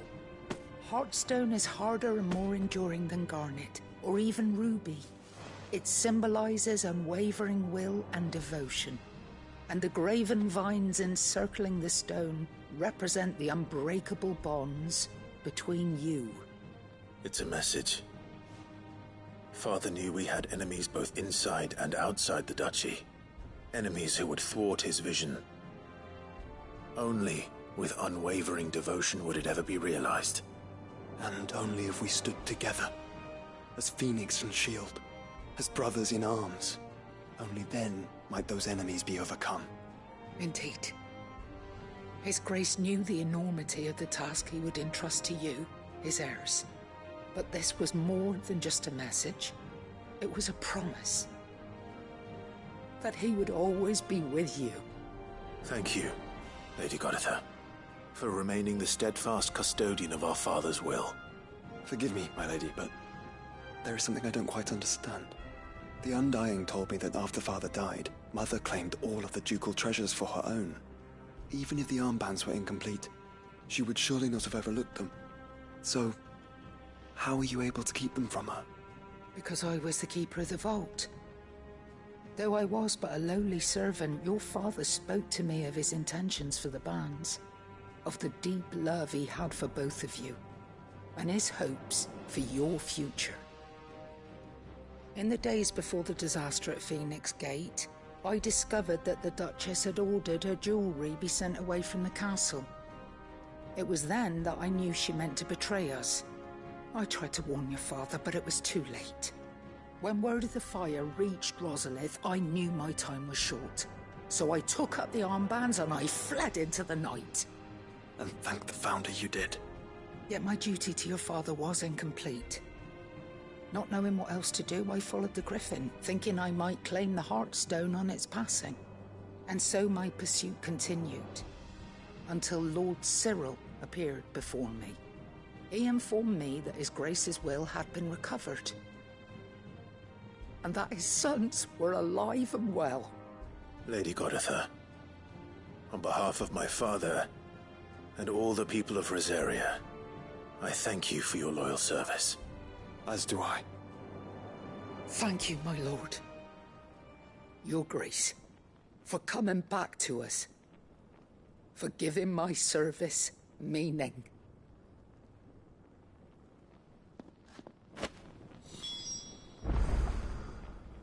I remain your faithful servant, my lord.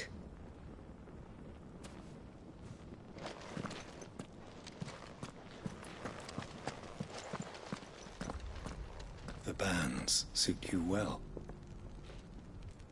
It must be gratifying to finally receive the inheritance that was denied you for so long. It is. And we thank you for the part you played, Cyril. If you would permit me to play my part a little longer, might I suggest that you make your way to your father's memorial atop Hawk's Cry Cliff? Let him see that you have received his blessing, and that his vision lives on in you. I suppose it would be churlish not to. What do you say, Clive? Shall we pay Father a visit? I think we should. I was hoping to be able to offer him my thanks before we left for Origin. Your father's helm is enshrined there. It has been since Since the day we recovered it from Phoenix Gate, I prithee claim it.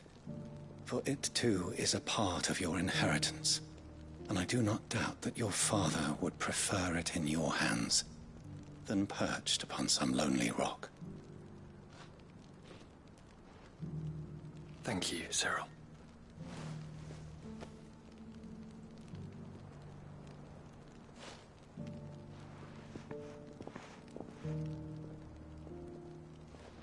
Come on, Clive.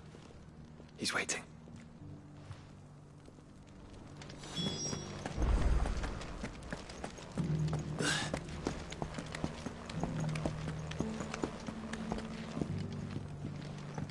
You wouldn't happen to have a decent whetstone in there, would you?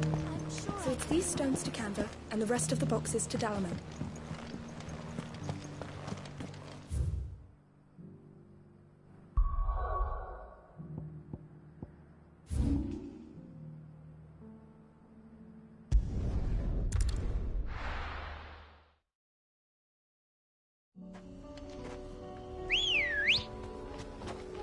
Come on.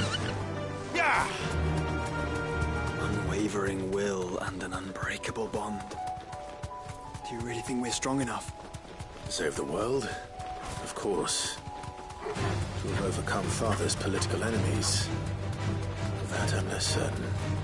Especially knowing what we know now. What Mother was truly capable of. But perhaps these bands would have helped. Knowing he was with us would have made all the difference.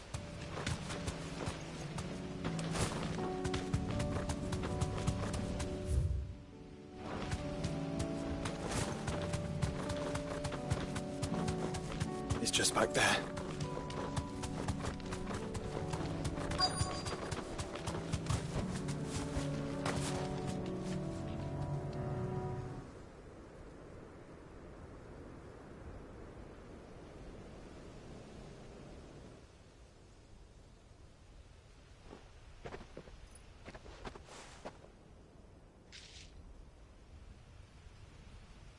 Father always fought for what he believed was right.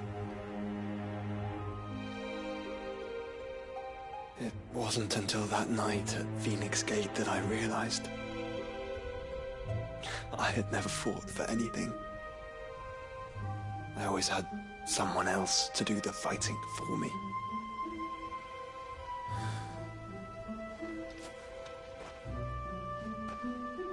No matter how fate conspired against him, he never lost heart, never looked back, never stopped fighting. To me,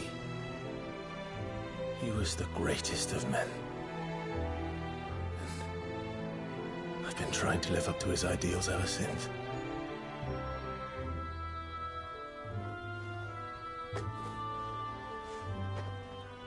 We all have, Clive. We all have.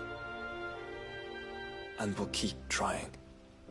Because that's what he would have wanted.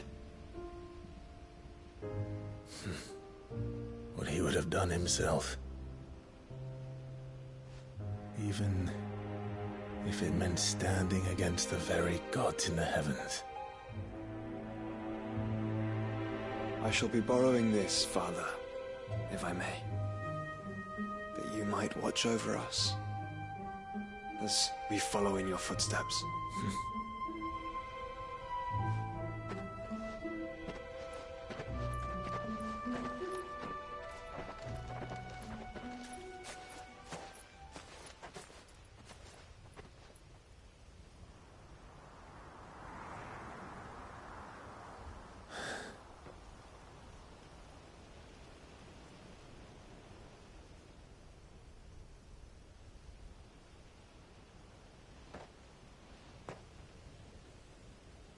We won't lay you down.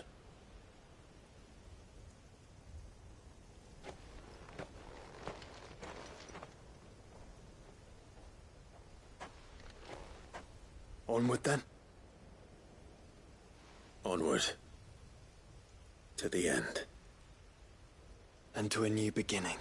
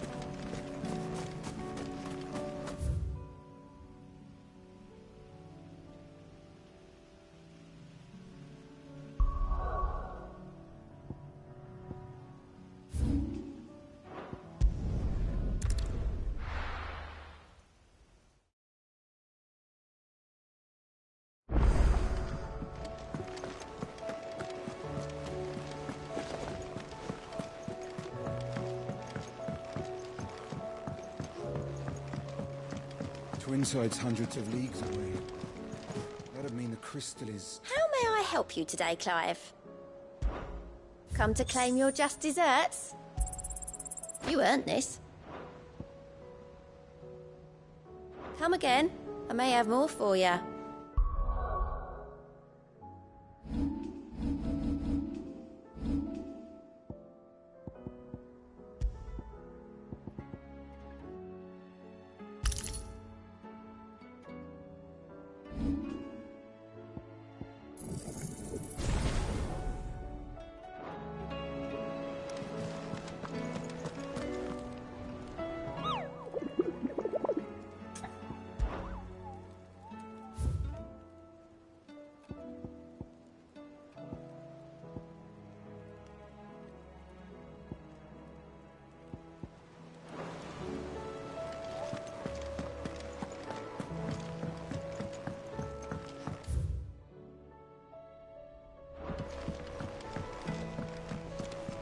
There's something about it.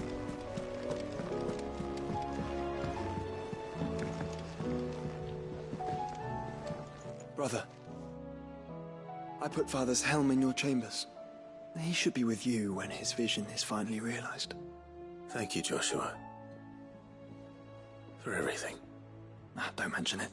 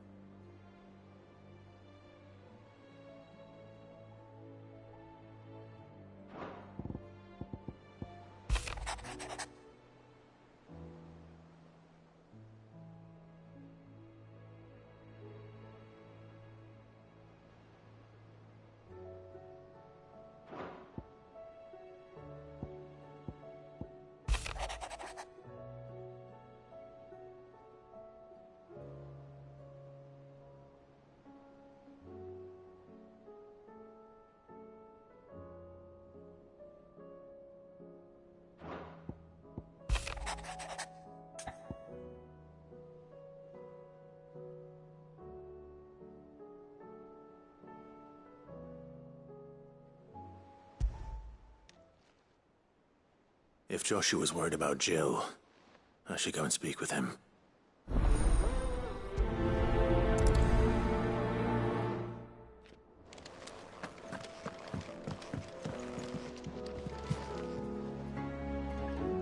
It's not time yet, is it?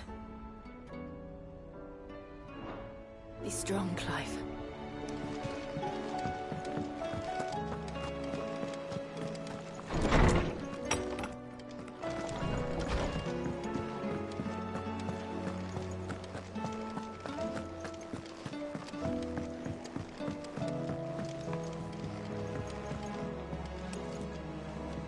Joshua, I read your message. You're right. Jill is different. I don't think I'd realized how different, but since we returned from Drake's spine, I've felt it more and more. I suppose it's not hard to imagine why. She doesn't think she belongs anymore. And that's why we need to remind her she is still one of us. To let her know that we still need her, now more than ever. That you still need her. But how to do that? When last we were truly close, we were but children. Of course. Do you remember the time we accompanied Father on his annual tour of the Duchy? And Jill and I broke from the procession to ride up Man's Hill. To see the snow daisies, I remember. It was the first time Father had allowed us to join him. And when he realized you were missing, he had the entire retinue down to the pot boys combing the countryside. In the rain. A thunderstorm forced us to take refuge in a grove of oaks before we'd even made it halfway there. It was the Lord Commander who finally found us, and needless to say, he was none too pleased. Then it seems you and Jill have unfinished business. What do you say? Man's Hill. It's not that far. Oh, true. Though I suspect it is also much changed. Little in southern Rosaria remains as it was when we were children. You're saying I should go and scout the area for bandits? I'm saying we should first go and see if there are actually still any snow daisies left. What would you do without me, Clive?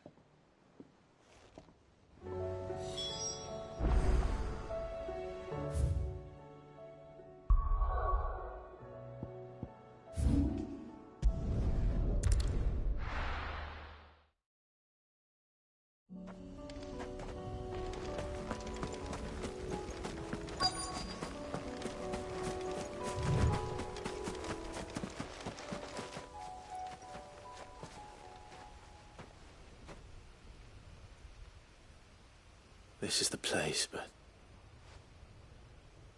I'm sorry, Clive.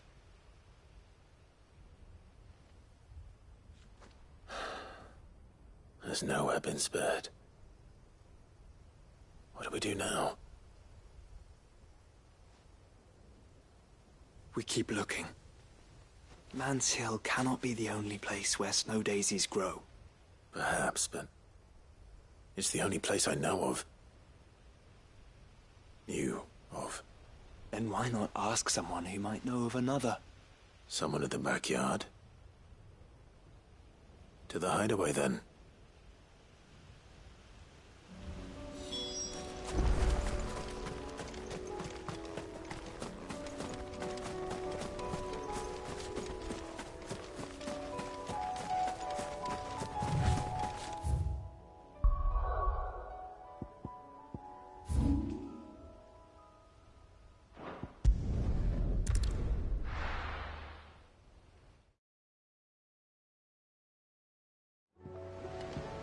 Let's hope one of the gardeners knows where to find snow daisies.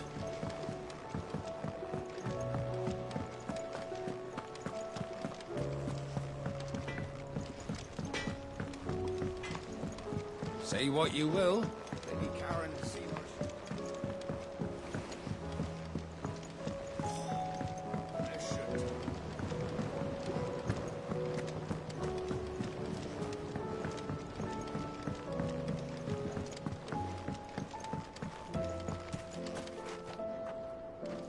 Oh. What brings you down from the heavens, Sid? I need your advice. Joshua and I are looking for a place where snow daisies grow. Preferably in abundance. Snow daisies. Then you'll want somewhere not too hot and not too cold. And where the winds are strong enough to carry the seeds. I reckon Man's Hill would be a good place to start. There in the Royal Meadows, perhaps? Both have similar climbs and the right elevation. If the Blight hasn't claimed them yet. Right. Thank you. Did you learn where we might find our flowers? The gardener here mentioned the Royal Meadows in Sambrek. Ah, the fields beyond Northreach. Well, if that's the case, then Yote was right. I recalled that she kept a record of our travels, you see. So I asked her if she'd perhaps noted anywhere that snow daisies grew, and she mentioned Oilefeist Bay. Whose shores border the meadows. Off we go then. The winds that blow across the Royal Meadows from Oilefeist Bay are strong indeed. Strong enough for snow daisies, it seems.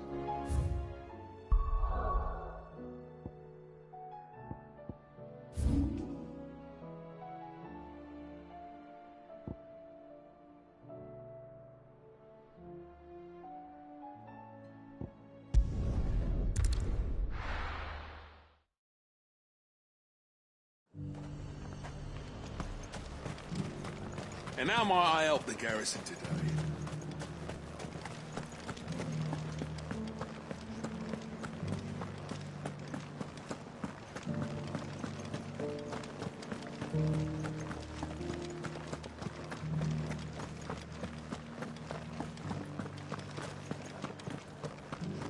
I haven't seen any of those beastly blue eyes.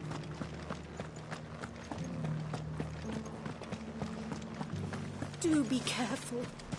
I will.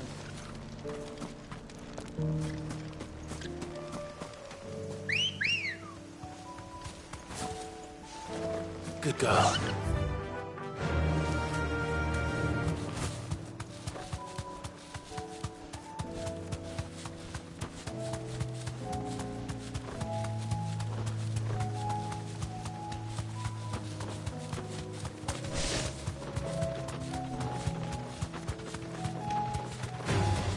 Someone's brave. The meadows are vast. Where do we even start? Yote mentioned the coastline. We can start there.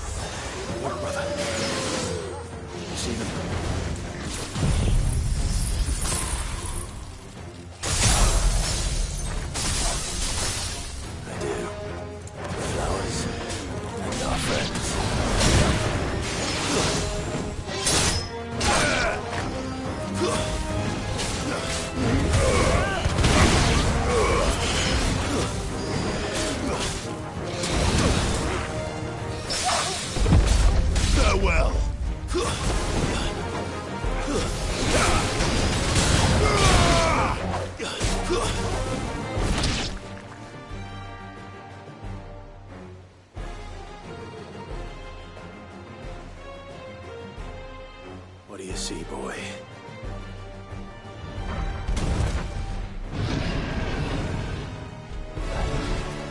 Let's hope this is the last one. Only one way to find out. Nice try.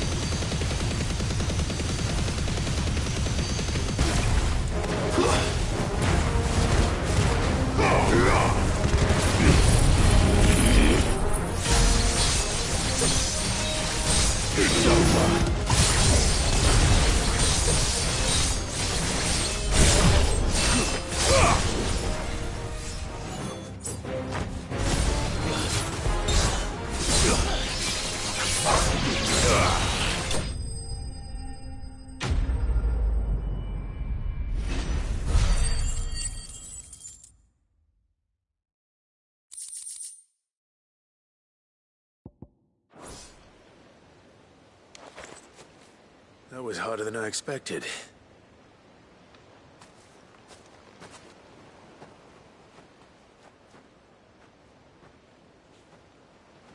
But Founder, it was worth it. They're beautiful.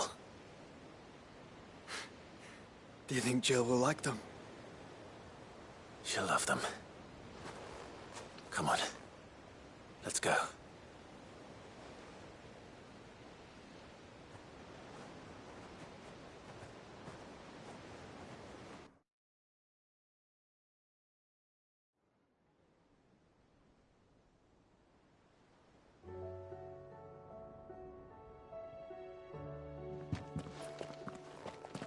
It appears my work is done.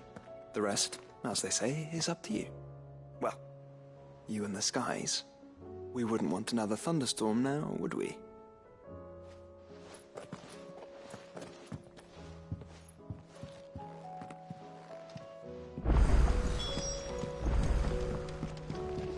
No, you needn't worry about me, Clive. I doubt Jill would appreciate my presence on your outing.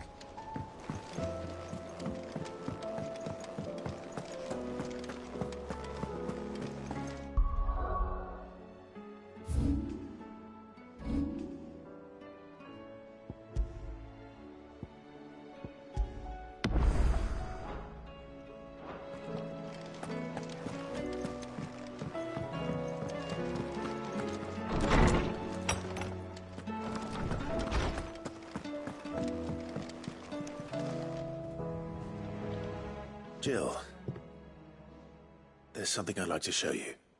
There is? And where might this something be? It's, not here. Now, I know this is sudden, but how would you fancy a trip to Oriflamme?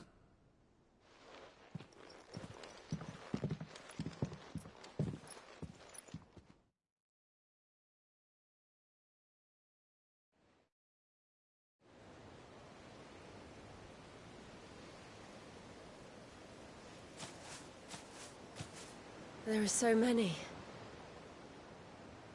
This is what you wanted to show me.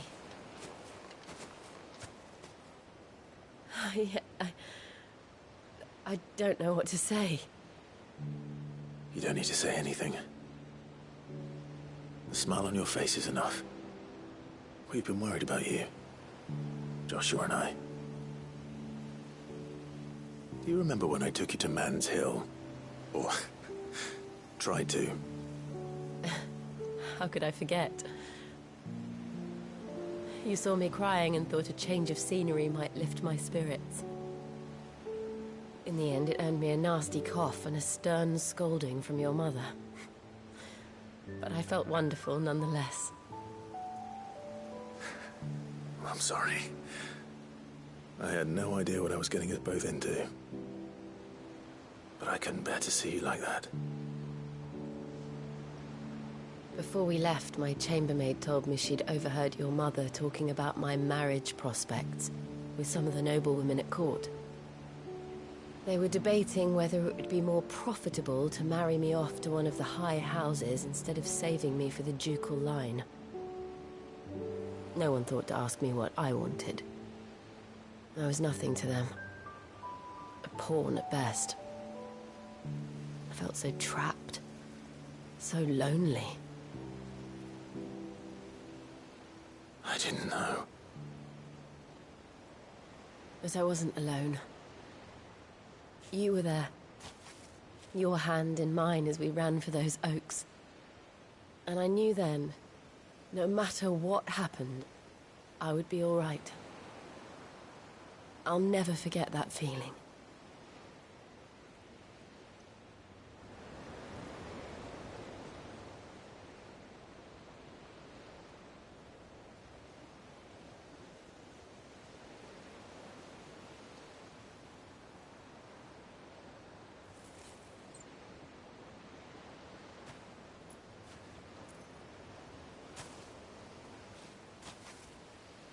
Before we broke camp, the morning after the storm,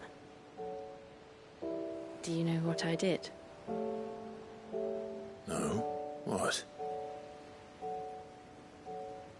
I I slipped away from my governess to climb the tor.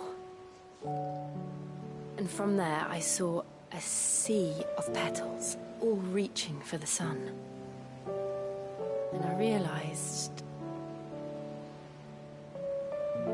that no matter how terrible the night, dawn would always come.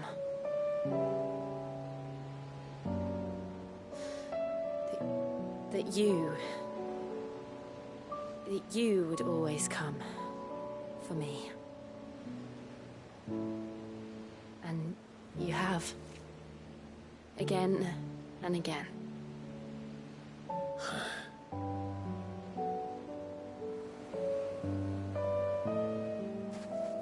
Where do you see us? When all this is over?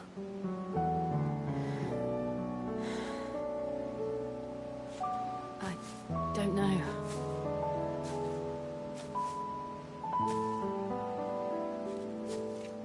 Not here, though. I think I've outgrown the twins.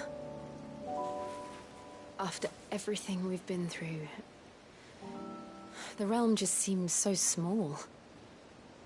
I'll need some space to spread my wings. Then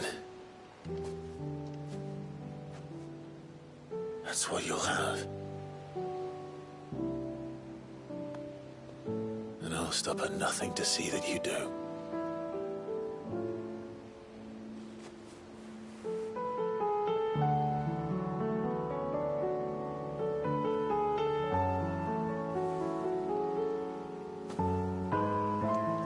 I never was much good at garlands, but it'll have to do. I'll treasure it forever. Thank you, Clive. For this, the flowers, for everything. It's exactly what I needed. You are my treasure.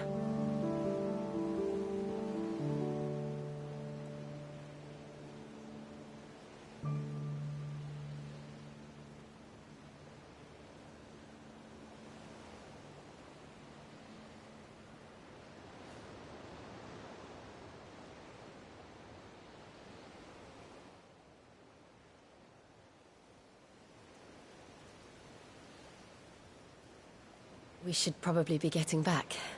I expect the others are wondering where we are. You're right. There's still much to do. And we'll do it together.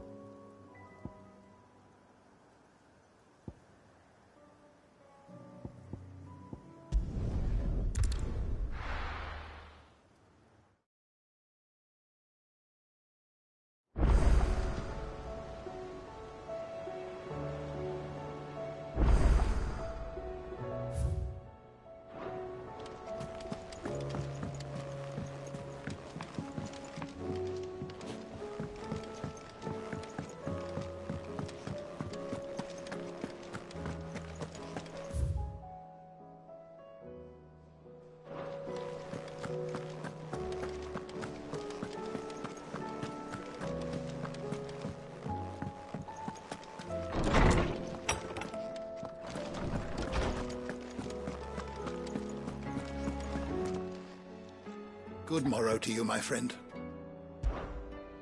I have a few new notes that might interest you.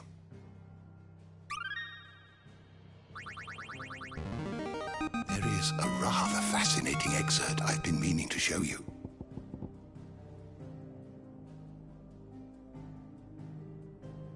What subject shall we consider today? Did you learn everything you needed?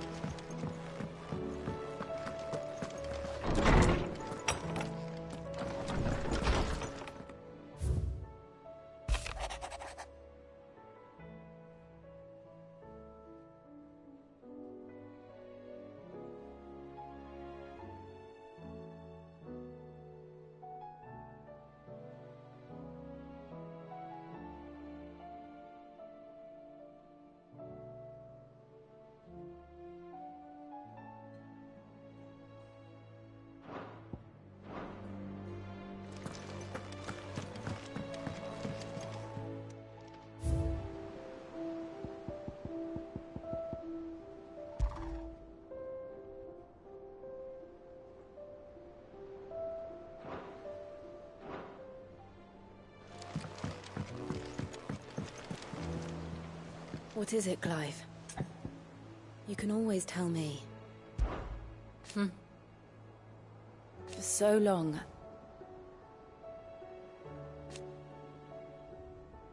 So when this is over...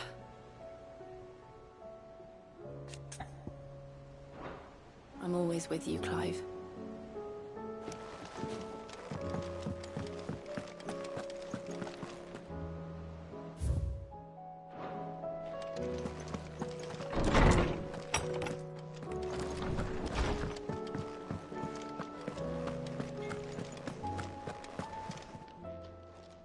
Aye, it's a dangerous world out there.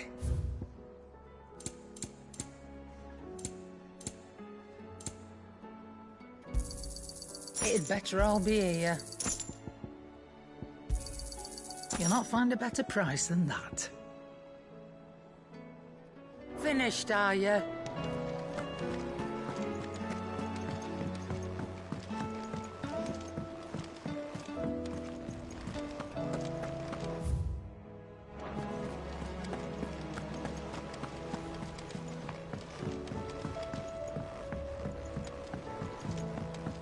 Twinside's hundreds of leagues away. That'd mean the crystal is... How are you doing? Here you go. Seen enough? Oh, I wasn't expecting you back so soon.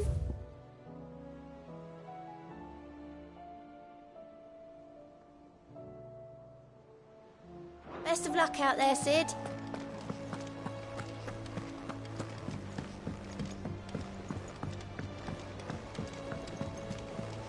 There's something about it.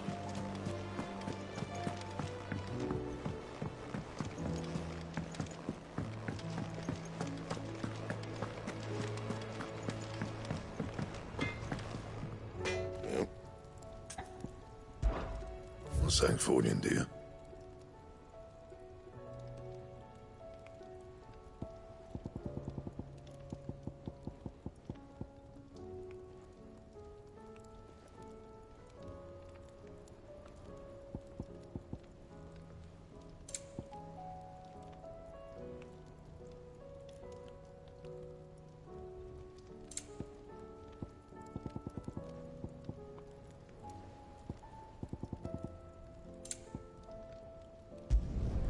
Should last you a good while.